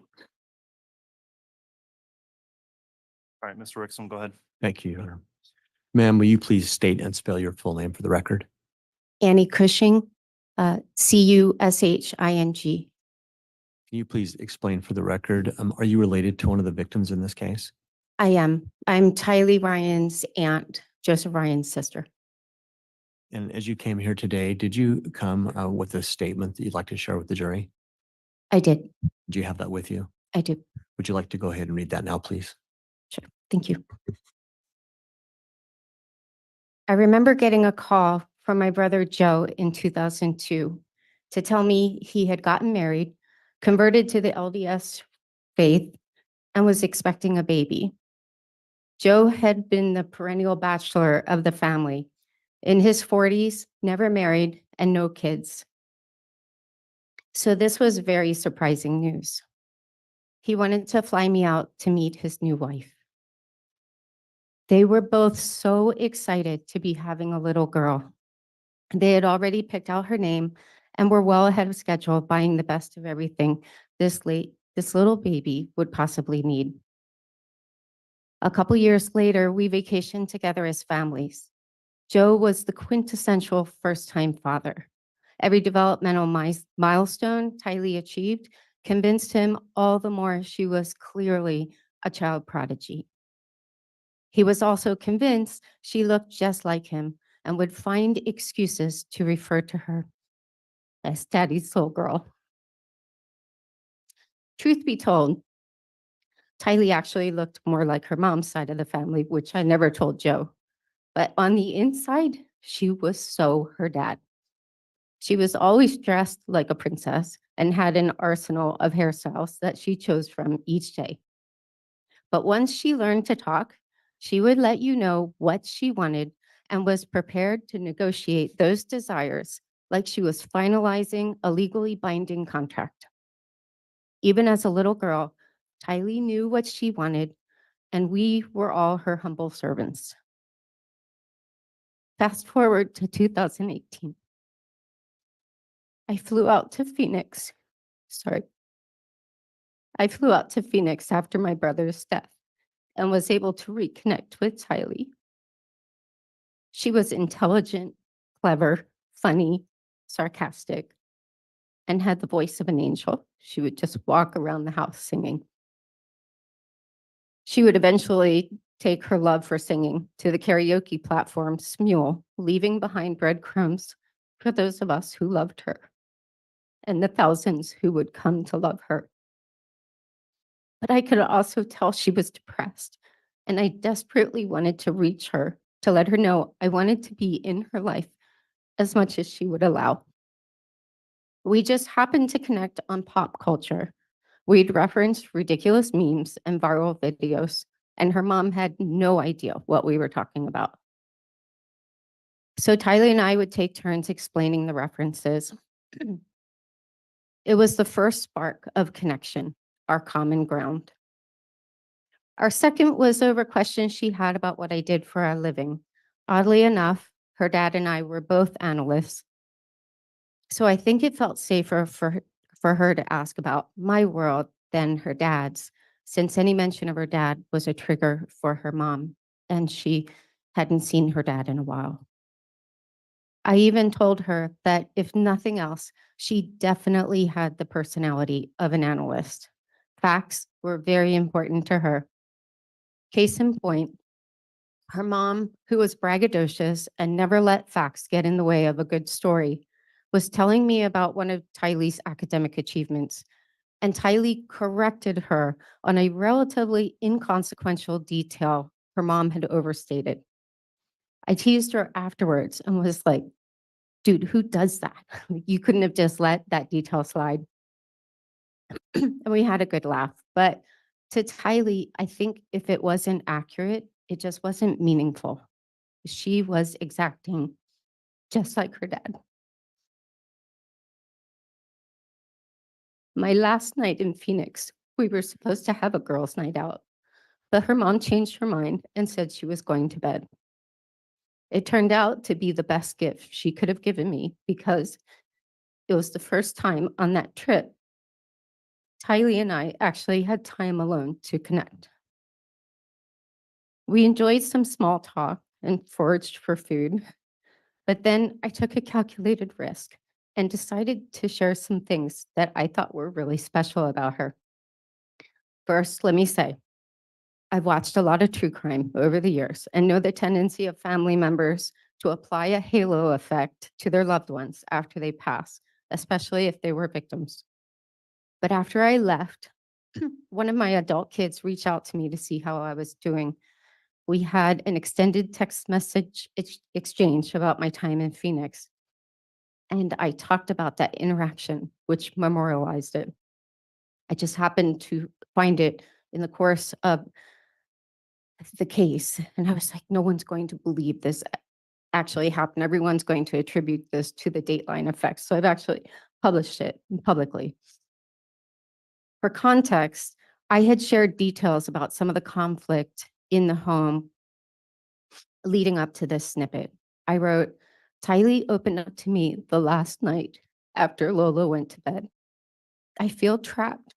I connected with Tylee, but don't want anything to do with Lolo ever again. And for this next snippet, I had shared some details about an outburst Tylee had toward her mom after she had said something grossly inappropriate about her dad. I wrote, "She was this angry, resentful, sarcastic teen the entire week. Then we talked alone, and she was putty. She was so sweet and genuinely responsive to the genuine positive feedback I gave her." There's a picture of Tylee floating out there where she has the same sweet smile I saw that night. It had a vulnerability to it. It's my favorite picture of her because here she was, this walled garden, and in that interaction, she let me in. Even if it was just a step past the threshold, that brief exchange was the highlight of that week for me. Since learning more about her story, even up to that point, I completely understand why Tylee wasn't quick to let anyone in. Excuse me. By sharp contrast, according to Alex Gilbert, the defendant's neighbor who testified, he said Tylee didn't like people. That's not true. She wasn't ever angry or disrespectful in any way toward me, and I was there less than a week. We got along swimmingly. Now, his reported follow-up statement about her not liking him, that tracks. She was not one to suffer fools. I also found out in that chat she loved New York City. That was my open door. So I lobbed the idea of flying her out for her 18th birthday over the fence, and it was a hit. As I said in that text exchange, I was done with her mom and her extremist beliefs, but I thought there was a chance I'd have the opportunity to develop a relationship with Tylee that wasn't dependent on her mom. I planned to show her the best views that tourists don't know about, walk the High Line together, get real pizza, take her to the rotating restaurant in Times Square with breathtaking 360 views of the city, and let her reconnect with my daughter, who she hadn't seen since she was little. Her 18th birthday couldn't have been further from this celebratory event I had imagined. Excuse me. As her remains had been recently discovered in the defendant's backyard. Getting back to our last time together, I want to be fair. That trip certainly wasn't all bad. There were also some very sweet moments between Tylee and her mom, moments of hilarity and a fun outing. I also didn't see anything concerning with JJ. Everyone was nurturing and protective of him. JJ, like his big sister, didn't let just anyone in. I had no idea if I'd be able to connect with him. I was fascinated by this little boy who had a wild imagination and the closest bond I've ever seen a child have with a dog. Bailey was his constant companion.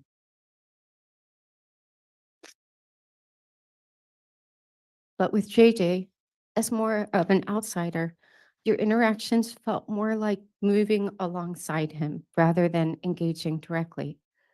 So I was looking for, any possibility of our worlds to kind of cross. To that end, one thing I noticed was JJ didn't just watch TV. It was like an immersive experience. He'd be talking to the characters, commenting, imitating sounds, especially explosions. He loved imitating explosions. So I tried to do the same thing, but kind of tamped down and on the DL. I would just look at the TV and comment at something outrageous, like, what? That's wild. So we were both just kind of yelling at the TV. Whether it was a connection or not, it at least made watching TV a lot more fun. But then this one time shortly after that, his mom and I were talking in the kitchen next to the island. It's germane to the story. As a function of JJ's autism and unbounding energy, he'd run in this one circuit, which included the area just on the other side of the island. And their house at that time was palatial, so it was a pretty significant circuit. But on one trip, He broke out of his circuit and without slowing down, ran into the kitchen and into me, throwing off my balance a bit because I wasn't expecting it. Without a word, he hugged me and kept on running. I stood there stunned and asked his mom, "Was that a drive-by hugging?" I was so touched because it was the first discernible indicator that we connected. That night, as she was putting him down for bed, I heard him ask her, "Will Annie be here when I wake up?" Again, we never interacted directly in any way, but he recognized presence. So like Tylee, I didn't know if our worlds would ever collide in any meaningful way, but I believe that love is a universal language that's somehow communicated between sincere hearts.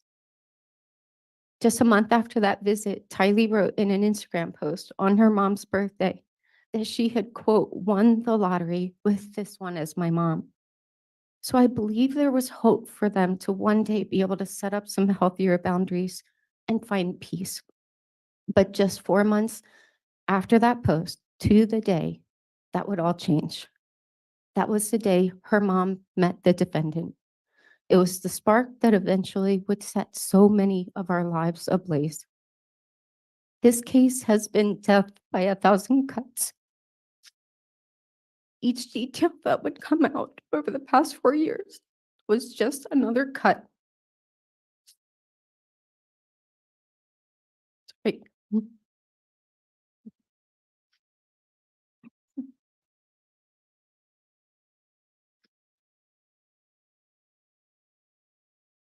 It's taken a toll on my family, my health, and my overall perspective. And it felt like the world had become a more dangerous place. Just a little peek behind the curtain. There was one time early in the case, Tylee and JJ were still missing, and the city was in lockdown because of the pandemic, and police were out en masse because of protests and riots in the city. It was like the whole world had gone mad. But I had gone for a run through Times Square, which looked like a ghost town with a sea of mental health billboards. When I passed a corner newsstand, there was a picture of Tylee and JJ on a magazine cover with a heart-grabbing headline. Seeing that against a backdrop of what looked like a post-apocalyptic landscape made it all the more surreal. But to be clear, it's still surreal. It always will be. If someone had told me in 2002 that in 20 years' time, Joe and Tylee would both be dead, and I'd be swept up in a criminal case around Tylee's murder, I wouldn't have believed it. Tylee had her whole life ahead of her. She had dignity, she had dreams, she had goals. This defendant stole all of that. To close on a high note, a Greek philosopher once said, "The wheels of justice turn slowly, but grind exceedingly fine." I believe that has happened in this case. Thank you. Thank you, ma'am. Your Honor, we've had a question raised. We might ask the marshal if there's a box of Kleenexes at the witness stand. Sure. And Judge, could we have a sidebar for a minute as well? Yes.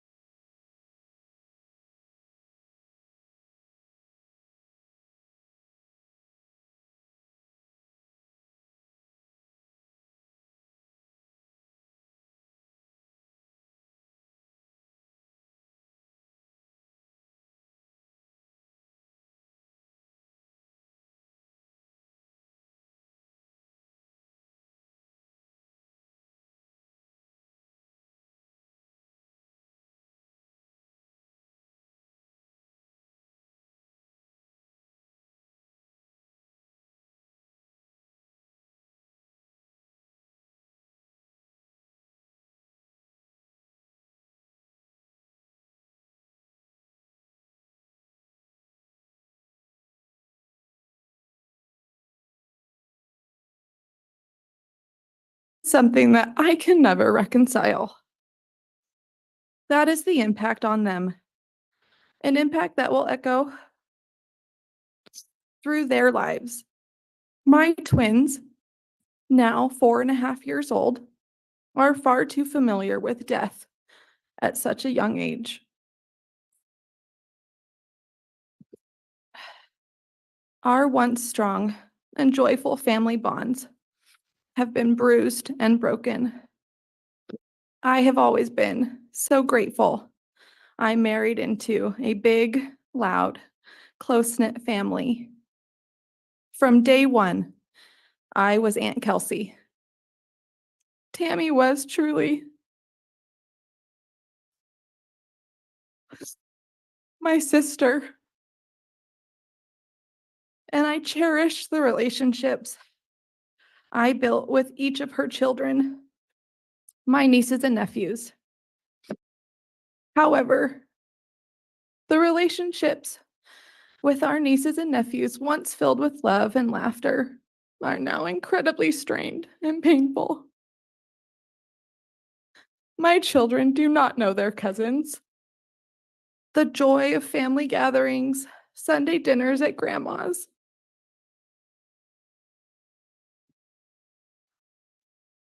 running around the neighborhood with their cousins, all the things that made our family vibrant and united are now lost.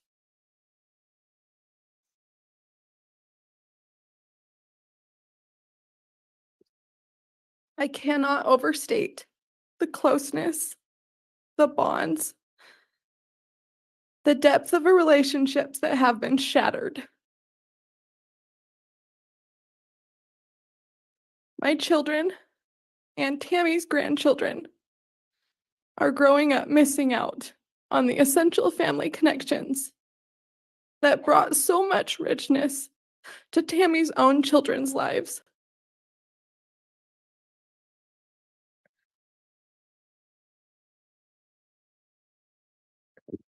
I desperately hope these relationships can be repaired.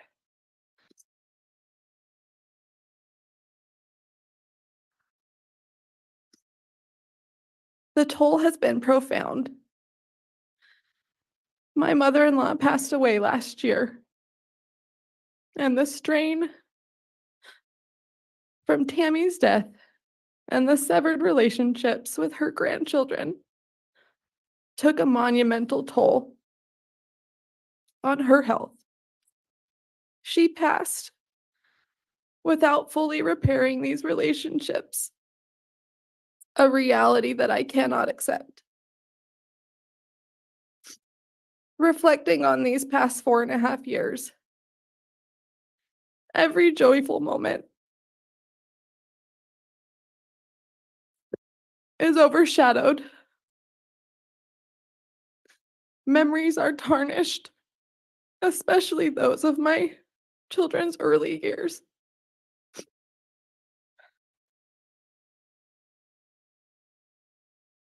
We've sought counseling. We've leaned on our family for support to navigate through trauma and grief.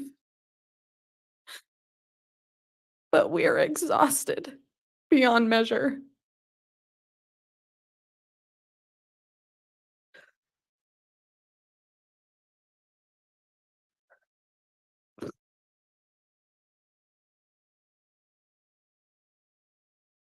Tammy's murder is the direct cause of our suffering. Pain, fractured relationships, and unhealed wounds are all part of the aftermath. This is the legacy of anguish and sorrow that will haunt our family for generations. Thank you.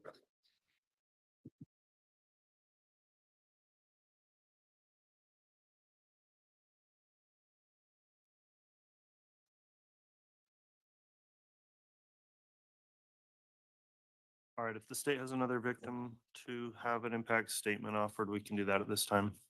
Thank you, Your Honor. The state would call Ben Douglas.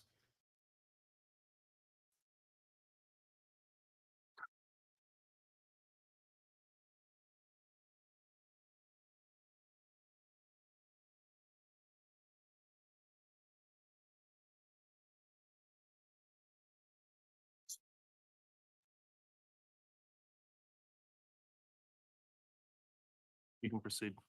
Thank you. Mr. Douglas, can you state your name and spell it for the record?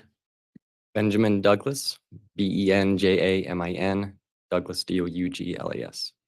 And can you tell the jury which victim in this case you're related to and how? I am Tammy Daybell's youngest brother. Thank you. Did you prepare a statement to read today? Yes, I have one. If you could do that now, thank you.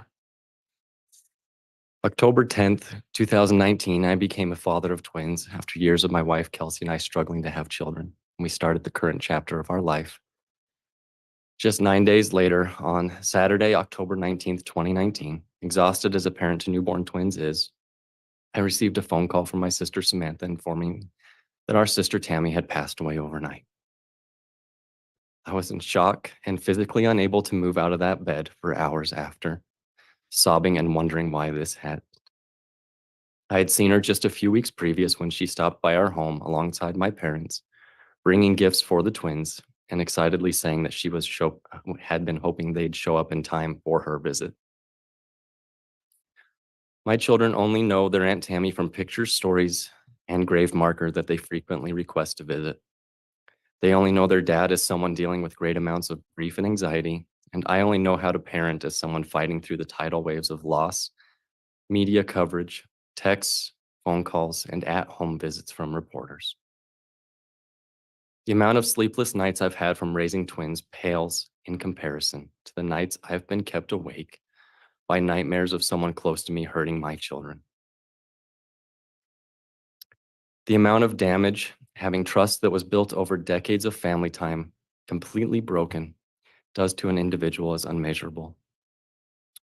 The pain of not just losing your sibling, but to have their children, my nieces and nephews, completely alter their relationships with me is excruciating and a lasting hurt.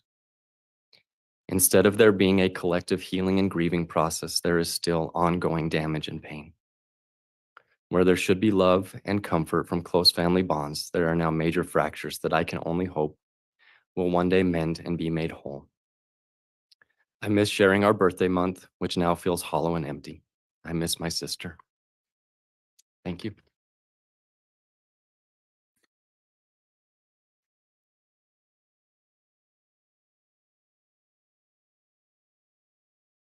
All right, if the state would like to call another victim to make an impact statement, you may do so.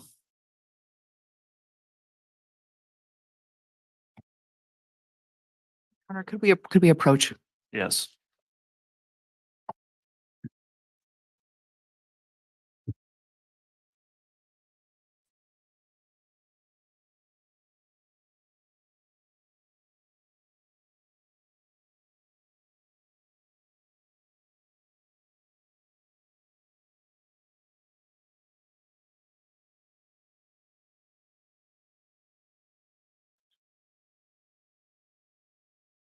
All right, thank you, counsel. We've been going some time at this point. In lieu of lunch, however, we do just want to take a restroom break because I'm not sure that there's too many more. However, I think it is a good time to stop and give everyone a break for a moment. So we'll take about a 15-minute recess and come back on for additional victim impact statements. All right, please.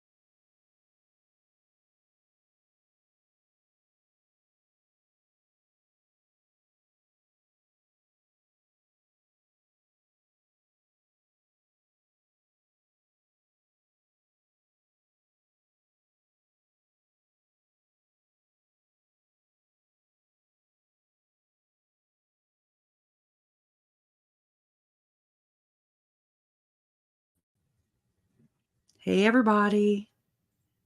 Just wanted to say hi. I had to hook up all my stuff again, right? Because I'm in my room, so let me know if I'm sounding like a robot. They should be back soon. Everybody's saying that. Hey, everybody. Oh, shit. Hold on. Just wanted to say hi. Echo chamber of my own. Everybody was saying that Judge Boyce had to take a potty break. I'm so sorry. I'm so sorry. I didn't mean to startle anybody. Oh, I hate being startled too. And the microphone was like at least over a foot away from me. I'll use my inside voice. Oh, man. I'm so glad y'all are here. Yeah, it's rough, right? It is so good to hear from Tammy Daybell's family. They've been quiet for so long. You don't want two of us, right? I was telling Jason, I was like, oh my God, I would have imploded if I had to, basically take a back seat to everything and not be so voicive. Thank you, Hippie Gypsy. That's awesome. Oh yeah, that reminds me. I had said on Reddit last night that all super chats or super stickers from today will be donated to Tammy Daybell or Tammy Douglas Daybell Foundation. Okay, so whatever we bring in today will go there. Now that I'm over 10,000 subscribers, I have the option to do a fundraiser on YouTube, but I have not, of course, due to the trial, have not had a chance to research into that. And, I don't know if they just let you have some foundations or fundraisers for foundations or what. So I don't know anything about it. I haven't had the time. So I figured this way is one way to honor that and honor Tammy Daybell. Okay. So, and then, maybe next time we can do it for Life Academy or, I always said that I wanted to start a nonprofit organization to carry on the legacies of Tyler, Charles, Tammy, JJ, and Joe. But I'm really freaked out by the 501c3s that are connected to the people that I looked into that are, in my opinion, connected to Chad and Lori. So I appreciate y'all. Yeah, it's been a tearjerker for sure. Thank you, Dream Big. Thank you. I heard all the mods talking this morning. That was so awesome. But y'all, it's been storming here, literally. And it was interesting to see that they were having so many, electrical problems. That's a whole different, not just technical, Yeah, Janelle, I agree. You can choose to do better with your 501c3. Yeah. So if I would have came on long ago when I actually thought about it, I was like, well, my bedroom where I'm at right now, I'm just kind of posted up under my blanket. Okay. If I'm being honest. And with Jason. So I was like, by the time I get on there and all the way in my YouTube room, they'll be back on. So maybe the next time they go on break, because they will, they're going to go on some breaks. I don't know, but that would be really interesting. That'd be good. Let me go scroll to it. The electrical problem, right? I'm like, oh Lord, Chad conjuring down his powers or conjuring up his powers. Let's just say that. Where do I see it? Meek and Connor. Did I hear Meek and Connor is doing a nonprofit for people to afford counseling? I'm not sure. I hadn't heard that yet, but it wouldn't surprise me either. So I'll get behind anything that Megan does.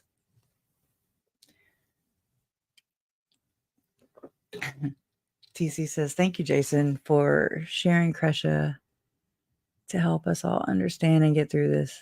Hey, y'all, it takes a community. I'm speaking for Jason too, but he's way back there. I don't know. I don't know how long the break is. You imagine all the people having to go to the potty room at one time. That's a lot of people. Oh, and somebody else had asked why it keeps going black, when they change victims. And I think it's just so they can try to eliminate or minimize the victim from being publicized, I guess you could say. So I think she hits the cameras and fixes them. Yes, Badger Life. Yes, LDS at its finest here. His family roots. His roots. Oh, well, that's good, Fayfar. I'm glad to hear that. She says, yes, Megan was talking about a charity for counseling therapy for those in need. She's a lovely heart by the looks. Really. It takes a lot for me to warm up to somebody. But so whenever I connect with somebody, I don't know. I'm not saying I'm the bee's knees or nothing. I'm just saying my experience. I don't know. I had never thought about that, Stacy B, but that is a good idea. Have you thought of a scholarship instead of 501c3? I have one in my mom's name. It's a savings account, basically. That is really cool. And that is really, really, I like that. I mean, I'll have to look into it more, of course, but I'm just not trusting of the 501c3s. But like Janelle said, I could do better with it. But I don't know. That seems maybe not as, I don't. It's a nonprofit, unlike Tim Ballard, who's like, I'm on the brink of bankruptcy. Please donate here. Oh my God. I'm like, how, where's all the money? Where'd all the money go? Where's all the kids and where's all the money? Where's your receipts? It doesn't add up. ASD school scholarship. Yeah. I'd like to do one in Tylee's honor too. Again, honoring all the victims. Maybe Joe and Charles could be victim, men who experience domestic abuse and who aren't believed by people who should believe them, like police and ecclesiastical leaders. That broke my heart just to see how the police didn't believe my uncle. And oftentimes I empathize with him a lot. I'm not equating mine to his at all, but I mean, and I'm a woman, he was a dude, he was a guy, and I mean, oh my God. So usually women are believed more, it seems, with domestic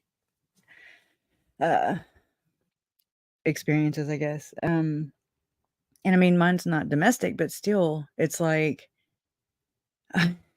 again, it's like, hey, fire over here, please look, and everybody's running the opposite direction, and I don't know, it just it bothers me a great deal. And so I know that you guys have a lot of good ideas all the time, and Bewitched is, oh, she always has some really great ideas. So hopefully we can get together in the future and change some damn laws and shit. Oh yeah. Oh yeah, Fayfar. She says there's a conversation needed about the coercive control and manipulation by women in relationships. Exactly. Oh yeah. Yep. And we have to get comfortable talking about uncomfortable things if we want change. That was one of the best little statements I'd ever read, and it was from a man here from Louisiana who his niece was found brutally murdered, anyways, but he said that, and I was like, oh my God, I would like to borrow that. We have to get comfortable talking about uncomfortable things with our children, is what he said. But yes, KJ, elected coroners who know LDS life insurance salesman. Oh, no. Well, we need to know about that too. Yeah. That's a great point because I'm not organized. Stacy B, 501c3, you have to keep records and file taxes every year. I mean, I don't have a problem doing that. I don't know. I would like, I'm gonna have to work too. You know what I'm saying? So it's like, I won't have time to do all this. Scholarships just sit in the bank till you give one before the end of the year. So taxes and stuff, bank deals with all that. Wow, that is really interesting. Thank you for bringing that up because I really, I had never, it didn't fly up on into my realm until you mentioned it. So, Maria says, make a law where homeschooling is really monitored monthly by a local school or CPA. That's interesting too. You know, I mean, imagine the children that are homeschooled. And I mean, I get it. Some parents don't trust the indoctrination that goes on in the schools. I get it. But I also don't fully trust that a child is, you know what I mean, getting all their demands meted. Who needs to go back to school? All their learning demands met, and not just learning, but and I mean, I'm just talking ignorantly right now. I don't even know. It just needs more oversight for sure. I think anything that kind of goes on with minimal and or no oversight, kind of like the 501c3s, and just the whole tax exemption thing with religious institutions that become billionaires and multi-billionaires and then want to rule the world. I mean, I think that's a freaking problem. The Constitution will be hanging by a thread. Okay. Hippie Gypsy says, how about something to, how about something to help special needs kids and families of, yeah, that's why, I mean, maybe we can make us, I don't know. I feel like because I don't know this world so much, you know. That's where I need to start focusing though, is policy procedure changing laws. The woman that has helped Mom and Larry so much, I mean, myself included, is Laura, okay? And she's a victims advocate in Utah. And, you know, while at trial last year, she would, you know, I have a severe anxiety disorder. I was diagnosed when I was 15 years old, and it really never was under control. Really? I mean, it still really is never under control, but it's more under control now.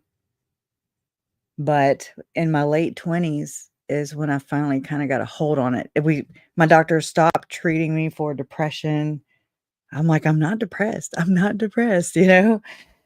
And I tried the whole, you know, plethora of depression medicines. And anyway, so we finally got it under control. And then he had diagnosed me also. I'd been diagnosed with ADHD as an adult.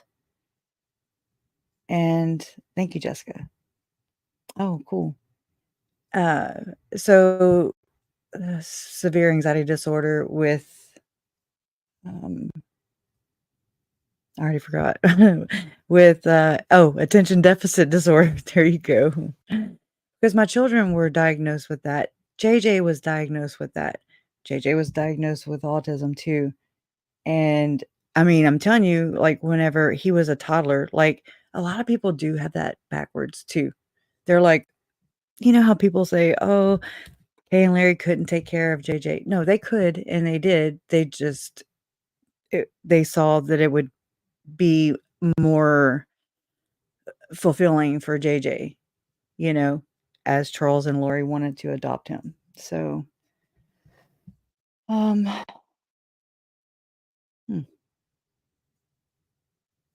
What happened to Solo Dove? Well, yeah. Well, and it can too, RDNAC. ADHD, all the things can cause depression too. Yeah. I'm sorry for your journey. It's really frustrating. But as like JJ was diagnosed, so I looked online back then when, I mean, he would be 12 now. So when he was a toddler, he was diagnosed with those. And so I went online and there were some tests that you could take, where you just answer questions, just random questions, and to see if you have autism. And I was just like, well, I'm just looking, I'm just searching always. I'm researching. And I mean, it was like, likely, very, very likely that you are, and I was like, oh, okay, whatever, well, years and years have gone by. I've always gone back, and I'm sure it's not the same exact online questioning, I can't remember, but it's probably about 6 or 7 times I've checked myself with the little self-test, online, and it's like very likely, and I'm just like, oh my God. So it becomes more of a personal thing, if it's something that I want to pursue or find out more by, I guess, professionals, I guess, then I can go and see what they say. But I don't know, again, I think maybe we all have a tendency of having some sort of on the spectrum somewhere, um, but my grandfather, my Papa Vallo, I really think that he would have been diagnosed as with ASD. I mean, am I saying that right? Autism spectrum disorder. Yeah. Because and I mean, I can relate to this. I'll look in vehicle, like if there's nothing to do and I don't have anything to, I guess, um, uh, oh my God, the word slips me, of course. I guess stimulate my mind. If we're in a car, I'll open the glove box and I'll read the damn owner's manual. Okay. Um, before cell phones were a thing, shampoo bottles and conditioner bottles got read a lot, if you know what I'm saying. Bathroom time, right? And but yet I hate it. I hate reading. Like I'm not like, ooh, I gotta have that book. I don't just open the book, turn to the first page. I don't go that way. It's like I just kind of open the book and just go wherever it leads me. And it's crazy. I know. I get it, but it's it's me. So but I just never did have the attention span is what it is. So, but my grandfather, he wrote all the FDIC and policy and procedure for Calcasieu Marine National Bank, which was here in Lake Charles, which was destroyed in Hurricane Laura and then Hurricane Delta in 2020. Same shampoo, soap, makeup, whatever I could read. Right. I mean, totally. And so when mom was saying just now that JJ was a savant, I was like, he gets that from his Aunt Crusha. And then she was like, she said that he was a savant also in math. And I was like, well, he must get that from his dad because that's not me. Not mathematical whatsoever. I'm like, why do they put numbers and letters together? First off, can we just talk about this? They don't go together. I'm just like, it bothers me. Yeah. Oh, we all carry a bag of rocks, my grandpa always said. That's sweet. Oh, thank you, KJ. Same to you. I look up to you too. Thank you, Beach Bum. Solo Dove was hidden and then found. Solo Dove went to the occult. I'm just kidding. Ha ha. I'm straight up laying in my bed. This is awesome. So I'm laying on my side and talking to you guys, waiting on the damn court to come back. Yeah, I know, Jay Blake. That's like problem 3 and 4. I said is the whole thing with Chad being in the damn Boy Scouts of America. Straight the hell up. Mm-hmm. I wish, y'all, and this is what I was looking forward to about this being a death penalty case, right? Was the whole background info. I want info. I want to know. I mean, the more we know, the more we can form a better understanding and not have to speculate so much, right? But the most I can think of that goes into this, the person who did this was Leah Satilli in the book that KJ read to us, which was oh my God, The Blood and the Moon. I don't know, Blood Moon something. Y'all know what I'm talking about. If you've been following the case, you know. Inquiring minds want to know, yeah. Yeah, TC, it's awesome whenever you go to a doctor and you're like, hey, and I mean, my doctor had been going to since I was 15 when I was diagnosed with severe anxiety disorder. And he died in 2020. Okay, right in the middle of all this. But the kids were missing and he died. I mean, that was a loss all in itself. When the Moon Turns to Blood. Thank you, Mormon True Crime. Yes, that book. I mean, she provided quite a bit of history, I do believe, in one spot, in one place that you can kind of glean from. But the Boy Scouts of America thing is very, very, that troubles me big time. How long do you think the jury will take deciding punishment? I don't really understand this process yet, so I don't know. I was all backwards last night, and I told Jason, I was like, yeah, just don't even explain it to me because I don't, it just either I've heard about it so many times, of course, going up to this, but I'm like, wait, aren't they supposed to be? I thought they were going to impanel a whole new jury. Okay. And then I'm like, well, yeah, that is dumb now that I think about it, but, so I can't even, I'll have to think about that. Maybe somebody in the chat might have an answer to that. Oh, right. Oh, yeah. I won't remember this conversation 2 seconds from now. I swear I have the worst short-term memory now. It sucks. It's very frustrating, but I never would have made it as a waitress, straight up.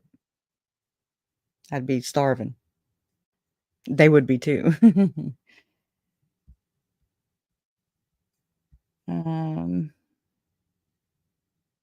Maybe we could be hidden true crime and Mormon stories to help with what? Hippie gypsy? Oh, wait, what was that? Chat involved and Boy Scouts, not good. Same. And so was like Frank Vandersloot. So was Christopher Perrett. And so I've been digging through these papers. Okay, so you're gonna hear a little paper shuffling around. Let me sit up. Okay. But so the next time we go on break, I'm just gonna start reading to you guys just from the papers that I have that are printed out so I can file these suckers, okay? Or get them on a record. Because I did a lot of writing and I did a lot of printing, just like KJ. But, that shit costs a lot of money. So, okay. But, like, I had found let me get it first.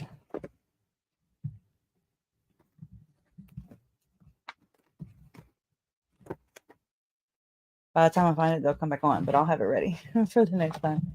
But it had to do with Christopher Perrett or Parrott. I'm going to say Parrott because I always call him Parrott. Then True Crime says Perrett.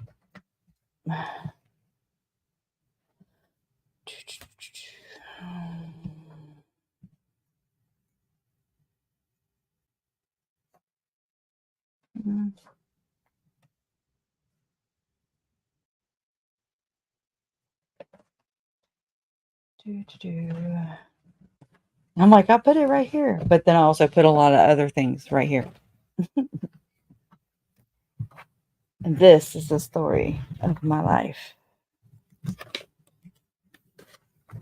Oh, yeah. And some of y'all are like, wait, are they not allowed to address Chad directly? And no, they're not.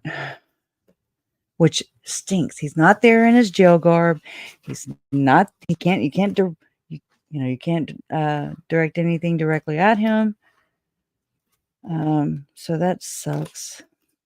I understand. Trust me. I don't know if Larry will be able to. I don't even know. I don't ask too many questions. You know. Here it is. Okay. Oh, they should be coming back now that I found it. Yeah. You know how that goes. Anyways, so this was a note that my mom had given me that someone had contacted her early on when the kids were still missing, okay? And her story was as crazy as ours, all right? So mom was like, I tend to believe her because it's freaking so out there, right? Zombies. Let me remind you, zombies, okay? So this is all that my mom gave me, and I've talked to this lady before, but I also understand her apprehension for really wanting to be protective, okay? But so I'm gonna read it like this. Chris Parrott, mediator for Dior Coons Jr., underline mediator.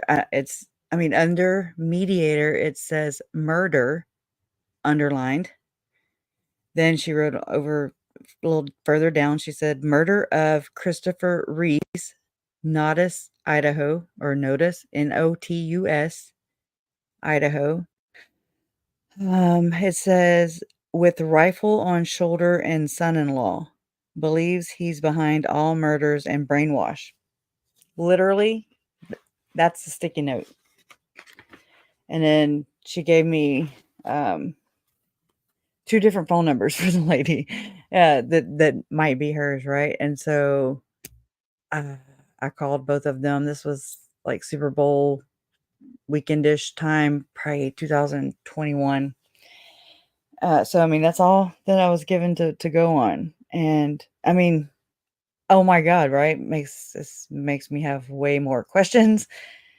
But I did talk to the lady, and I looked up Christopher Reese in Notus, I think that's how you say it, Idaho. He was robbed at gunpoint, and he was shot execution style. I want to say he was working in a Jackson store. I want to say Jackson Hole. Jackson Hole is a town or a place. Well, that's the town he worked. No, he was in Notus. Oh, Okay. Thank you, Ashley. Rest in peace, Tammy. We will always remember you. Oh, hold on. Thank you. Okay, hold on. I can't see my computer. We will always remember. Okay, girl. We are all very thankful for your family has shared memories. We appreciate you, Ashley, Kane, and I'm also sorry for your own losses. I really do appreciate you. So this will go to the Tammy Douglas Daybell Foundation. That's awesome. Oh, court's back? Where? Let me look. Is it back? All right. Okay, there it is.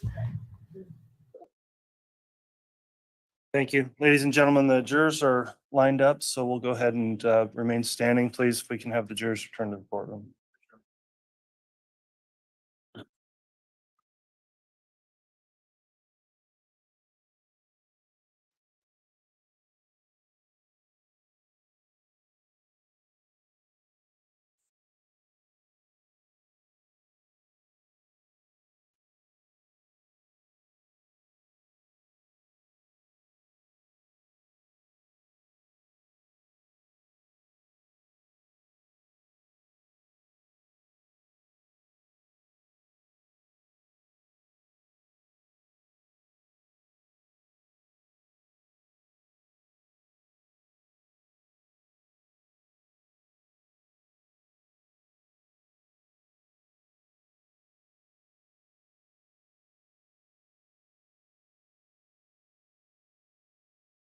All right.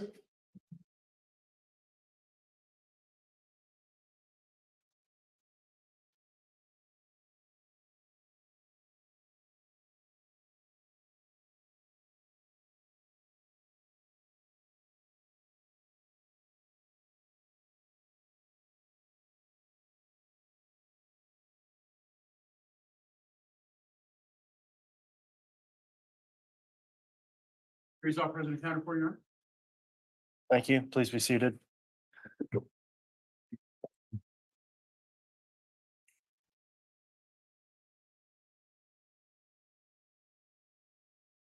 Okay, we're back on the record on KCR 22211623, State of Idaho versus Chad Guy Daybell. I appreciate everyone's patience as we work through this process today. There's a lot of administrative matters being taken up while we're not on the bench, but we're moving things along at this time. I'll note the jurors have returned and are properly seated, and we are continuing with victim impact statements, and I believe the state has a few more victim impact statements this afternoon. So who's going to be calling the next victim up to the stand? I will, Your Honor. All right, Ms. Beatty, you can call the next person to give a statement. Your Honor, the next individual would be Colby Ryan. Okay.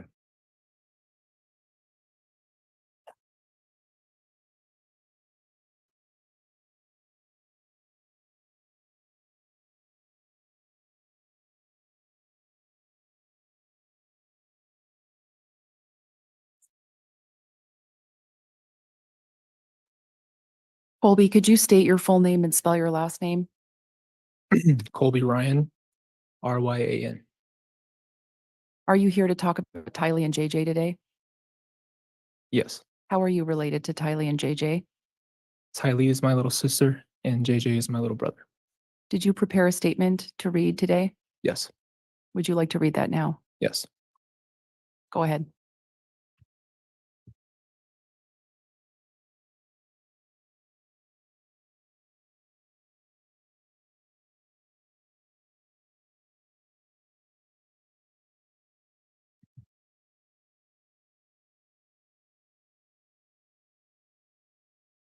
It is very hard for me.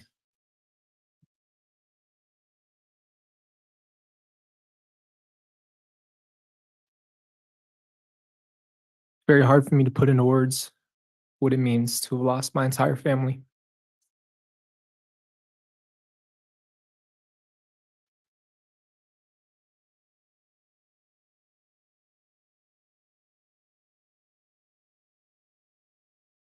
I lost the ability to watch Tylee and JJ grow up.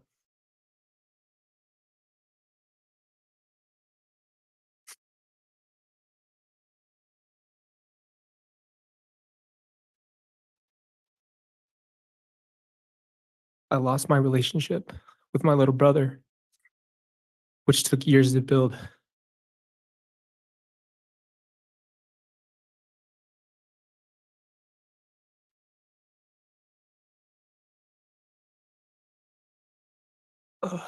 It's okay if you need a moment. Take a moment if you need to. It's all right. It took years to build to even have him be able to look us in the eyes. I lost the ability. Sorry. Sit with my little sister and talk and share our lives. So in short, I lost everything I've ever known. I lost the ability to share my children with them. Or have my children have the privilege to know them and be loved by them.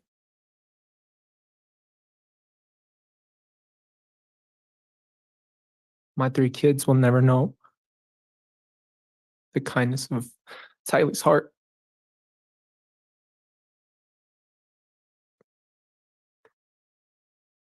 Or JJ's silly and goofy personality. But more importantly, Tylee and JJ lost their lives. Tylee will never be able to travel like she always wanted to or have a family of our own.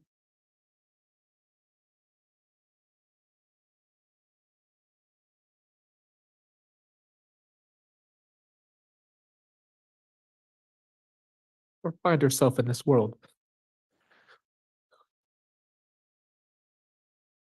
JJ will never be able to spread his love or his light around the world the way he used to. The only way I could describe the impact of their lives being lost is like a nuclear bomb dropping. I will never be able to share her gifts with the world or have all the people who love her get to hear her incredible laugh.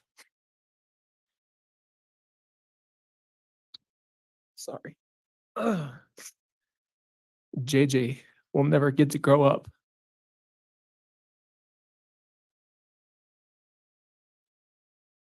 And share his one-of-a-kind personality with the world.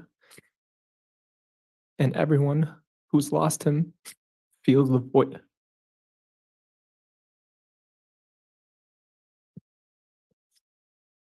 It's not an overstatement to say that I lost everything. But more importantly, we all lost Tylee and JJ.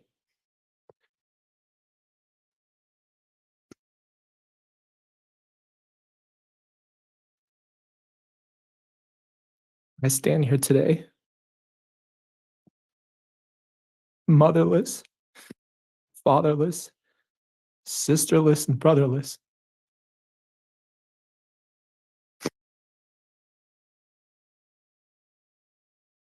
The only course forward is to trust in Christ, knowing that He has them in His arms, and wait for the day that we all meet again. I pray for all of you who have bleeding hearts. Thank you. You.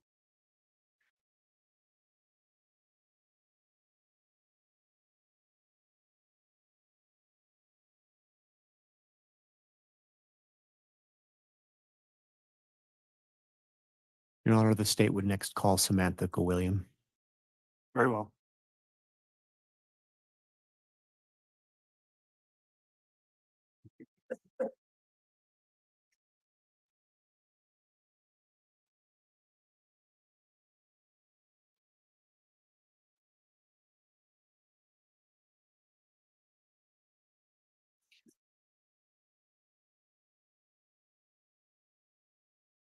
Go ahead, Mr. Wixom. Thank you. Ma'am, will you please state and spell your name for the record? Samantha Gwilliam, Gwilliam. And could you remind the jury how you're related to the victims? Tammy is my sister. And do you have a prepared statement? I do. Would you like to go ahead and read Yeah, that now? I would like to. I speak out for my sister, Tammy Daybell, because she cannot speak for herself. She is dead. And others who were supposed to stand up for her, protect her, and love her did not. From the moment I found out that she was gone, I have never felt peace. In the first few weeks, I had a gut feeling that something wasn't right and that someone had done something to her, but I didn't know why. So many questions come up as a quick funeral is arranged, no autopsy and no answers. As we find out about a quick marriage, I smell a rat. As any woman does, I search out answers and dig through whatever evidence I could find. None of it was reassuring or good. There's still no peace to be found. We are questioned by police about missing children. And this uneasiness I had felt about Tammy's death only intensifies. We are notified that Tammy has been exhumed. And this is my first moment of maybe now I can get the answers I seek. But with the pandemic and exhaustive testing, I don't see results for a long time. My family sits in a limbo of not knowing why or what happened. In the meantime, there's a large investigation, many more questions. We are hounded by news reporters through phone calls, texts, emails, social media, and even with surprise visits at our front door. Still no peace. I am asked about a pet cemetery. And a few days later, I watch with the world as the bodies of two precious missing children are found on the same property where my sister died. I retched and sobbed over learning about JJ and Tylee. 2 more victims and no peace to be found for anyone. When we finally get the long-awaited autopsy results, our worst fears are confirmed, and we know that she was murdered. We have spent almost 5 years waiting for there to be peace.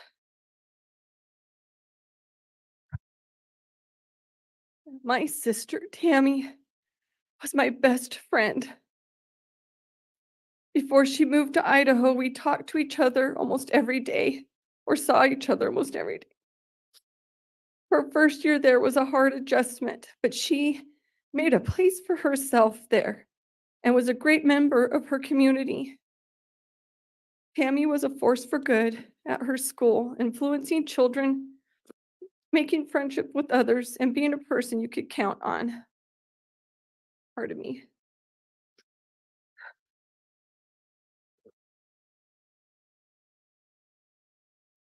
She loved being a mom, and especially a grandma. She was so excited to be part of their lives. She was content and happy. Her and I had made plans that when we were old that we would live next door to each other. We helped raise each other's children. We were excited for the future. My last visit I had with Tammy is the last time I have felt any peace. I would not be a good sister if I did not defend Tammy as well. She was made out by some in this court as if she was lazy and fat and dying from an illness. Look at me right now. I am the same age as Tammy was when she died. She was in better health than I am right now. Do I look like I am dying? It is not a crime to be a middle-aged woman trying to be healthy and still play a video game or eat fast food occasionally. My sister was ripped from our lives. Because of her murder, we lost a beloved mother, grandmother, sister, aunt, and daughter. She is irreplaceable. She started with 1 grandchild and missed seeing the next 5 that would be born. They will never get to know her. But when Tammy died, that is not the only thing that we lost. Her absence created a void that is unmistakable. We used to have a close relationship with Tammy's children, but now our relationship is strained, and some of the kids that I helped raise no longer speak to us. My mother passed away last June. She had to spend the last of her years separated from these same grandchildren for no fault of her own. My mother declined in health while still not having peace. Her passing was marred by the fact that Tammy's children chose to not participate in her funeral. The lies, deception, and murder have ripped our family apart. We do not feel peace. I am not a dark person or a zombie, and for me and my family to be portrayed this way is unacceptable. I am tired of being vilified, so there is a reason to not listen to me. I stand for truth, and I don't lie. So know as I say this now, my sister should not be dead right now. She should be here alive and smiling with her family and friends. She should be doting on her grandchildren and taking care of her animals. It is a cruel world that has taken her from us. We need to feel some peace for the first time in 5 years. I miss my sister every day. I will grieve for her for the rest of my life. I speak up for her now because she needs a voice. Thank you. Thank you, ma'am.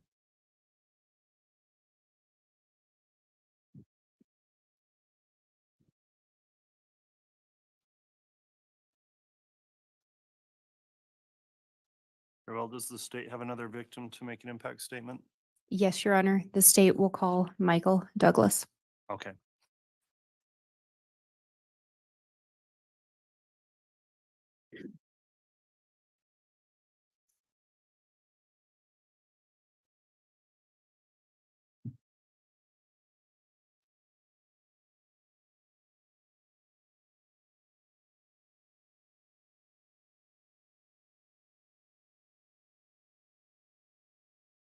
You can inquire, Ms. Blake. Thank you. Would you please state your name for the record? Michael Douglas. And are you related to a victim in this matter? I am. And who is that? Tammy. How are you related to Tammy? I am Tammy's sibling. Did you prepare a statement for today? I did. Would you please read that? I will. I am Tammy's older brother and the oldest of the Douglas siblings. My experience and the impact this has had on me has been profound. The day Tammy was killed, I received a phone call, and I looked down to see Samantha's name, and I answered the phone. Good morning. Samantha said, "It's not going to be."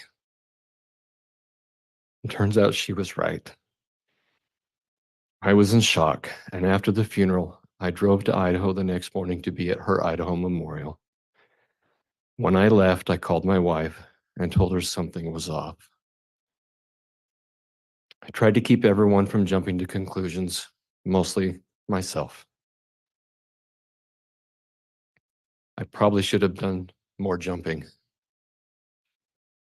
When we heard about the marriage, we were given a false date to lead us to believe that it had not been only 2 weeks. Then we found out the real date. I'd received a call from my Aunt Vicky and my cousin Julie, encouraging me to pursue an autopsy.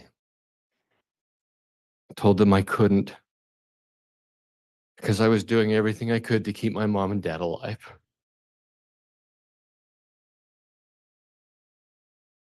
When we found out about the exhumation,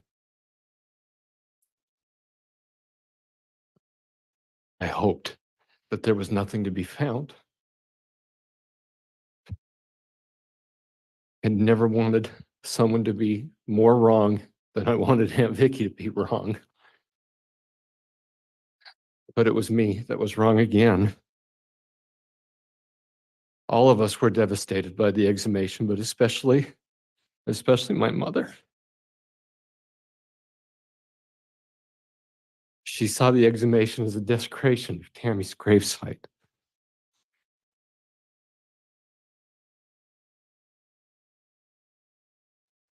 Once Tammy was reinterred, my mom asked that we would meet again at the gravesite, and we did so, and held a family service.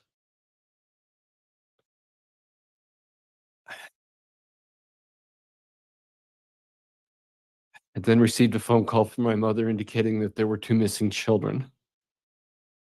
I remember where I was, what I was doing, and the exact feeling of, oh, please no. Please don't let this be so. My heart sank, and I said to my mom, "Mom, Chad told us they were empty nesters."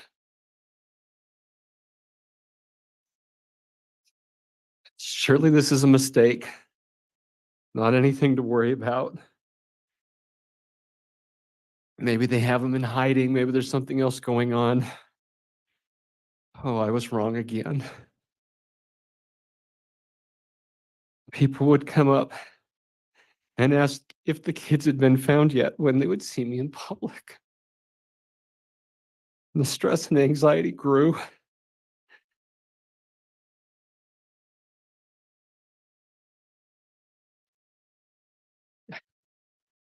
And then the day came that the children were found.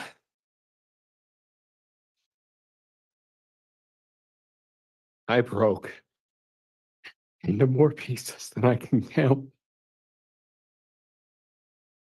I was at work began crying hysterically and had to be rushed into an office.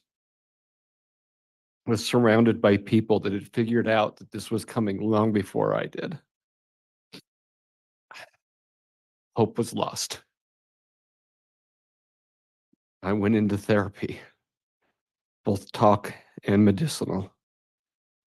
My blood pressure went so high that my doctor prescribed something he'd only done 3 times previous in his long career. He was afraid I was having a stroke right there in the office and had an ambulance on standby in case I did so. When I learned of the results of the autopsy, I did not sleep for 6 weeks. The nightmare fodder that I have been provided will last me a lifetime. My insurance rates have skyrocketed due to the medications I started on right after the children were found, and I'm now ineligible for certain coverages. As the big brother, I felt and I feel like a failure. I failed to protect Tammy. I looked for a silver lining, as we do as big brothers, trying to set up some kind of win. And none to be found. For the first time in my life, I was unable to function at the level I always had. Work, family, God, all of my relationships suffered. I had to be told by my therapist that I had already lost, that I would not find a win. I have mostly come to terms with that, but the loss is still so very raw. I now have an angry part that has become hopefully not a permanent part of me. People that have known me most of my life don't know who I am. They don't know what I'm going through because they are not the big brother whose sister was killed. I cannot tell you what my dad or siblings have suffered because I did not lose a child or an older sibling. The grief and suffering is unique to each of us, but has driven wedges of misunderstanding. If this were radioactivity we were dealing with, I would look to the half-life to see when the pain and suffering might stop. The half-life of this experience will cover generations and many lifetimes. The scarring continues and the painful things keep happening. I have likened it to being in a slow-motion train crash these past 4.5 years. Watching loved ones and myself, as well as total strangers, caught up in the disaster, continuing to be pummeled with no end in sight. Today, hopefully, that train wreck loses momentum and finally comes to a screeching halt. I helped to found a charity to honor Tammy's legacy and to keep her memory alive. We named it after her, and I have had many suggest that the name Daybell should not be there. That was her name. That was and is her children's names and her grandchildren's names and will continue to be. We have strived to stay out of the public eye, to not do media requests, to not speak publicly about this, because we have attempted to continue our relationships with Tammy's children, to be able to have relationships with her grandchildren, all of their families. We love them and care for them, but there has been an alienation that is as painful as losing Tammy. We have relatives, children that have joined the family that we have not been allowed to meet due to this train wreck that you're all part of. I have been robbed of the opportunity of growing old with my little sister, being grandparents together and teasing each other into old age. I have had my peace stolen, and I have to fight every day to be patient and kind with others and myself.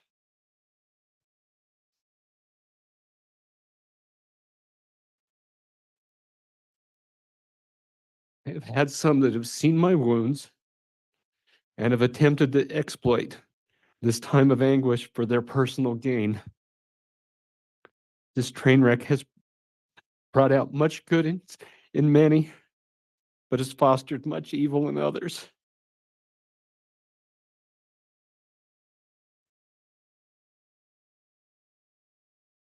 I have lost a large portion of my income, my creative energy, and my ability to be of service to others due to the general loss of energy and health that this has caused.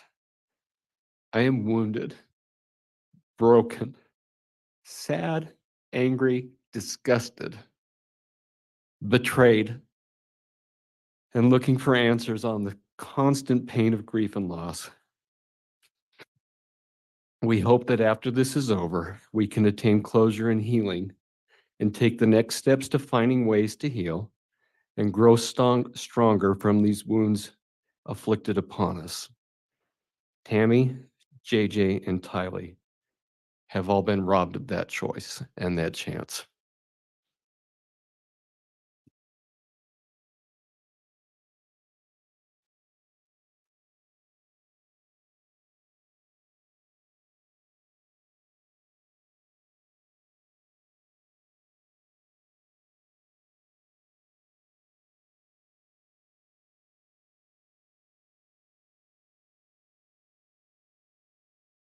All right, does the state have any further victim impact statements to provide?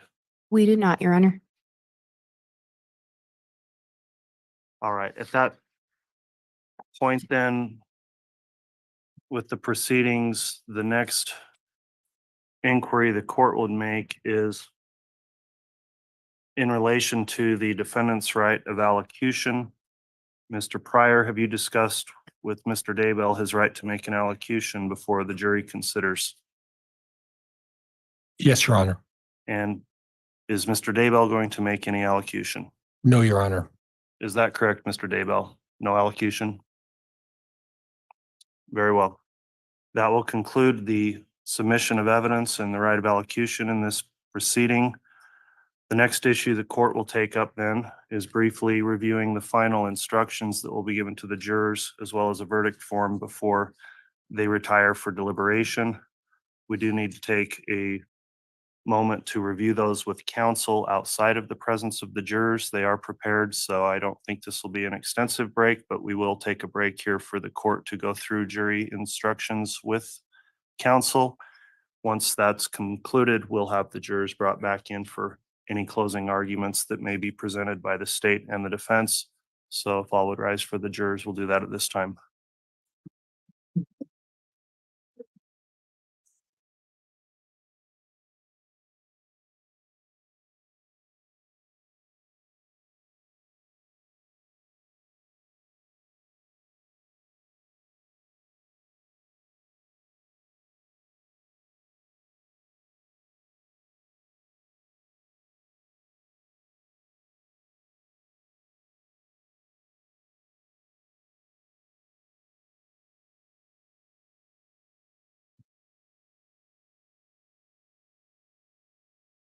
Thank you. Please be seated.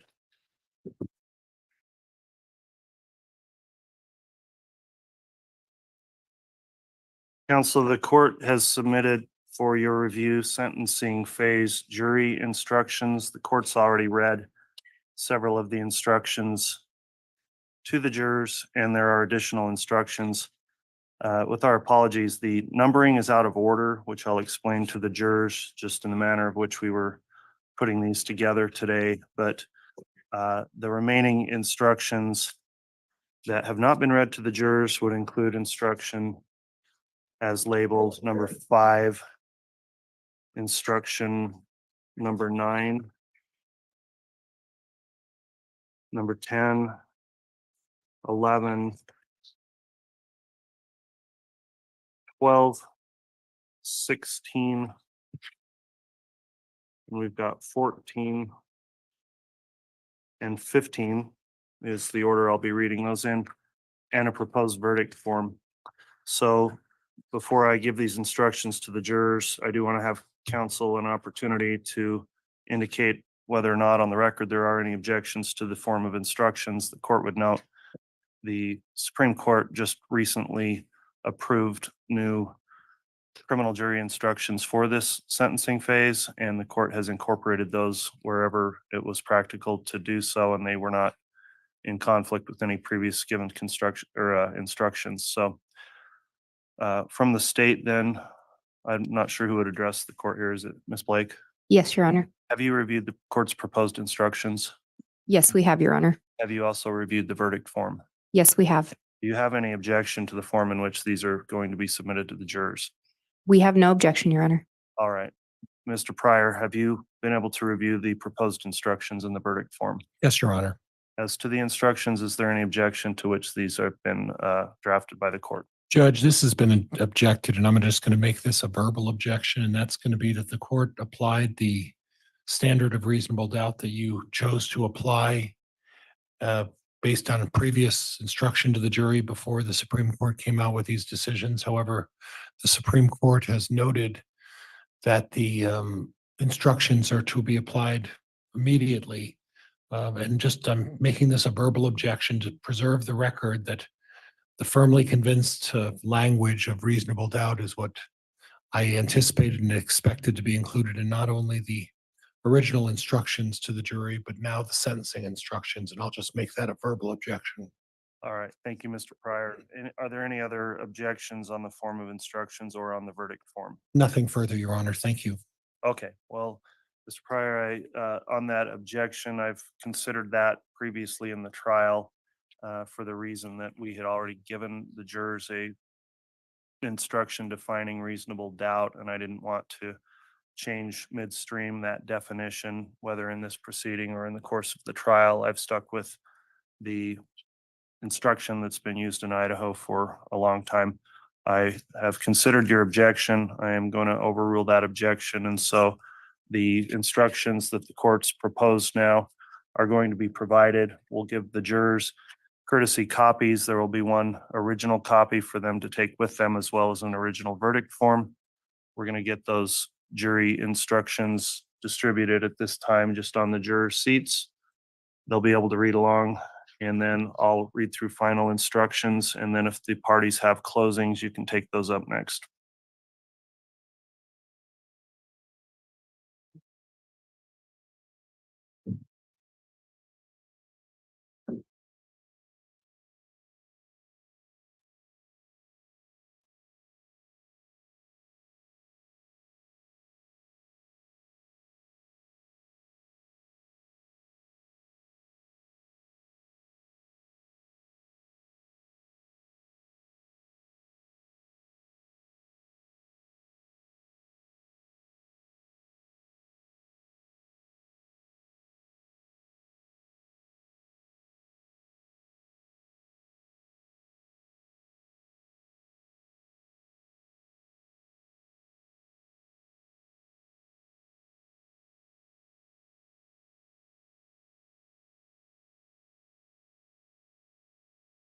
All right, if those have been distributed, then we can have the jurors brought back in, please.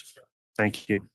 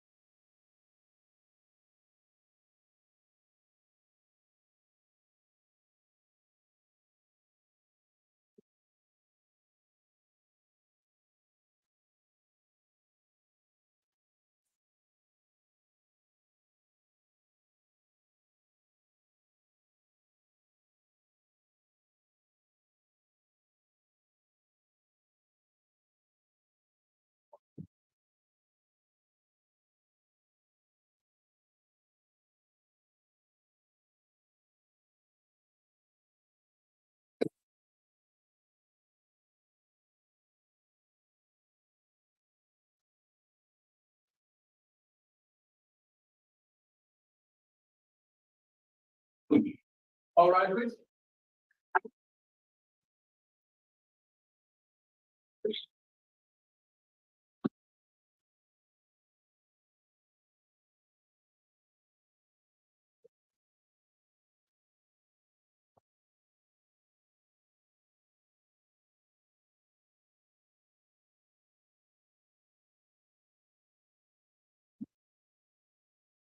Here's our present count for you.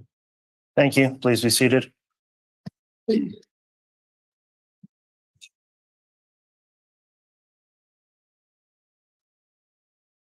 All right, ladies and gentlemen of the jury, I'll note on the record, the jurors have returned and we are on the record. At this point, the court is going to read your instructions for this special sentencing proceeding. I've already read certain instructions and those will be included in your copies there. I will note that the numbers are generally out of order on these. Don't concern yourself with the ordering or if there are any gaps in numbers. These are the instructions you're to have in the way they are ordered by number. I'll also note that we'll have an original set of instructions for you in your deliberations. Please don't write on those or mark them up in any way, but you may make any notes if you wish on the copies you've been provided. So the instruction towards the middle of that packet I'm going to be starting with, where I haven't already read through, is labeled instruction number 5. And that's somewhat in the middle, following what I already read on instruction number 7. So instruction number 5 is as follows. You have now heard all the evidence in the case. My duty is to instruct you as to the law. You must follow all the rules as I explain them to you. You may not follow some and ignore others. Even if you disagree or don't understand the reasons for some of the rules, you are bound to follow them. If anyone states a rule of law different from any I tell you, it is my instruction that you must follow. No single instruction describes all the law that must be applied. You must consider the instructions together as a whole. In considering whether a sentence of death is justified, you shall not consider the race, color, religious beliefs, national origin, gender, or sexual orientation of the defendant or of any victim. You are not to impose a death sentence unless you conclude that you would do so no matter what the race, color, religious beliefs, national origin, gender, or sexual orientation of the defendant or victims may be. I have not meant by these instructions or by any ruling or remark I have made to indicate any opinion as to the facts of what your verdict should be. Instruction number 9. You have been instructed that the state has alleged the statutory aggravating circumstance that the murder was committed for remuneration or the promise of remuneration, or the defendant employed another to commit the murder for remuneration or the promise of remuneration. In order to find the defendant guilty of this statutory aggravating circumstance, you must unanimously find, beyond a reasonable doubt, remuneration was a motive, reason, or impetus for the murder and not merely the result of the murder. Remuneration means payment or compensation. Instruction number 10. You have been instructed that the state has alleged the statutory aggravating circumstance that the murder was especially heinous, atrocious, or cruel, manifesting exceptional depravity. In order to find the defendant guilty of this statutory aggravating circumstance, you must unanimously find, beyond a reasonable doubt, that the murder was especially heinous, atrocious, or cruel, manifesting exceptional depravity. The terms especially heinous, atrocious, or cruel are considered separately, but in combination with manifesting exceptional depravity. The terms heinous, atrocious, or cruel are intended to refer to those first-degree murders where the actual commission of the first-degree murder was accomplished by such additional acts as to set the crime apart from the norm of first-degree murders. A murder is heinous if it is extremely wicked or shockingly evil. Atrocious means outrageously wicked and vile. Cruel means designed to inflict a high degree of pain with utter indifference to or even enjoyment of the suffering of others. This statutory aggravating circumstance does not exist unless the murder was especially heinous, especially atrocious, or especially cruel, and such heinousness, atrociousness, or cruelty manifested exceptional depravity. It might be thought that every murder involves depravity. However, exceptional depravity exists only where depravity is apparent to such an extent as to obviously offend all standards of morality and intelligence. The terms especially heinous, manifesting exceptional depravity, especially atrocious, manifesting exceptional depravity, or especially cruel, manifesting exceptional depravity, focus upon a defendant's state of mind at the time of the offense as reflected by his words and acts. Instruction number 11. You have been instructed that the state has alleged the statutory aggravating circumstance that the murder or circumstances surrounding its commission, the defendant exhibited utter disregard for human life. In order to find the defendant guilty of this statutory aggravating circumstance, you must unanimously find, beyond a reasonable doubt, that by the murder or circumstances surrounding its commission, the defendant exhibited utter disregard for human life. Exhibited utter disregard for human life with regard to the murder or the circumstances surrounding its commission refers to acts or circumstances surrounding the crime that exhibit the highest, the utmost callous disregard for human life, i.e., the cold-blooded, pitiless slayer. Cold-blooded means marked by absence of warm feeling, without consideration, compunction, or clemency, matter of fact or emotionless. Pitiless means devoid of or unmoved by mercy or compassion. A cold-blooded, pitiless slayer refers to a slayer who kills without feeling or sympathy. The utter disregard factor refers to the defendant's lack of conscience regarding killing another human being. Instruction number 12.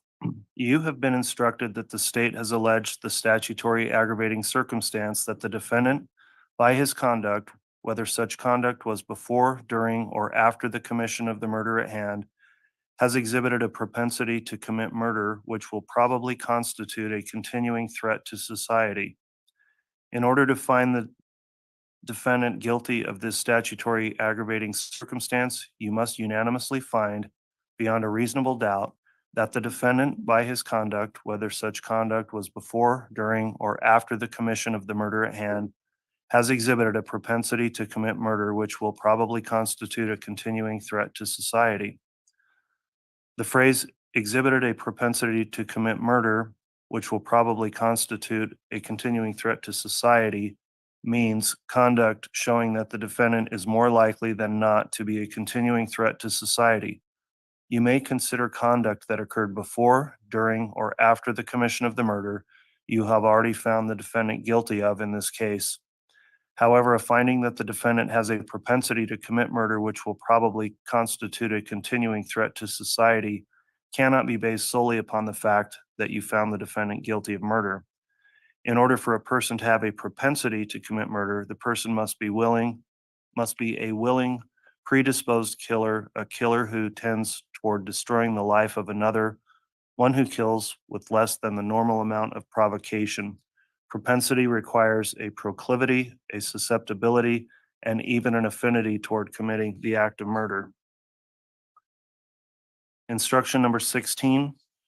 The state has alleged more than one statutory aggravating circumstance in this case.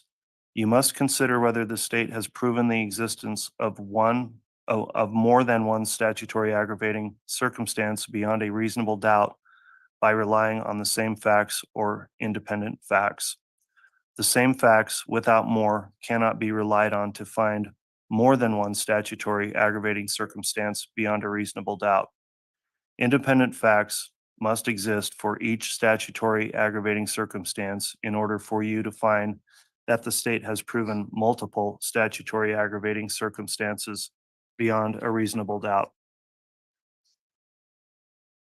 Instruction number 14.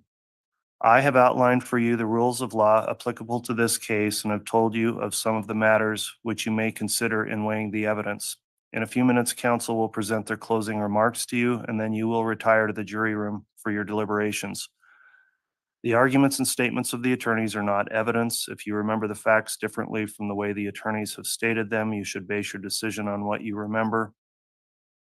The attitude and conduct of jurors at the beginning of your deliberations are important.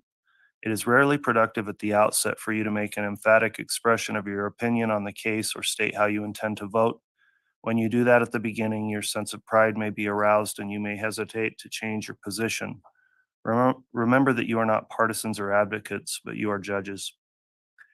As jurors, you have a duty to consult with one another and to deliberate before making your individual decisions. You may fully and fairly discuss among yourselves all of the evidence you have heard and seen in this courtroom about the case together with the law that relates to this case as contained in these instructions. During your deliberations, you each have a right to re-examine your own views and change your opinions. You should only do so if you are convinced by fair and honest discussion that your original opinion has changed based upon the evidence and the law as given you in these instructions. Consult with one another, consider each other's views, and deliberate with the objective of reaching an agreement if you can do so without disturbing your individual judgment. Each of you must decide the case for yourself, but you should do so only after a discussion and consideration of the case with your fellow jurors. However, none of you should surrender your honest opinion as to the weight or effect of evidence because the majority of the jury feels otherwise, or for the purpose of returning a verdict. Instruction number 15. In reaching your verdict, you must first decide whether the state has proven beyond a reasonable doubt that any of the statutory aggravating circumstances exist. You must consider each of the alleged statutory aggravating circumstances.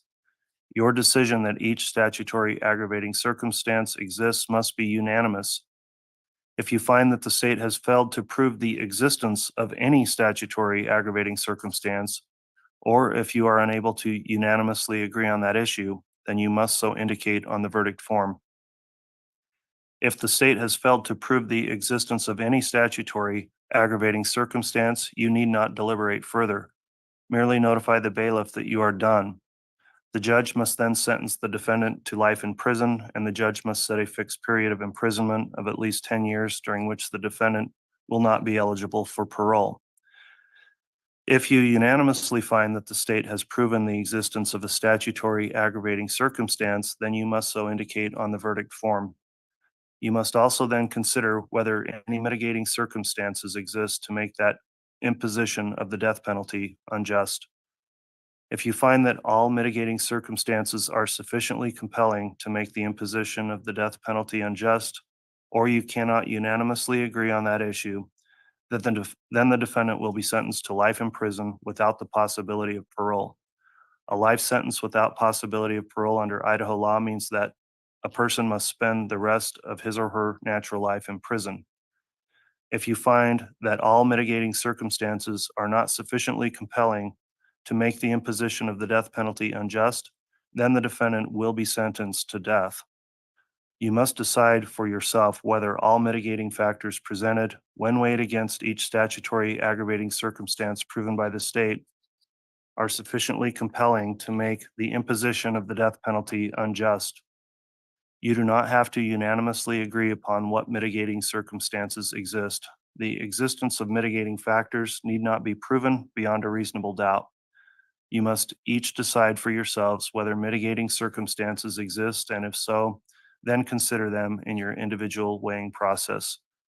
Once you have reached a unanimous decision on whether all mitigating circumstances, when weighed against each aggravating circumstance, make the imposition of the death penalty unjust, or if you cannot unanimously agree on that issue, then you must indicate on the verdict form and notify the bailiff that you are done. All right, that concludes the instructions. As I mentioned, there will be a conforming verdict form that will be submitted for the jury foreperson as well. And the jury foreperson is to remain as the same foreperson that had that role during the guilt phase of the trial.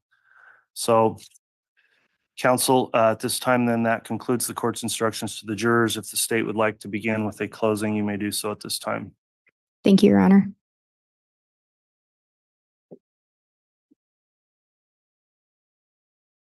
Okay.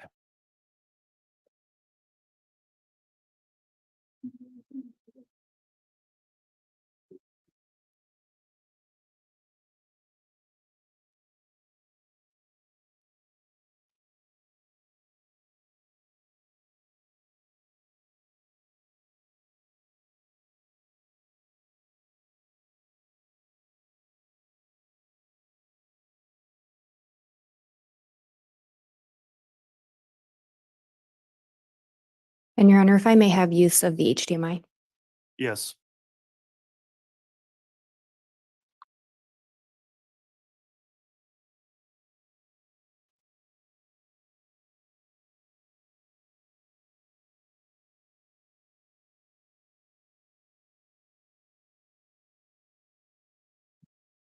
It's like, I'll just inquire on the record, but are there going to be any graphic images in this? No, Your Honor. Thank you.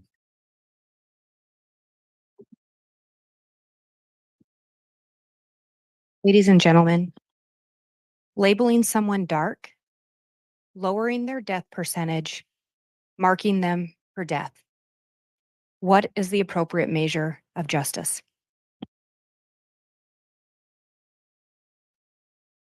On August 12th of 2019, Lori switched Tylee's Social Security payments to go into her sole, meaning Lori's sole, BBVA account. The first payment was deposited on August 28th of 2019. Less than 2 weeks later, Tylee was dead.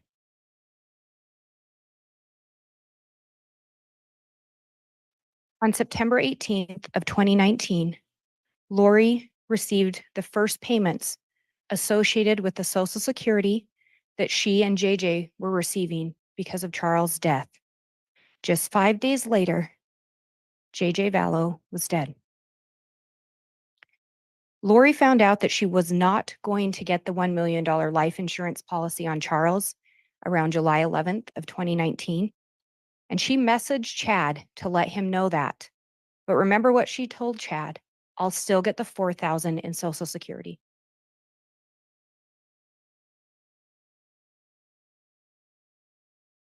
On September 8th of 2019, Tammy's life insurance was increased. Chad signed off on that application. Tammy was dead just a little over a month later, while the attempted shooting was almost 1 month to the day that she upped her life insurance.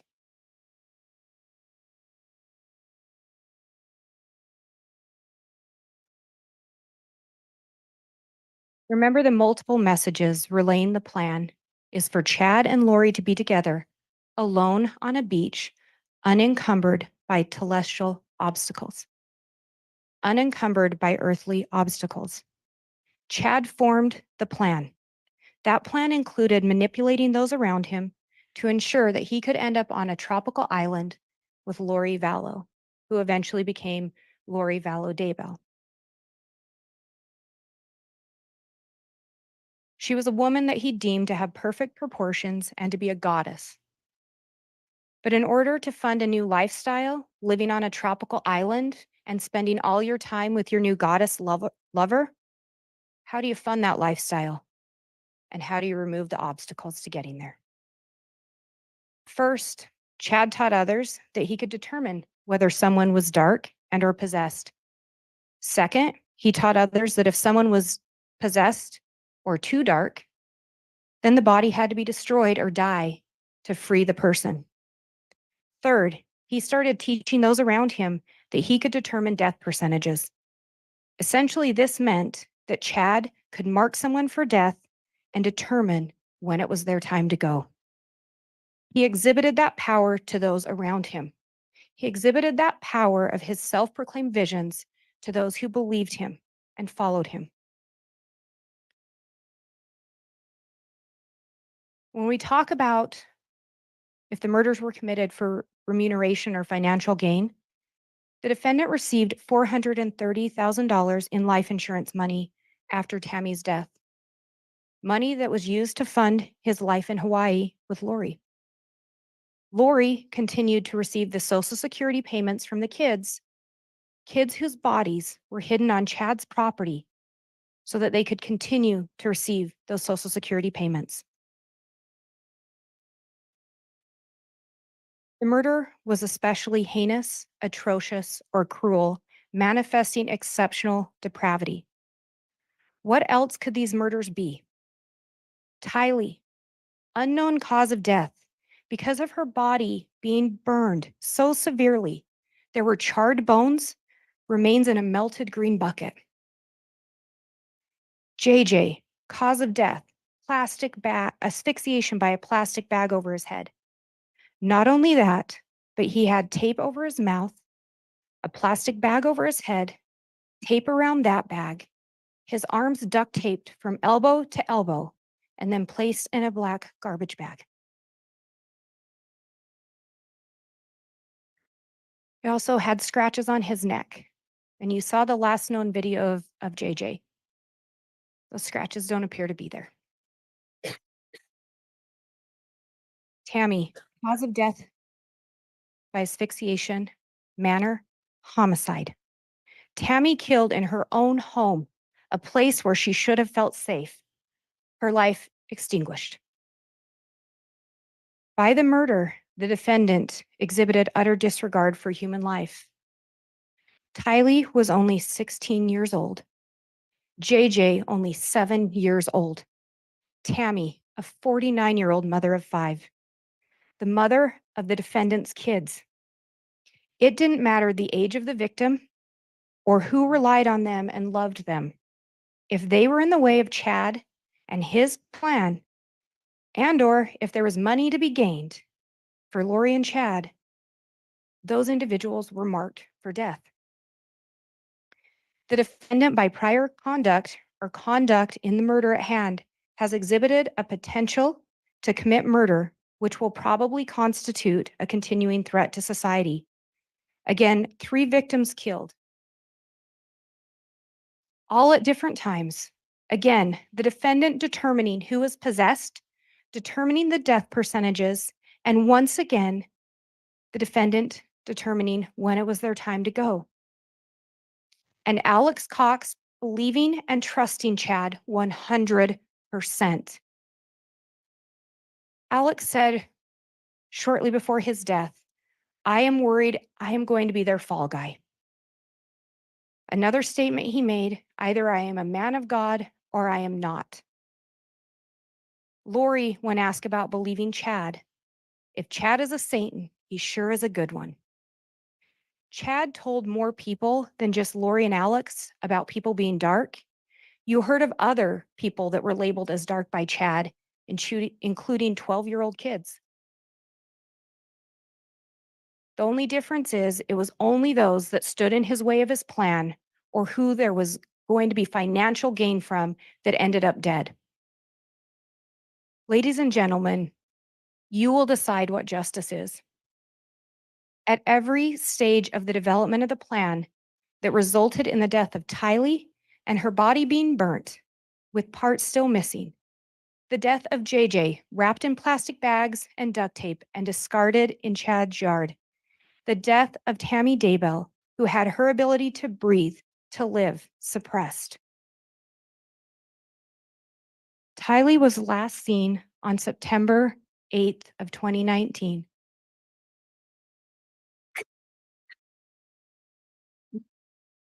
JJ was last seen on September 22nd of 2019. Then Tammy was discovered deceased in her home, October 19th, 2019. My name is Tammy Daybell. At any point between these deaths, the defendant could have stopped, but he didn't. He continued to rate people as dark and zombies. He continued to determine death percentages, and he continued to move forward with his plan to ensure that he was on a beach with Lori Vallow, unencumbered by earthly relatives, earthly obstacles. Ladies and gentlemen, we ask you to consider what is just in this case in rendering your decision. Thank you.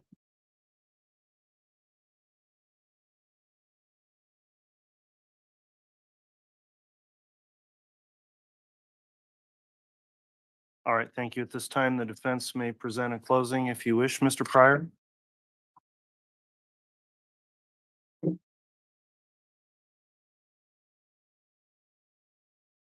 Question to, Yes.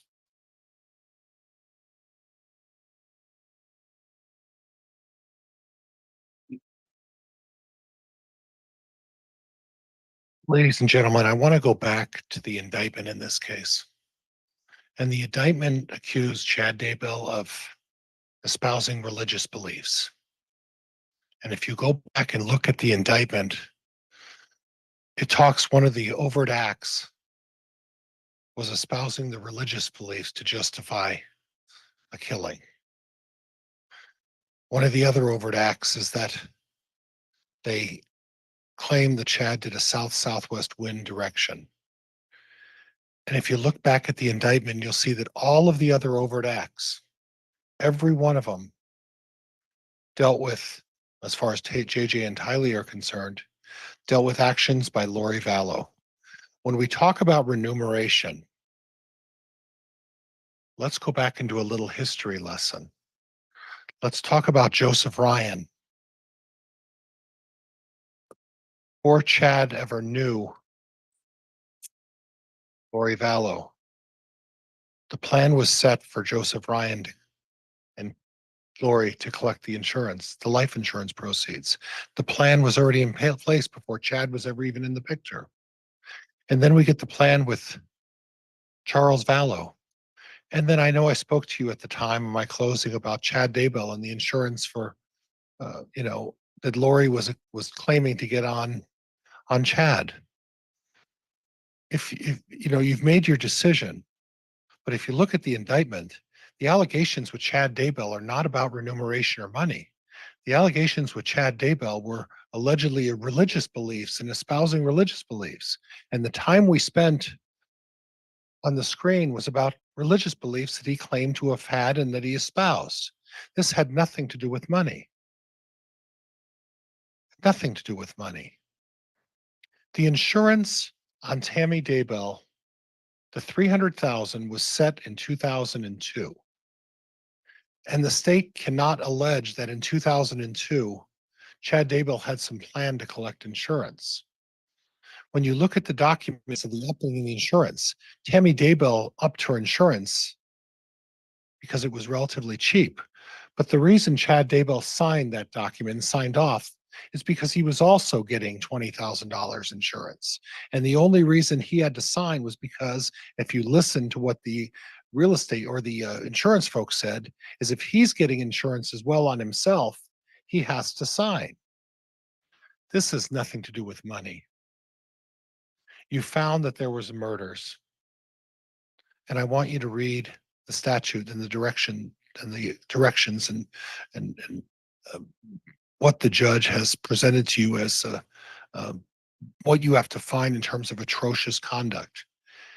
And the judge specifically said there that if you find that there was a murder, that's not enough. You have to go beyond bounds of human decency. And if you look back at this case, if you recall, Chad Daybell was never present for the actual murder of Tylee Ryan. Chad Daybell was never present. There were many other people present for the murder of JJ Vallow. And whether you believe or not that Chad Daybell suffocated Tammy Daybell, and it's as tragic as that is, that doesn't reach the heinous, atrocious conduct that's defined by what the judge is instructing you. And at this point, folks, I'm going to ask you to find that there was no conduct that rose to the level that the state is trying to present at this point. Thank you.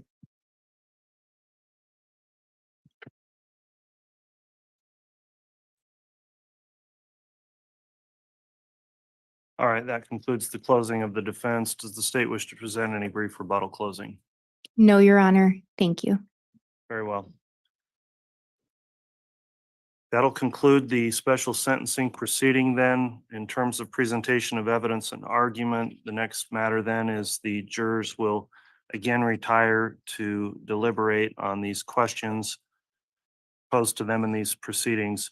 I am going to, although already sworn again for the special proceeding, I'll have the bailiffs who will be holding the jurors during the deliberations. If you'd please come forward, I'm going to have the clerk administer the oath to you in terms of the deliberation. So Madam Clerk, if you would please do that at this time. You solemnly swear or affirm that you will keep this jury together in some quiet and convenient place, that you will not suffer any communication to be made to them, nor make any communication to them yourself on any subject connected with the trial of this case, except to ask if they have agreed upon a verdict, and upon their agreeing upon a verdict, you will return them into open court or upon the order of the court, so help you God.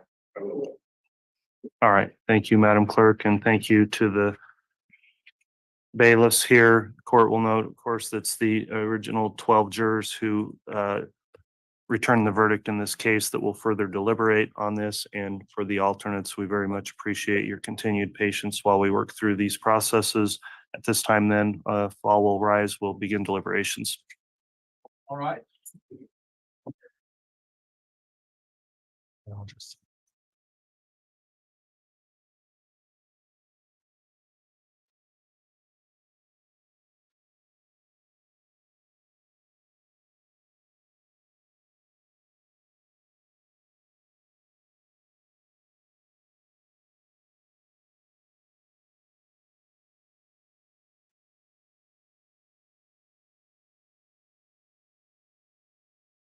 All right, we'll be in recess.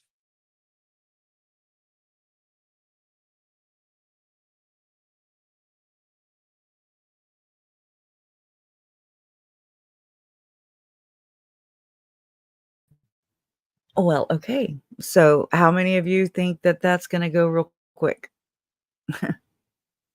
I think it will. Oh, let me turn my TV down. I already know. I saw it glitch. Okay. Woo! No echo chambers here, please. Right. What an interesting freaking day. I haven't processed it yet. You know, I don't process things quickly. Everybody's like, gonna go quick. Yes, soon. Where's the pen? Where's the pen? Yeah. Permanent marker, right? You hope so. Quick as diarrhea. Rombo. Okay, but it was funny.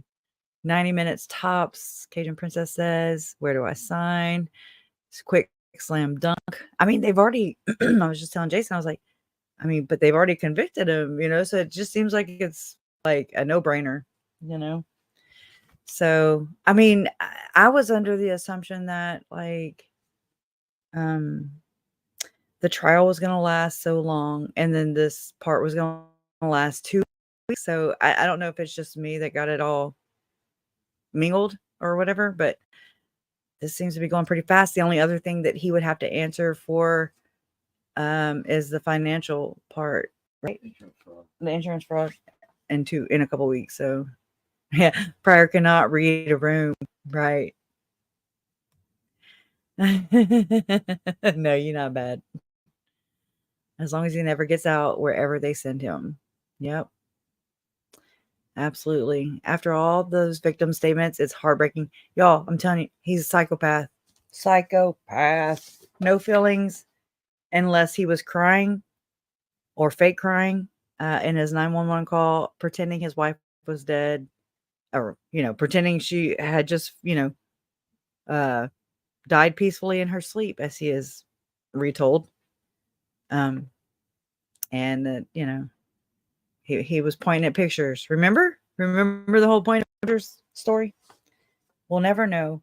We do know that these victims will never be hurt, and they have never been hurt after Chad and Lori destroyed their lives, their futures, and the ripple effects here, you know, pass right down to the families. So it's heart-wrenching. I don't know. Hold on. Let me mute myself and let me clear my throat.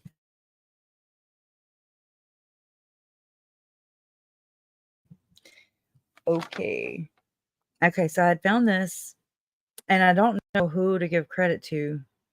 I don't know where it came from. Okay. So these are things that I printed off I don't even know when. And I don't even know if it's written for this case particularly or not. I have no idea. Just ran across it again. And so it says, it's a poem, and it says, I wish I had no reason. I wish I had no reason to know your name. I wish you were a stranger, unknown from where you came. I wish I had no reason to know anything about a boy. I wish there were still the times he gave so many such precious joy. I wish I had no reason to be aware of your teenage glee. I wish you were among your friends, living so carefree. I wish I had no reason to know anything of your life. I wish you were still a caring mother, cherished sister, loving wife. I wish there were no circumstance that I would share your pain. I wish the world were as it was before this horrible reign. But now you've all been taken from us by murderous, evil hands. So many have been horribly robbed of God's natural plans. One day you will all be reunited, whether kingdom or heaven. And even though it will be a lifetime, it will all seem very sudden. Most of all, through it all, days, weeks, and seasons, I really, truly wish that I had no reason. So, to whomever wrote that, props. Total props. Oh. But I mean, I was just like, well, that's to Lori Chad, that's to JJ, that Tyler, there's Tammy, and then murderous evil hands, that's plural. Just saying. Oh my gosh. I don't know. So I guess we're on, or is this verdict number 2 watch? What do we call this? Yes. Deliberation again? I guess it's deliberation of the full death experience that Chad has only half-assed, okay, or allegedly half-assed.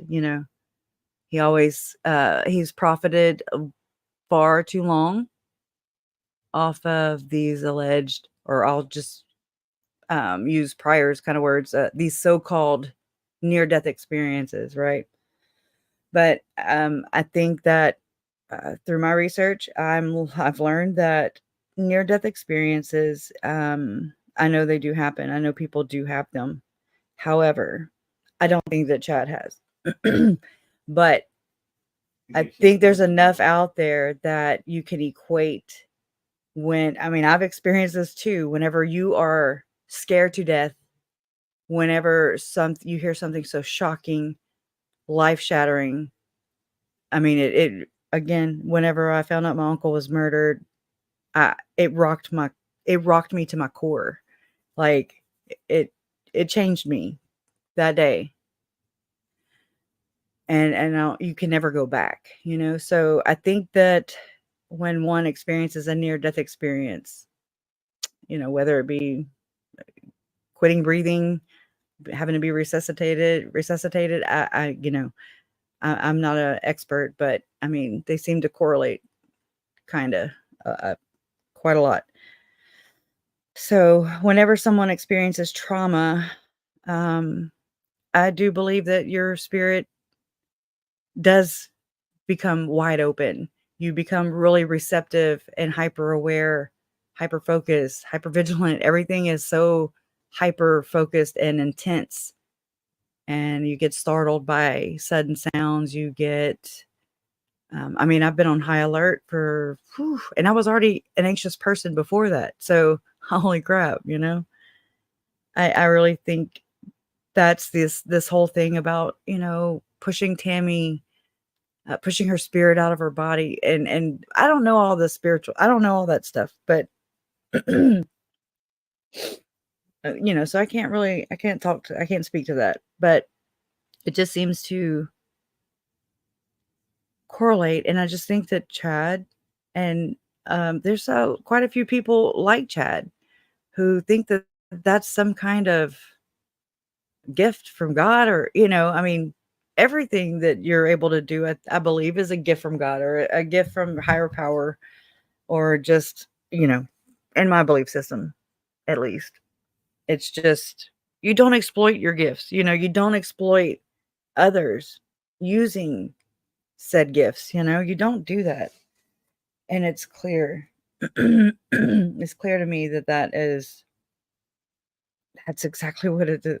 Everything in this and about this, yes, it's murder, yes, it's money, power, sex, yes, it's all these things, but it's exploitation at its finest. It exploits religious beliefs. It exploits everything good that we as society, we as human beings on this planet we love and we work for, we strive for, right? Well, they exploit those. They take everything like that and they use emotionalism and fear and they prey on us.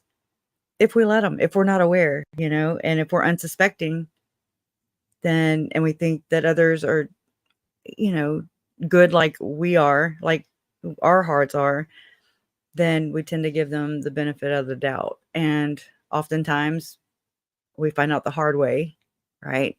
And most of those times, they don't end in murder. They don't end in extreme abuse or financial loss, I mean, I'm just saying.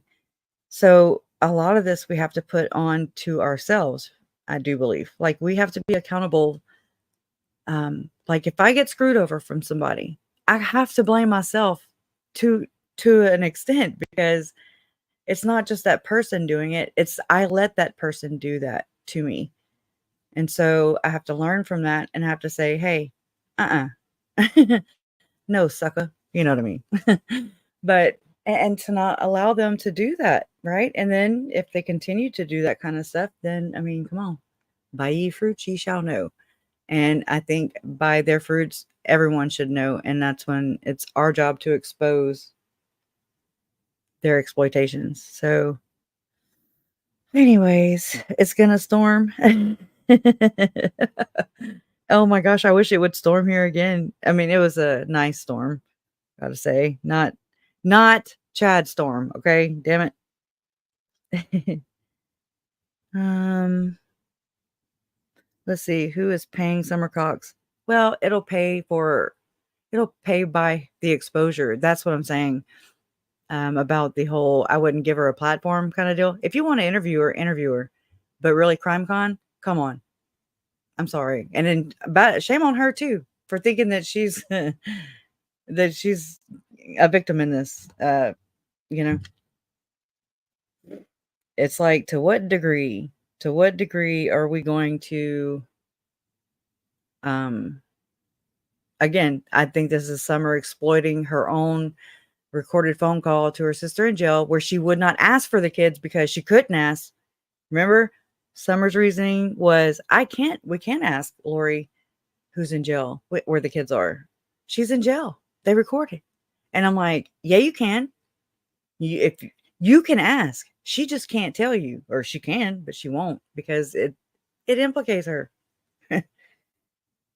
I don't think they get paid. I know my parents don't, they didn't get paid. They don't get paid for documentaries or anything like that. I haven't either. I mean, there's nothing in that. However, it does in the sense of notoriety and I would say a false misrepresentation of yourself to the public, to the unsuspecting. Do you understand what I'm saying? CrimeCon is paying, allegedly? What? I hope not. Shame on them too. And it was okay. I'm trying really hard to not skew my the image of Nate Eaton that I have. Okay. And I mean, it's been blurred a whole lot. So it's not that I'm not in denial at all. I believe everything y'all are saying. And I mean, I know better. I won't be duped by that bullshit because I can see right through it, But I mean, media is a tool. Okay. This is how I look at it. Media is a tool. That's his job. And it is his job. Right. He does have to make money, but he doesn't, in my opinion, I think it's a lack of ethics on his part to publicize or promote someone who is a victim in this, but is also maybe part of it, part of the victimization that went on, part of the plan, part of the conspiracy, if you want to say it, And so whenever she said, whenever Summer made the comment, and I mean, it's very vague even. And that's to be learned, in Arizona whenever we're going there next, right? Let me pull it up because I had just put this into my Cam app to share with y'all. And so this came from the FOIA docs, and it says, this is from one of the detectives. Lori found out about the potential intervention on 7/9/2019. She reached out to Alex Cox. So Summer reached out to Alex Cox. I'm sorry, Lori did. Lori reached out to Alex Cox, Melanie Boudreau, and Summer Shiflett to warn them of the elaborate plan that Adam and Charles had. Adam and his son Zach were picked up at the airport on 7/10/2019 by Adam's mother, Janice. Okay. Summer provided Lori. Read that again. Summer provided Lori with updates regarding Adam's whereabouts. Okay. And asked Lori if she wanted her to run interference. Lori told Summer that she was trying to figure it out. So this kind of is weird. Okay. Because I was like, this kind of doesn't go with the rest of it. This last sentence. Summer commented, oh my gosh. Summer commented, quote, "I will kill him myself if that is the case," with 5 exclamation points. Okay. Lori responded, quote, "No, I need you safe," unquote. There is no indication who Summer was talking about killing. You do the math. You're intelligent people. I am not going to promote it. I'm not going to sit here and just be quiet and let anybody else promote it. Okay. I just don't think it's cool. Not until we find further evidence. The only time that Janice and Summer even came out about the kids was to defend Lori. And I understand being duped. There's one thing in being duped and not being, being totally sucker punched by it. But there's a whole nother thing when you're saying, hey, you want me to go kill him myself? So you can't just mob mentality. You can't act like that when it's to do with Charles. Okay. We know she was drinking the damn Kool-Aid too. You can't just be in on this one, but then, I don't think she was part of the whole kids thing, but kind of indirectly she was, in my opinion. So to me, it's, there's not been any clear, Summer has not cleared that up for me. And now she's already done an interview with Nate Eaton whenever she did not show up. Okay. For Lori's sentencing. She did not stand up as Tylee's advocate, but she, boom, she appeared on Nate Eaton, East Idaho News with a 25-minute interview. Okay. She had the time to do that.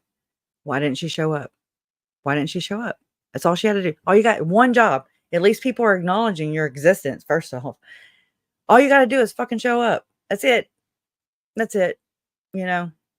And so the emotional phone call that was played in Lori's trial, who wouldn't freaking respond like that? Okay. First off, that's just one that was shared with the public. Okay. So I don't think that she has direct, involvement with, what I'm saying. I don't think she was hands-on with her sister, but she's too close for comfort, in my opinion. And then to go and instead of advocate and use her aunt voice to raise awareness about the missing kids, she went on defense, and it was all just mom. It was all Kay and Brandon, the dark ones, the dark ones. So it's dangerous. It's deadly. Okay. This one turned out to be deadly, and then she's going to get praised for it at CrimeCon. And I'm sure, let's wait for the podcast to roll out. Okay. Let's take a vote on when that will happen. Okay. If it hadn't happened already.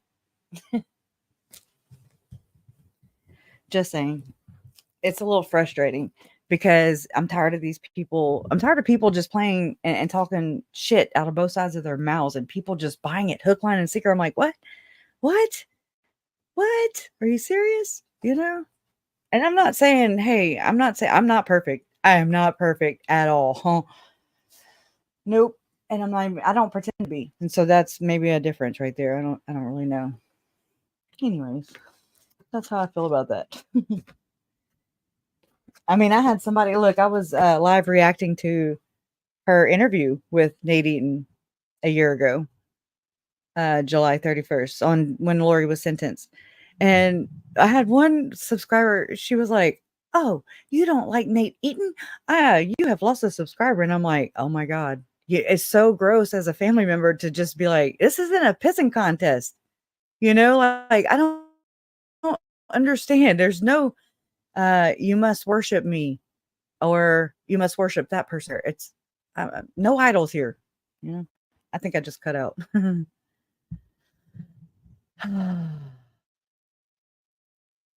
Oh, that's awesome.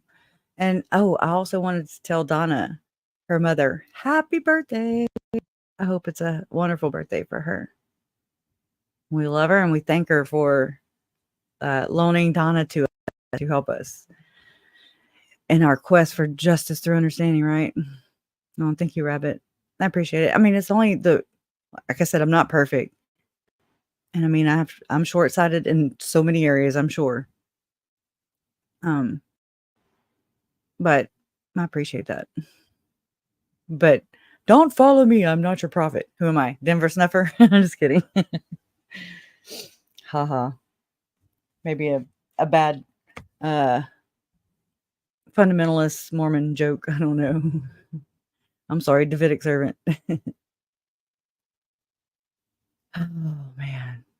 Yeah, it's a little weird for me too, CrimeCon. I've been like, I don't know how I still don't know how I feel about it. I like, but I think it's also the creator too, and how they present themselves, how they treat the victims in the stories that they're telling. You know what I'm saying? And I'm not saying that Nate has done it wrong, but I also think Nate whitewashes it and distances the church from a family's stories, and it's imperative. You can't tell one without the other. So the whole whitewashing part, it it it's chills me to my bone. Okay, and it also pisses me off too. That's why I don't think Nate too much. Nate hasn't reached out. I'm just saying. Even we had a Carrie Ann, we love Carrie Ann, okay, and her cousin was missing at one point. I did a whole live stream on it. Well, I mean, didn't set out to do a live stream on it, but Carrie had let us know in the chat that her cousin was missing. So I don't know. We just went right into it. Okay. We just started asking questions. Y'all started asking questions and we started profiling basically. And I did text Nate. I had his number because, I have met him. I've sat in a little interview room with him and my mom, and we just shot the shit. Okay. But that's before I learned about second anointing. I learned, I was researching into Mormonism. I wanted to see where Chad and Lori's beliefs differed from their church. That everybody's been like, oh, it's a cult, it's an offshoot, it's a cult, it's an offshoot. And I was like, what does that even mean? And so I learned that their beliefs they're not different. And, it depends on who you ask. It depends on who has experienced where they live. You know, anyways, it's so intriguing in my opinion. It's very interesting. But yeah, Nate. I mean, like last year when we came out of the courthouse after Lori, was found guilty, just like Chad was yesterday. And we walked outside, and Larry was addressing the media, and me and Mom were on each side of him. And there's Nate sitting on the ground, and I think he went to get up or something. I don't know. I filmed it from my phone. That I'm sorry, it messes up all the sound. Okay, I've got to get a new phone because it garbles everything. But excuse me. But I think I either helped Nate with his phone or I helped him up. I don't remember. But anyways, still no acknowledgement. None. None. It's okay though. I don't think I'm important, but it's just to not be acknowledged. It pisses me off and it hurts my feelings at the same time. If that makes sense. And so, but it's probably because of what I research. You think? I think. You're welcome, Tanya. I mean, it's my family though. You know what I'm saying? Like, this is my family. This is not, I don't have to spin it a certain way. I don't have an agenda here. I just want to get to the damn bottom of it. That's it. That's all. I think there's shitty people all over the world. I don't really believe in politics. I don't get it, you know, and I don't like the whole I know it's kind of necessary in our society, right? But I don't know. My body is just like, what? My mind's like, I don't understand it. To me, it's like choosing the lesser of two evils or settling. It's like settling. I'm not very good with settling. So when I say this, it's really because I don't want anybody else. I want it exposed. And it's like, I mean, even Summer, I mean, she has loyalty with the church. And so she's not going to see it how I see it, how you see it, people outside of the church see it.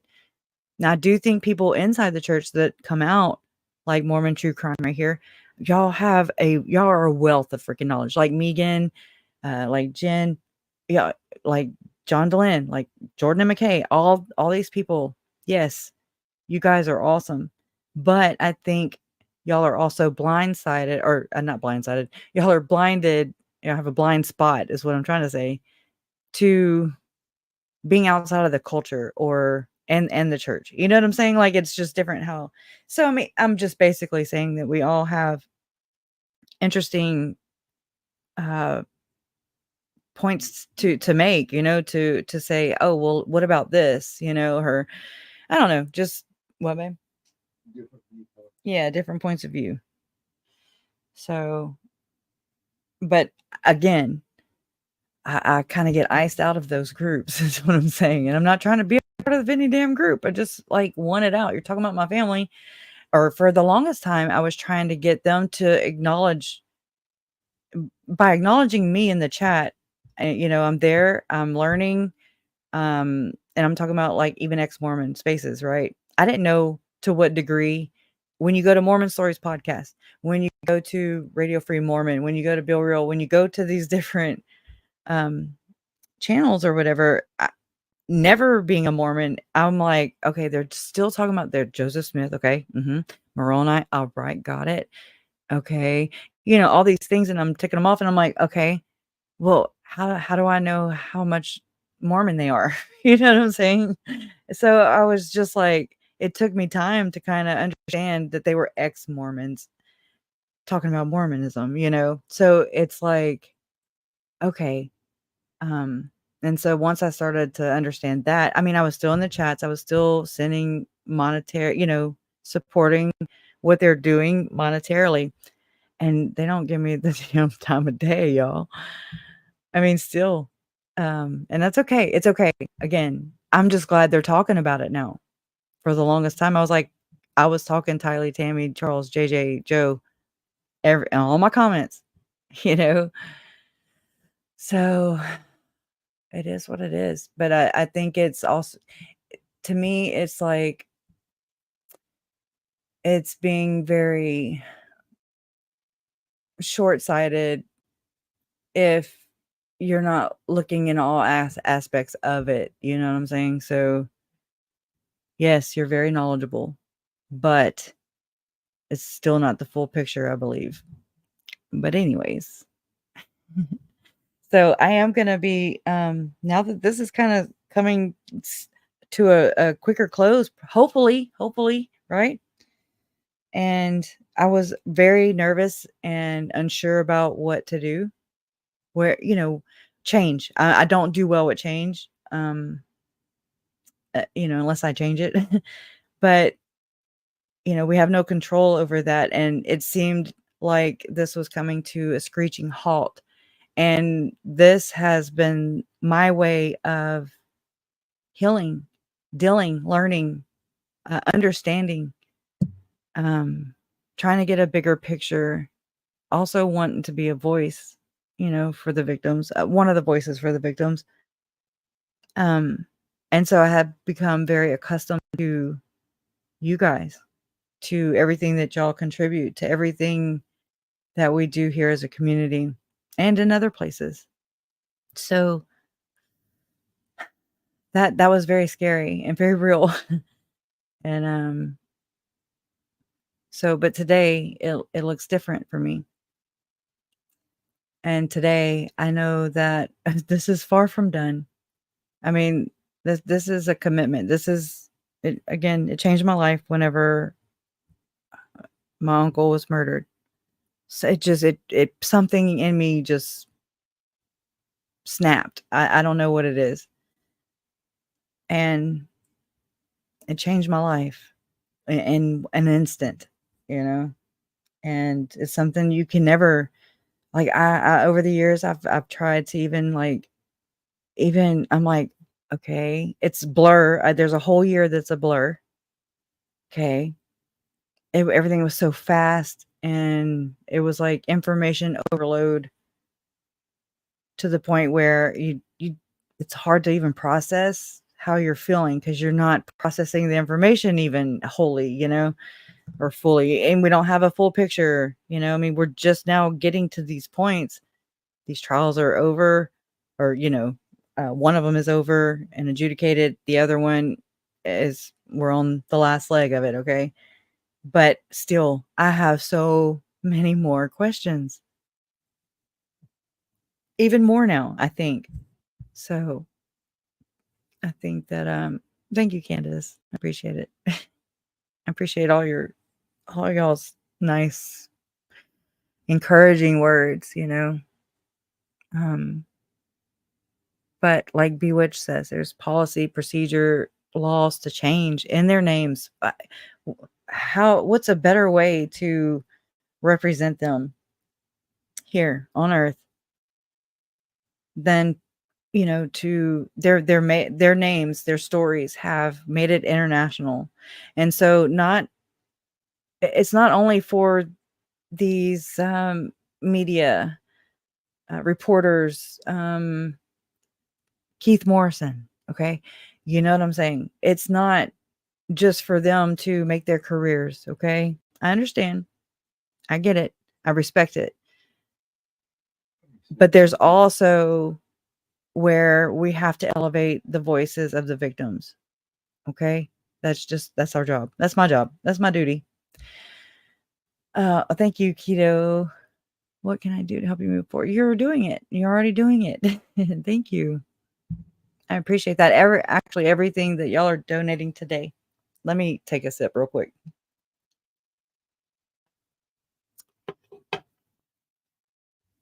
Damn cotton mouth. It's like, you talk too much. But everything that y'all have donated today, through the super stickers, super chat, all the YouTube stuff, right? Whenever it comes in next month, it'll be a month. Okay. Usually around the 21st to the 23rd of the following month. So it's what, May 30th today? May 31st today. I think it's my stepbrother's birthday, actually. So everything today will come in, I think, June 21st or 23rd. So whenever that comes in, I'll let y'all know. And I'll let y'all know how much, or I can maybe let y'all know how much it is now. Actually, I will need a calculator. So You got it all tonight. oh yeah, plus all tonight. Oh, there's quite a few super chats, y'all. So awesome. Super stickers and super chats. So yeah, I've never done this before. And again, once you make 10,000 subscribers on YouTube, you have the option to fundraise. Now, because it happened during this trial, right? Like it just happened like a week and a half ago, maybe 2 weeks ago, around my birthday time, I think.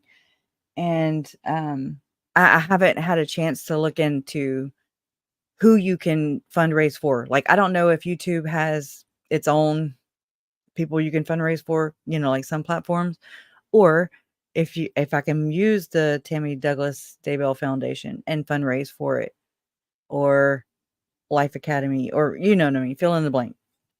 Or you just do it this way and donate. Or do I just do it this way and donate myself? So since I don't know anything about it, I'd rather not even try. No, I just don't have enough knowledge. I don't feel comfortable. So this way I can keep up with it. There's a record of it because it's recorded. So I will display them though. That way it is recorded. And then we can, whenever YouTube does pay, then we'll write that out to the Tammy Douglas Daybell Foundation and we'll help children read. We'll put books in their hands, like in honor of her. And that's the least I could do. So this one, thank you, Keto and Crime. But a long way of saying thank you, and you're already doing it. And keep up the good work, right? Everybody go subscribe to Keto and Crime. She's done some major deep dives into Chad Daybell's horrible writing, okay? Sorry though. Ain't nothing worse than the damn James and Elena story. Oh my god. And Pryor tried twisting that like he was writing a novel. Oh yeah, he was writing a novel, all right, called Doomsday. The end, Anyways, MMF had said, Donna, you are so good at hosting. Thank you so much for helping Kresha with this channel. Yes, thank you. So she can take care of herself. You two are a great team. Thank you for bringing this information to light. Thank you so much, MMF. And that's $19.99 going to Tammy Daybell Foundation. And Puzzle Pieces, also thank you for your $9.99 super chat. I feel like those YouTubers, y'all, please don't ever take me as that. I don't know how else to do it. Just doing it one time. I have 2 sons. Oh, born on May 25th. They are 10 years apart. Oh, wow. That's Jason, my fiance. He has Tay and Leland, and they are born how many years apart? 3 years apart on the same birthday. An hour off. Isn't that nuts? That's nuts. How do y'all do it? Very carefully, I suspect. Oh, and one of them is autistic. My sons are so happy and proud to share their birthday with JJ Velo. Blessings to the family. Wow. Yes. That's so beautiful. It really is, And thank you for sharing that. Oh, and Hope Grace sent $5 super sticker. Thank you, Hope Grace, for that and for, always being here, always chipping in the conversation, How else can we learn? I appreciate you. And then Anna Brown. Thank you so much, Anna. You and your friends.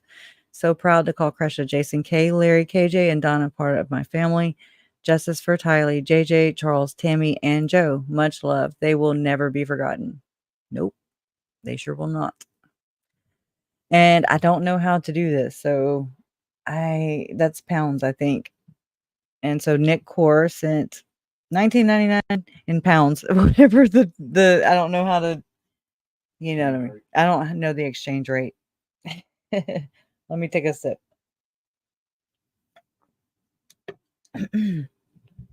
But thank you, Nick Core. I really appreciate you. We do. This whole community does. And bless you too, Medea. Thanks. I appreciate you. I always see that dog, your dog. Always, I'm like, that's Medea.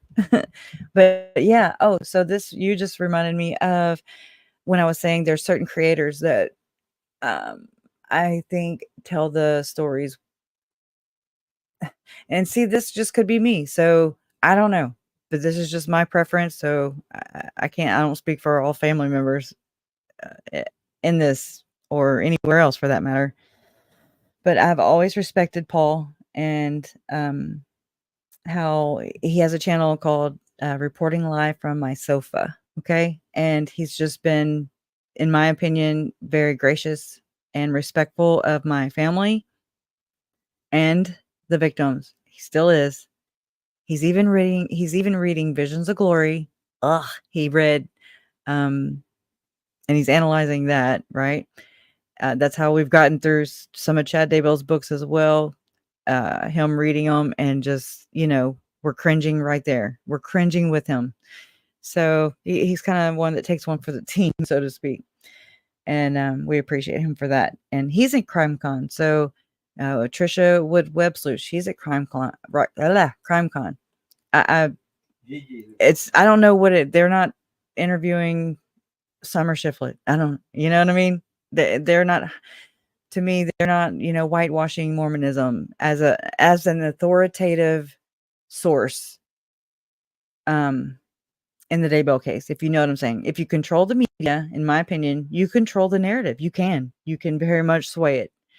So anyways, but you remind me of that, Medea, because she's also there too.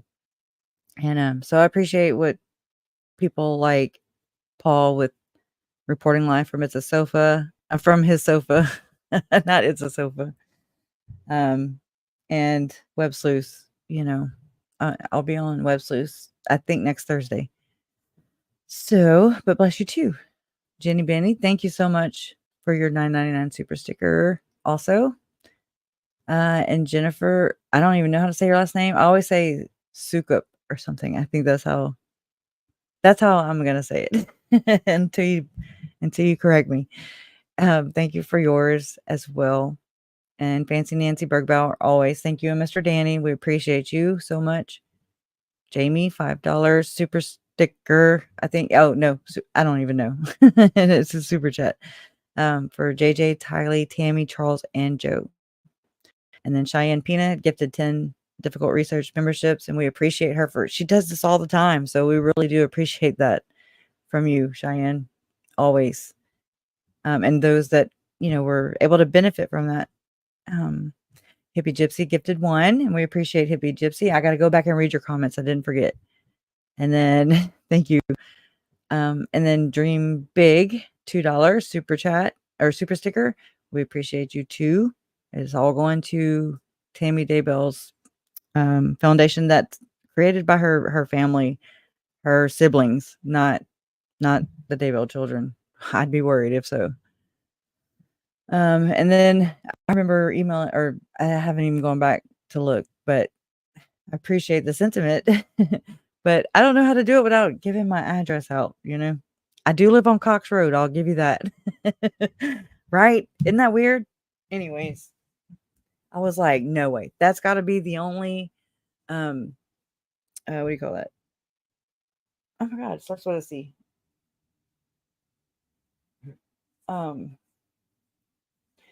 Babe, come on, you got to fill in my blanks.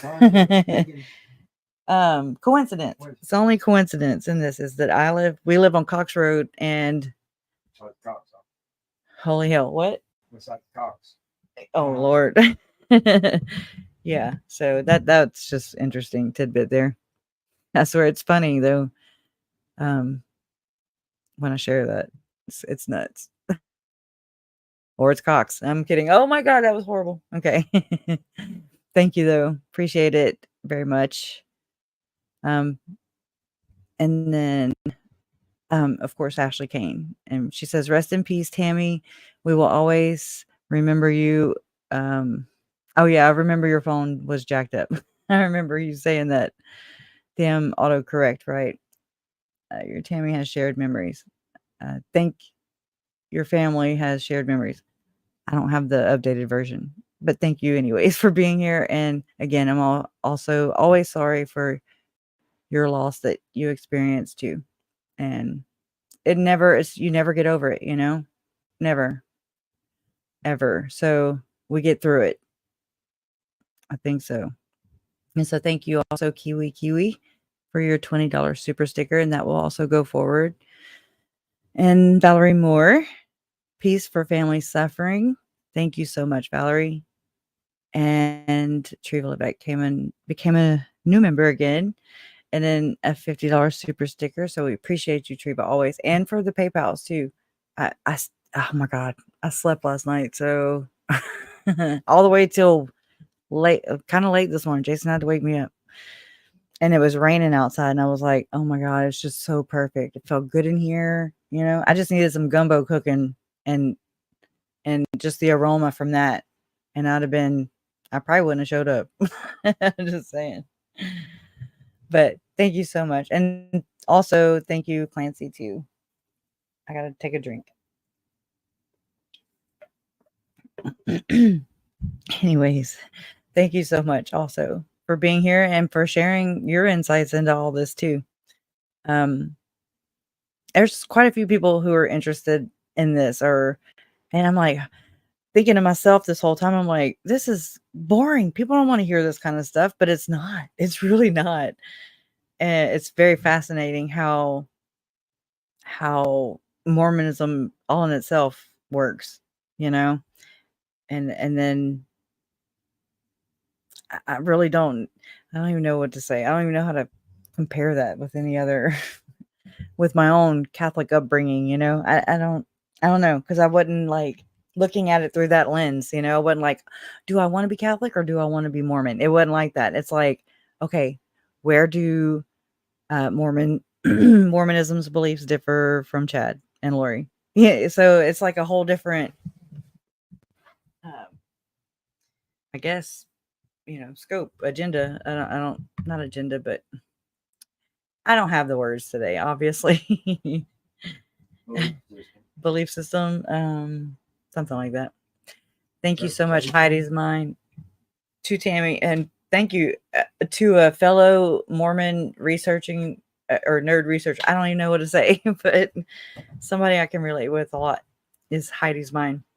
To Tammy, to Kresha, my spirit, truth teller, Neuro Spices, rabbit hole, diver sister from a Nevermo, Mister. What? Y'all are jacking me up. I already can't talk. I really sound out there today. But I get the Nevermo, or as I never can remember all these channel names and all these people's names. The new channel we had just found, the lady Kathy is her name. Innuendos. Anyways, she says funeral potatoes, right? Chad, potato cult. Chad, yeah, funeral potato cult. So it's kind of funny.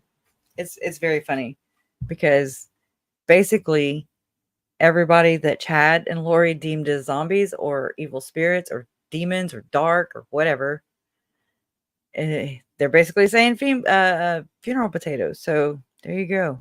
It comes full circle. Thank you, though. Appreciate you. And to Miss Carolyn A, thank you so much. Love and peace to all. Also, I'm blessed. We're blessed. We say it all the time. We think it all the time. I'm serious. That's what I'm saying. This has been very difficult just to even deal with this. Possibly like, okay, well, now what? That kind of thing. Now what? What do we do now? But we just keep on, is what we do. That's where I'm at today. We keep on because we're not quitters. And that's where Chad and Lori had us all mucked up with somebody else. So, oh, wow. Interesting. I don't know what it was before, though. So I don't have anything to compare it to. We're going to have to check into that one. There's a tendency to take leaps of faith in this perversion. As Eric Smith said, multiple probation sounded reasonable. Yeah. Huh. And so there's been that thing going around about, somebody said it was Garth in the fire pit, okay, at Chad Daybell's house. But I actually had ran across the post or whatever earlier. I told y'all, like, ever since it started out, and there were Facebook groups formed, and we were all looking for the kids. Where are the kids? Where are the kids? Where are the kids? Right? Well, I had no education as far as like tech stuff, computer. I could rule the world from my phone. Okay. I mean, but I still didn't know what a link was. I didn't know I didn't know that you could push a hashtag and it actually brought you to other keywords. Okay, I didn't know that. So I didn't know to link things. I didn't know how to credit people. I didn't know the rules. Okay. And so, but I still don't know them all, but I'm learning and I'm trying. Where was I going with that? The whole in my phone. Let's see. A picture of Joe Garth. Oh yeah. So I've always, and plus the like preparing of people and others, like Stepping into Freedom podcast with Paul Pulsifer. Who? Who? Oh, and plus that just reminded me. Julie Rowe put all her stuff back on. Remember, she had put it private, all her videos and stuff. So if you want to go listen to the Casting Out podcast that she did with Eric Smith, and that's where Melanie Pulaski said they learned how to cast out, which I think is bullshit. I mean, it's true, but it's not. You know what I'm saying? There's some truth to it, but there's not. It's not like where they got it. Because anyway, so just know that her stuff is back out.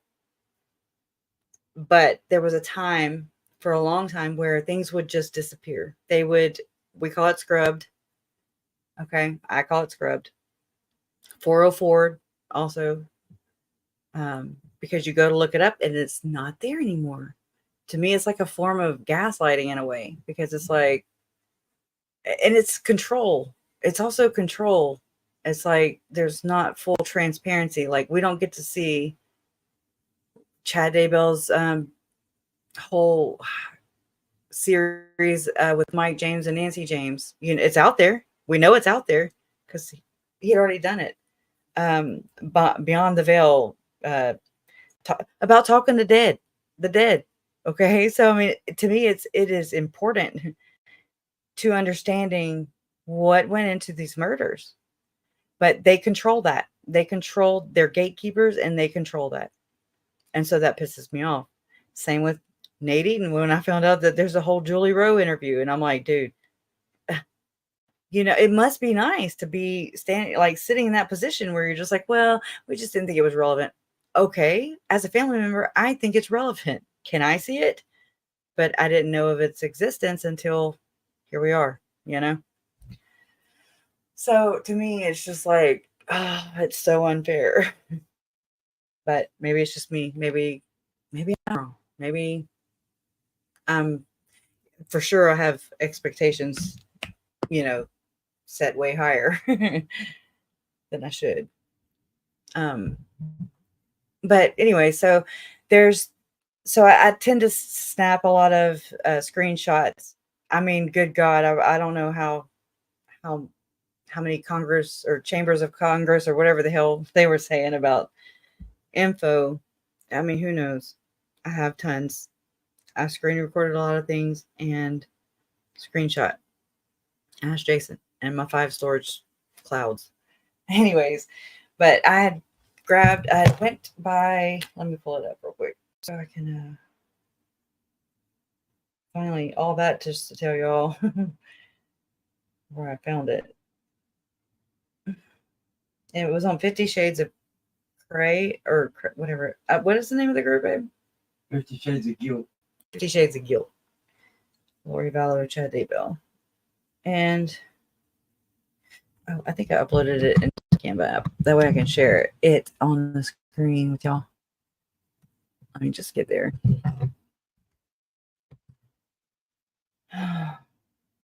On my computer in my room, so I might bog it down. Let's see.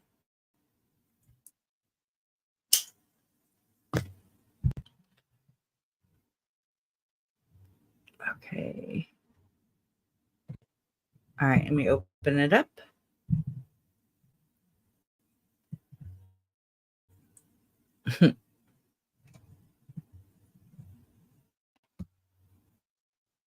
Okay.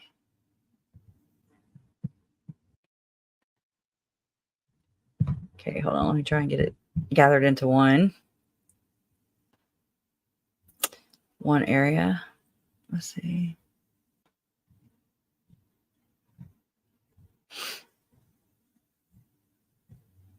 What are y'all going to do this weekend?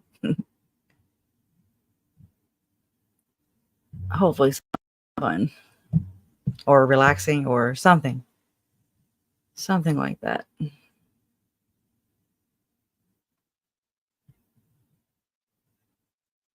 Okay, I've got them also spread out. Let me see.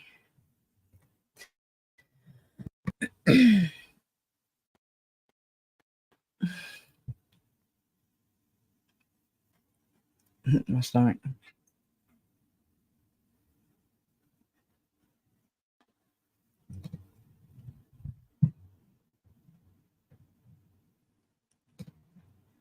I'm just putting them into a where y'all can see it on the slide or something. We have that one. Okay.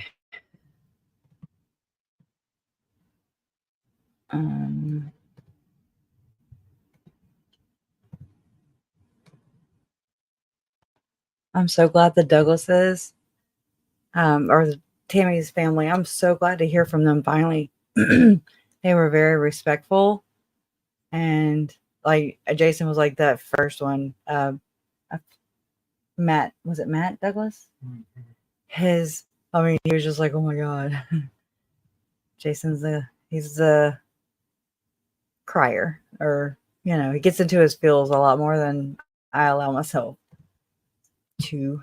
But then I do feel, trust me, I feel all types of ways. It's just hard to, I don't feel them on demand, I guess you could say.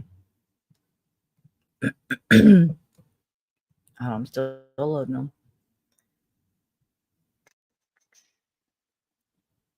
Okay, here.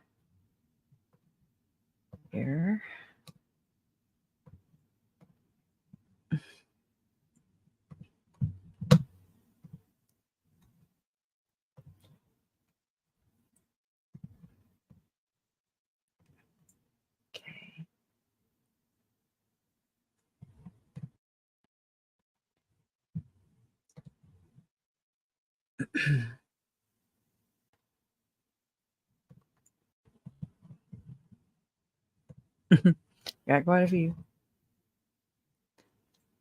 And they're spaced out.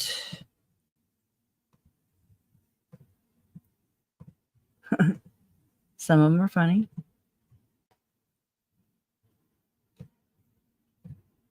Move this over here. Okay. 1, 2.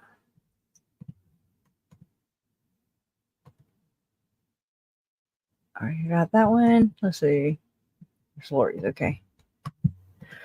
Oh, so then, yeah, we'll focus on Arizona, and we'll get down there. Okay, here, finally getting to it. All right.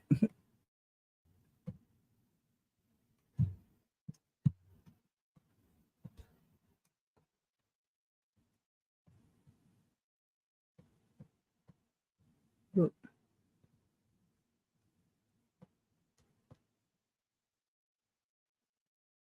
Here.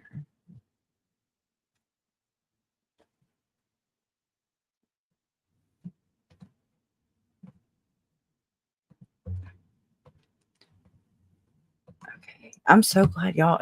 It's like a damn dream. Like he was found guilty yesterday. Like I want to. We've been forced to kind of not have very many victories, so to speak. They're very few and far in between. But yesterday really was a big victory, and of course I'm probably late to the party as usual. Again, I have to process things, and we've been in this like hell for like so long. It's doesn't seem real sometimes, and it's feeling real. I hope he feels, which I doubt. It's not going to be anything for victims or anybody he's ever hurt. Just like Lori, and it's for themselves. I really do think the best way of demeaning a narcissist or whatever they are, killers is what they are. I think that's the best way, is just to impugn their intelligence and what they gloat about, what they're so proud about, what, in my opinion, what Chad used to dupe people, into thinking he was some freaking amazing Stephen, you know what I mean? Like this awesome author who just everybody should just be blessed with, with what he's got to say. And so, Chad, we hate your books. They're effing stupid. Okay. Your little novel too. Okay. We hate everything about you. Okay. Finally. I kind of picked up a few things off the internet.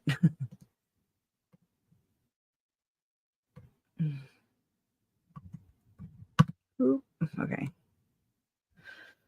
All right.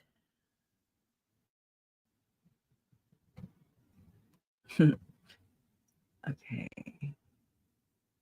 I gotta find that picture also of Lori with her eyes closed. I had it in my damn StreamYard app forever. And I just took it out like a dummy. And here we are. Okay, I'm almost ready. Almost.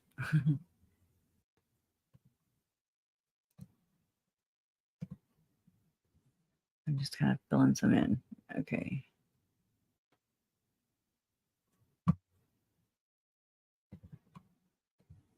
Oh, no. My stomach is growling too, so I don't know how we're gonna do this, because the stream will end. So might have to start a new one and just let it roll through the night, I guess. Oh no, they'll go home, huh? No, they're sequestered. Well, what the hell does that They mean? go to a hotel room, and when they come, once they retire for the night, you're done for the night. But until then, you gotta wait. How do I know when they retire? They'll come on like last night and say this. They're going to their room for the night. Through who? Like the court? They'll tell the guards that are outside their room. Mm-hmm. Then the judge will send a note down to them. Hey, y'all ready? Y'all want to go longer, or y'all want to go to bed? And then they'll send a note back to him. Hey, we're ready to go to bed. So he'll come on and say, blah blah, blah blah. Yeah. Okay. Well, see, y'all. Don't come here if you want answers. Like, I'll just tell you how I deal with them. That's all. Okay. Go here. So hold on. As soon as I get back to the chat, I can't see it right now. We'll discuss how we should handle this. Okay, finally in there. and then he can come back on and say, hey, we ain't doing that. I decided we ain't gonna do nothing till Monday. So Okay, so we're just waiting on them to come out and waiting on boys. aren't we always? No, I'm kidding. Okay. Oop. Hold on. I'm brand new here. It seems. There we go. Finally. Damn. Okay. So let me close this. And let me go share my screen.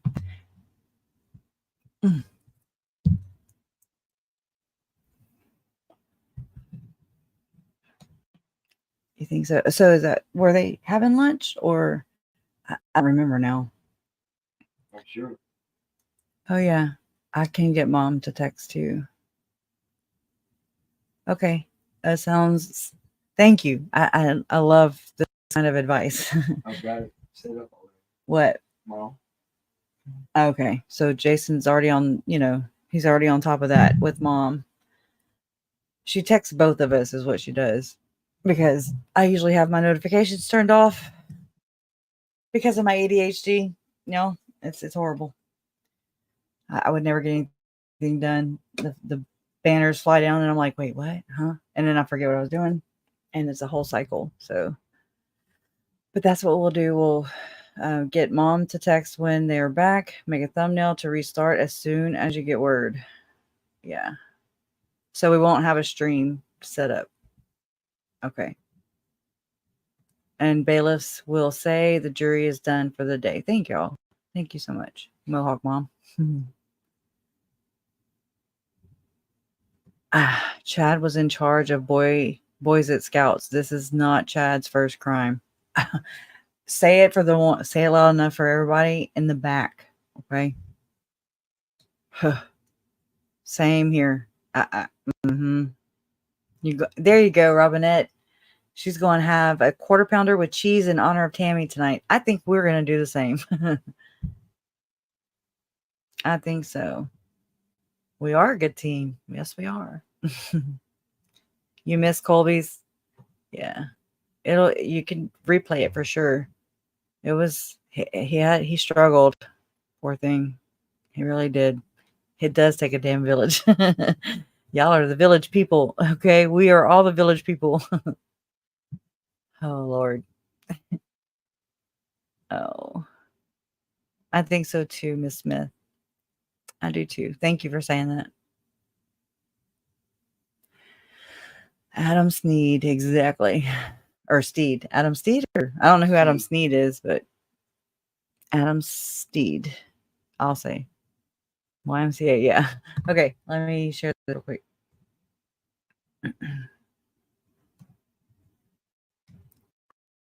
Okay. And I mean, I just have it on that one. I'm sorry. Let me do this. That way they're.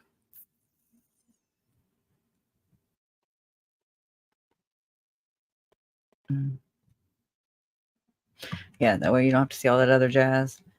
Let's see. Ooh. So I was going to. Here's that picture. I mean, this is Chad's life now. If you know, you know. Drop it in the comments below. Just don't drop the soap, you know. Anyways, I wonder, are y'all seeing it? Yes, you are. Okay. And then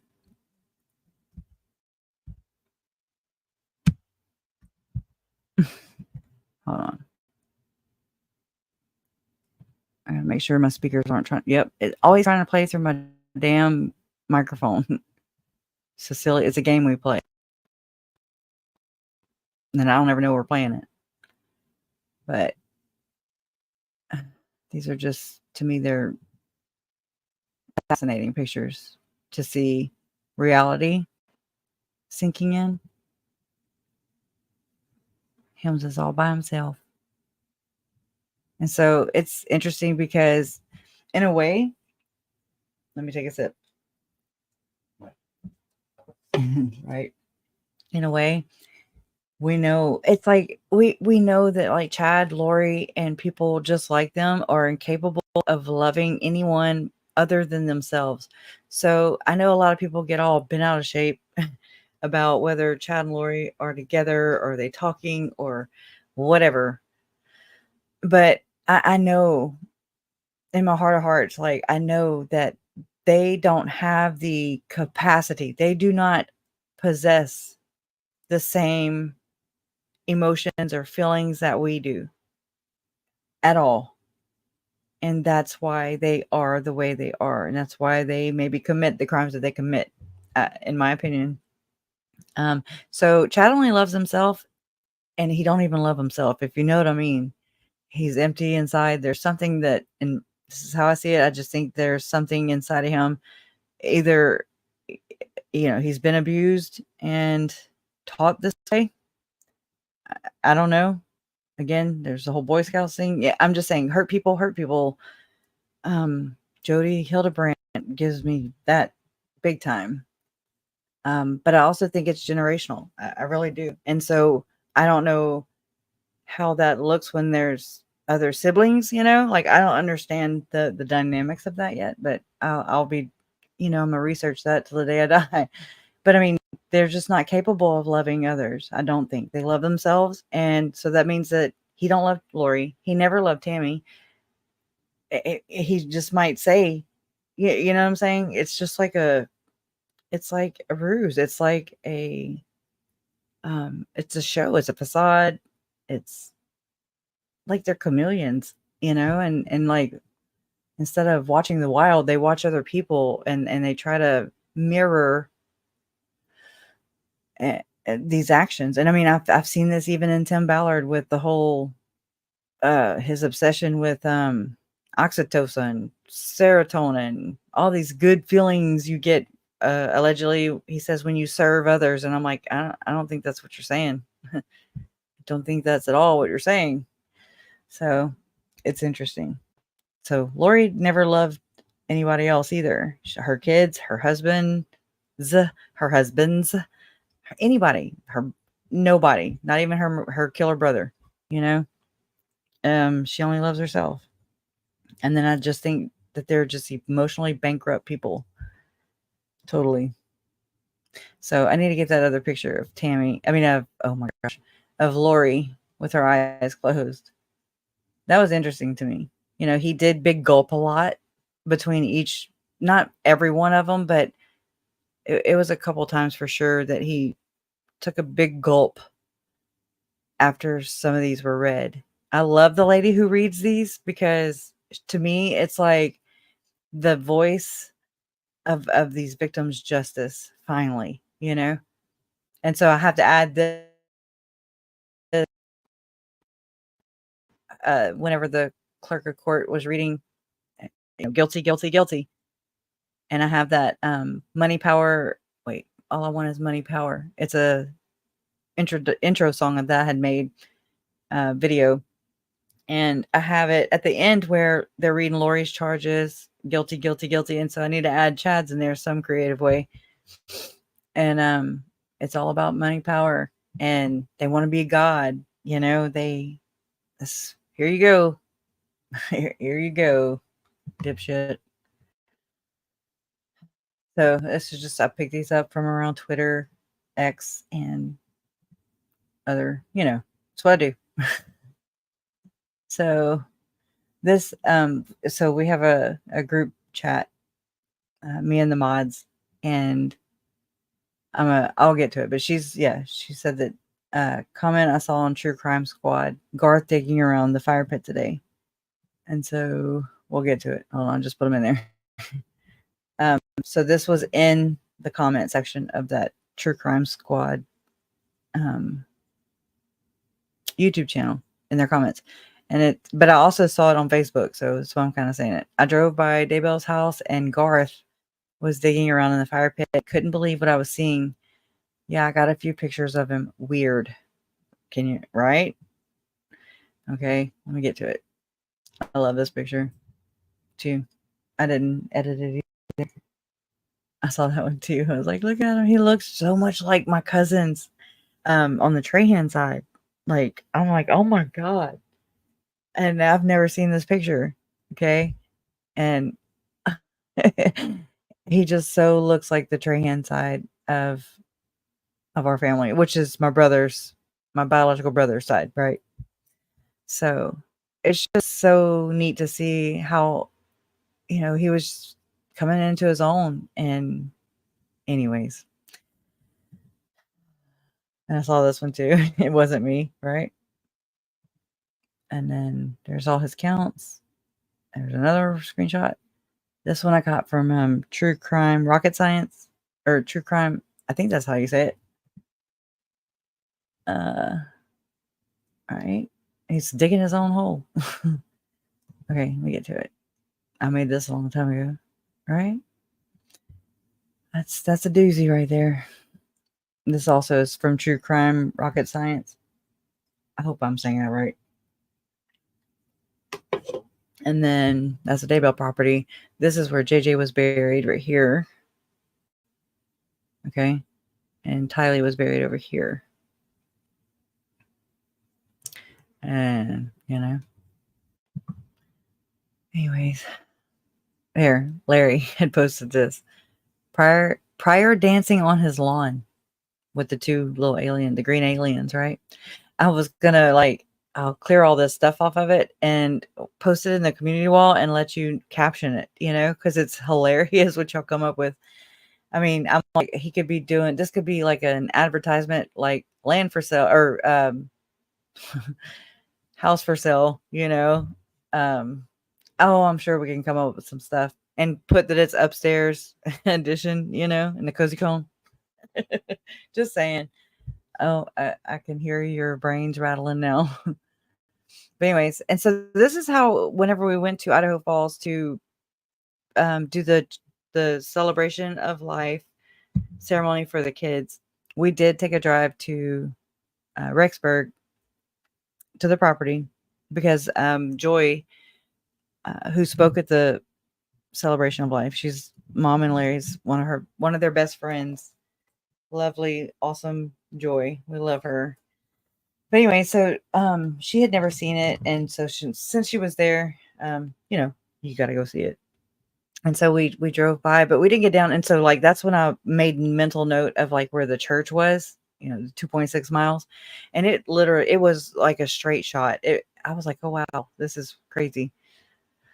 But Larry was driving, so I couldn't like time it,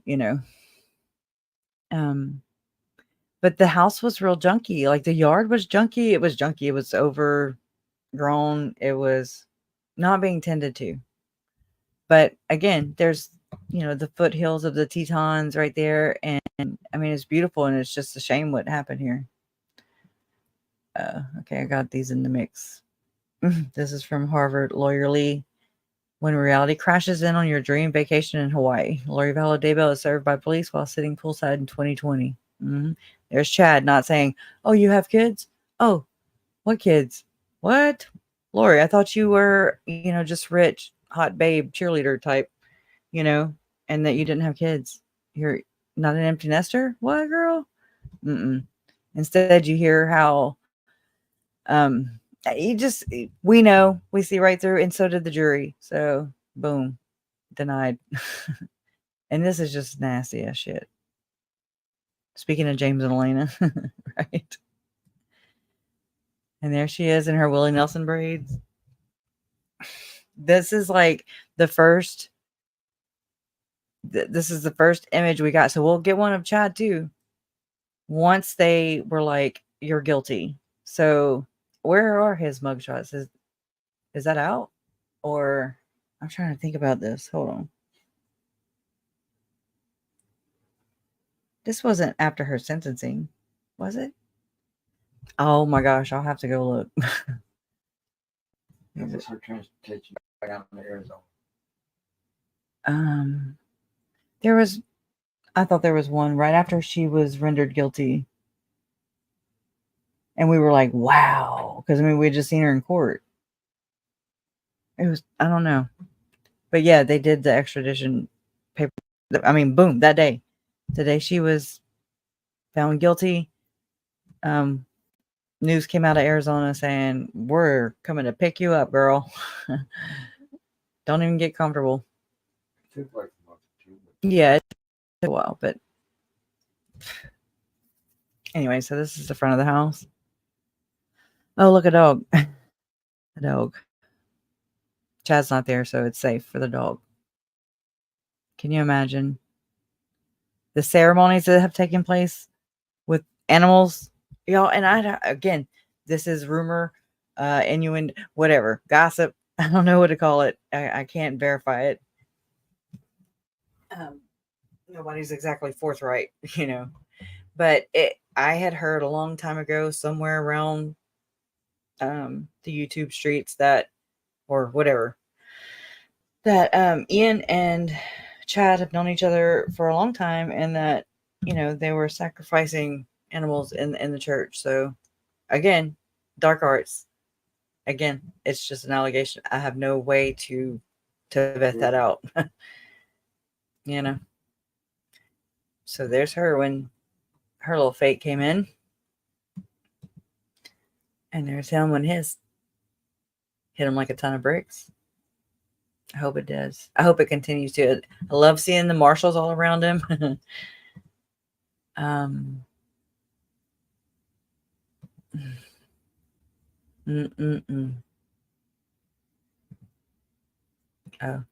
Oh, let me get out of here.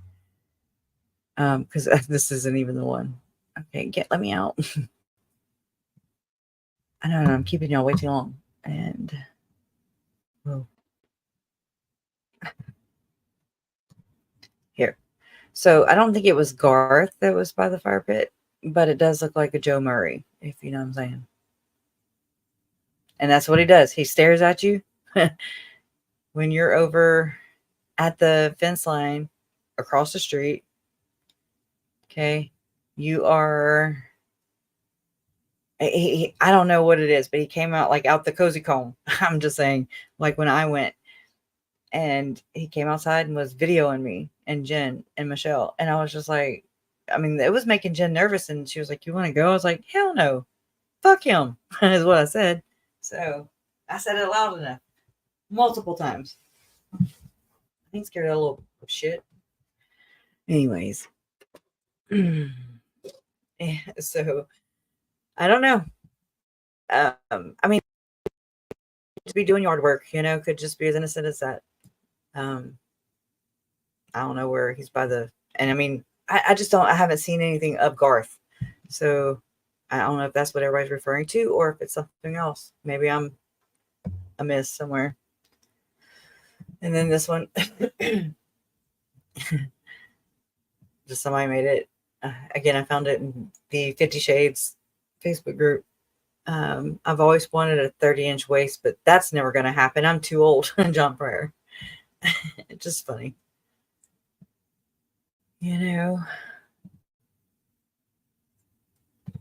So I think here's the post. Yeah, here's the post. So 50 Shades of Guilty. Drove by the Daybell house over the weekend on our way to Montana from Idaho. Kind of junky. Lots of junk laying around. Saw a dog in the front yard and man out doing some gardening. He wasn't too happy by our drive by. My BF got photos of him in the garden, and he was taking pics of us while we were taking photos. I think it was Emma's husband, but not positive. Kind of creepy to dig or plant in that yard. Added a few more photos. So thank this person for sharing for sure. Yeah, there's that one again. This again. I'm gonna try and have these. I was like Krisha, telling myself like just have some things ready to share when you start going on these tangents. That way I can kind of have a reference base, But like this, the spheres that encompass OUR, Eternal Core, Liberty 89, Preparing a People, Firm Foundation, AVAL, and Visions of Glory overlap significantly. And it should be no surprise these personal and professional relationships exist.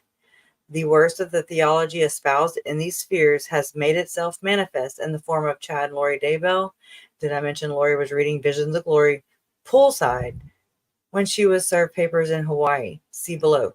She was, it's right there. But she was also talking with Chad in their jail coded call in the very beginning, right out the gate. They're talking about pillars and shit like that. And it comes straight out of Visions of Glory. So does it was also on the nightstand. I've showed y'all that picture many times where my uncle was murdered in Arizona. There ain't no book that damn precious, okay? I'm just saying. There's something more to it though. There's got to be something with how Chad Daybell was meeting with Tom Harrison allegedly with Julie Rowe teaching. Allegedly, Tom Harrison was teaching Julie Rowe and Chad Daybell how to, quote unquote, portal. So, I think it's a remote viewing program that the CIA used to, they say that they used to test to see if they could hit targets with remote viewers. Okay. And while they've kind of debunked it, so to speak, on their website, CIA.gov, there's all kinds of other things that they said they don't do anymore that they're still doing. So, it's not a far-fetch. That's all I'm saying. I'm just saying consider it. I'm not saying you have to. I don't even believe it sometimes. I'm just like, what is really freaking going on? I think this is going on. And I think that the whole reason or the fact that Tom Harrison has been in, his name has been mentioned. He's done priesthood blessings. He has administered ketamine treatments to Tim Ballard. Okay. He's also bolstered and told Tim Ballard that Tim was going to be the next, or who's going to be a future U.S. president. Okay. Tim Ballard's already worked under President Trump. And he planned on running for Senate until these women's accusations came and hit him right in the damn face. But he's still trying, right? He's still trying. He was meeting with Utah Senator. Is it Utah or U.S. Senator? I think it's Utah Senator Mike Lee. Mike Lee is, in bed with John Huntsman Jr., who was found in Epstein's little black book. So, that's where this goes.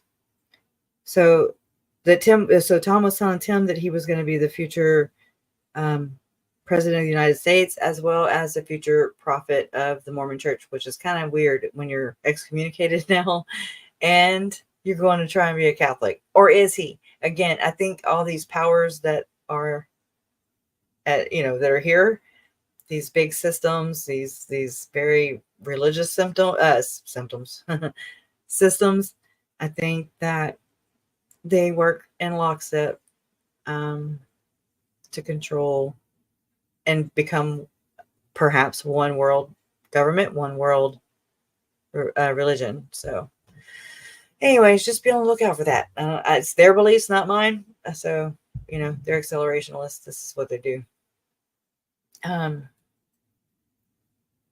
So you have Tom Harrison, and he's also, he works on a board committee for the church, and it's been alleged that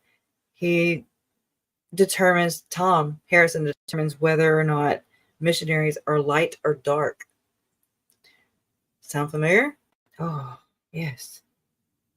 Well, Tom Harrison has also spoke as a witness. I want to say an expert witness on behalf of Barbara Timothy.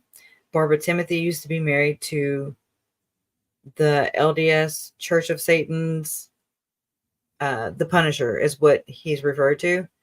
I've shared that story quite a few times. It's very gruesome. It's horrible.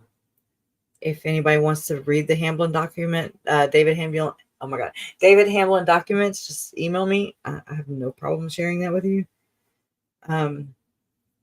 It's interesting because the beliefs of Chad and Lori line up almost perfectly with David Hamblin, Gordon Bowen, David Levitt, and friends. We're going up Mitt Romney. We're going up M. Russell Ballard. We're going way up, even higher than that. So anyways, so that's my spiel for today. With that, let's see what else we got right here. Yeah, it's looking rather, oh my gosh, let me back out. Looking rather junky. But yeah, this is where Joseph came out. He came out right here, and he was videoing us over here. Like we were across the street. So it's like you can't really see him because you can't see like his facial expressions or anything. But you can see him holding the phone up. That's all I'm saying. Yeah. So Tylee was buried right here. Okay. JJ was buried behind this shop under this tree. And then, okay. But he's got the sprinklers going. That don't make too much sense. And this is Tammy Daybell called it a yellow caution light. Chad Daybell also. And then Emma and Joe Murray lived right kitty corner. We're diagonal or catty corner over here. Or across the street. Or across street, adjacent. You can, yeah. Is it perpendicular? I don't remember all the things. Told y'all. When math starts mixing numbers and letters, I'm like, I'm out. All right, guys, we're about to go. And oh yeah, here's a funny. All right. And so it says, officer, how do I get to H-Town from here? What you want to do is bust a left, a right. I'm out of sight, I'm throwed. For those of you that know, it's some old lyrics. But anyways, Want to be a baller. Shot caller. 20-inch blades on the Impala, right? Okay, haha. That's all I got. The rest is to be determined by those awesome jurors that are doing the public a damn service, straight up doing us damn service. So anyways, we all good? Okay, well, I'm gonna go back and I gotta look through the comments anyways, but thank y'all for just being here. First off, thank you for those who push the like button. Okay, to me that's the only way. Keep your notifications on. Yeah, keep your notifications on. 120 and counting. What's that? Oh, the time? What the hell does this mean? Eric Jasper says, got my swisher rolled tight. Want to be a baller. I'm sorry, I just like those. I like punny things, okay? My Uncle Charles, he had the same kind of personality. Very punny. Got Fortune in the chat. So if everybody will hit the like button, then that does more than anything. You know, you being here, commenting, talking about it, sharing your thoughts, and then smashing the like button. Your presence is so important and valuable. And you can spend your time anywhere, but you're here. And so I appreciate it. My mods appreciate it. My family appreciates it. And the victims, it helps to, I guess as I'm learning, I'll get better at talking about it, but until then, you know, we're just going to do this together. Like we have been doing. So anyways, appreciate you guys. I don't know when they'll come back.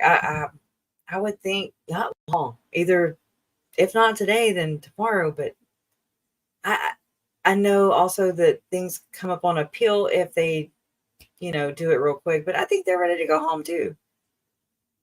Zero says, I think we'll be back shortly. I like the way you think, Zero. Yes, they're deliberating. And in off time, you can go back through Crush's older videos and give them all like, yeah, thank you. Good idea. Appreciate it. 516. All right. Thank you, Maria P. Maria P. I'm starting talking cursive. All right. We're going to get Big Macs, quarter pounders, and cheese at McDonald's, and we're going to eat them for Tammy Daybell in honor of Tammy Daybell. Right? All right, guys. Love you guys. And justice for Tylee, Charles, Tammy, JJ, and Joe. Love always wins. And you guys are proof of that. See you later.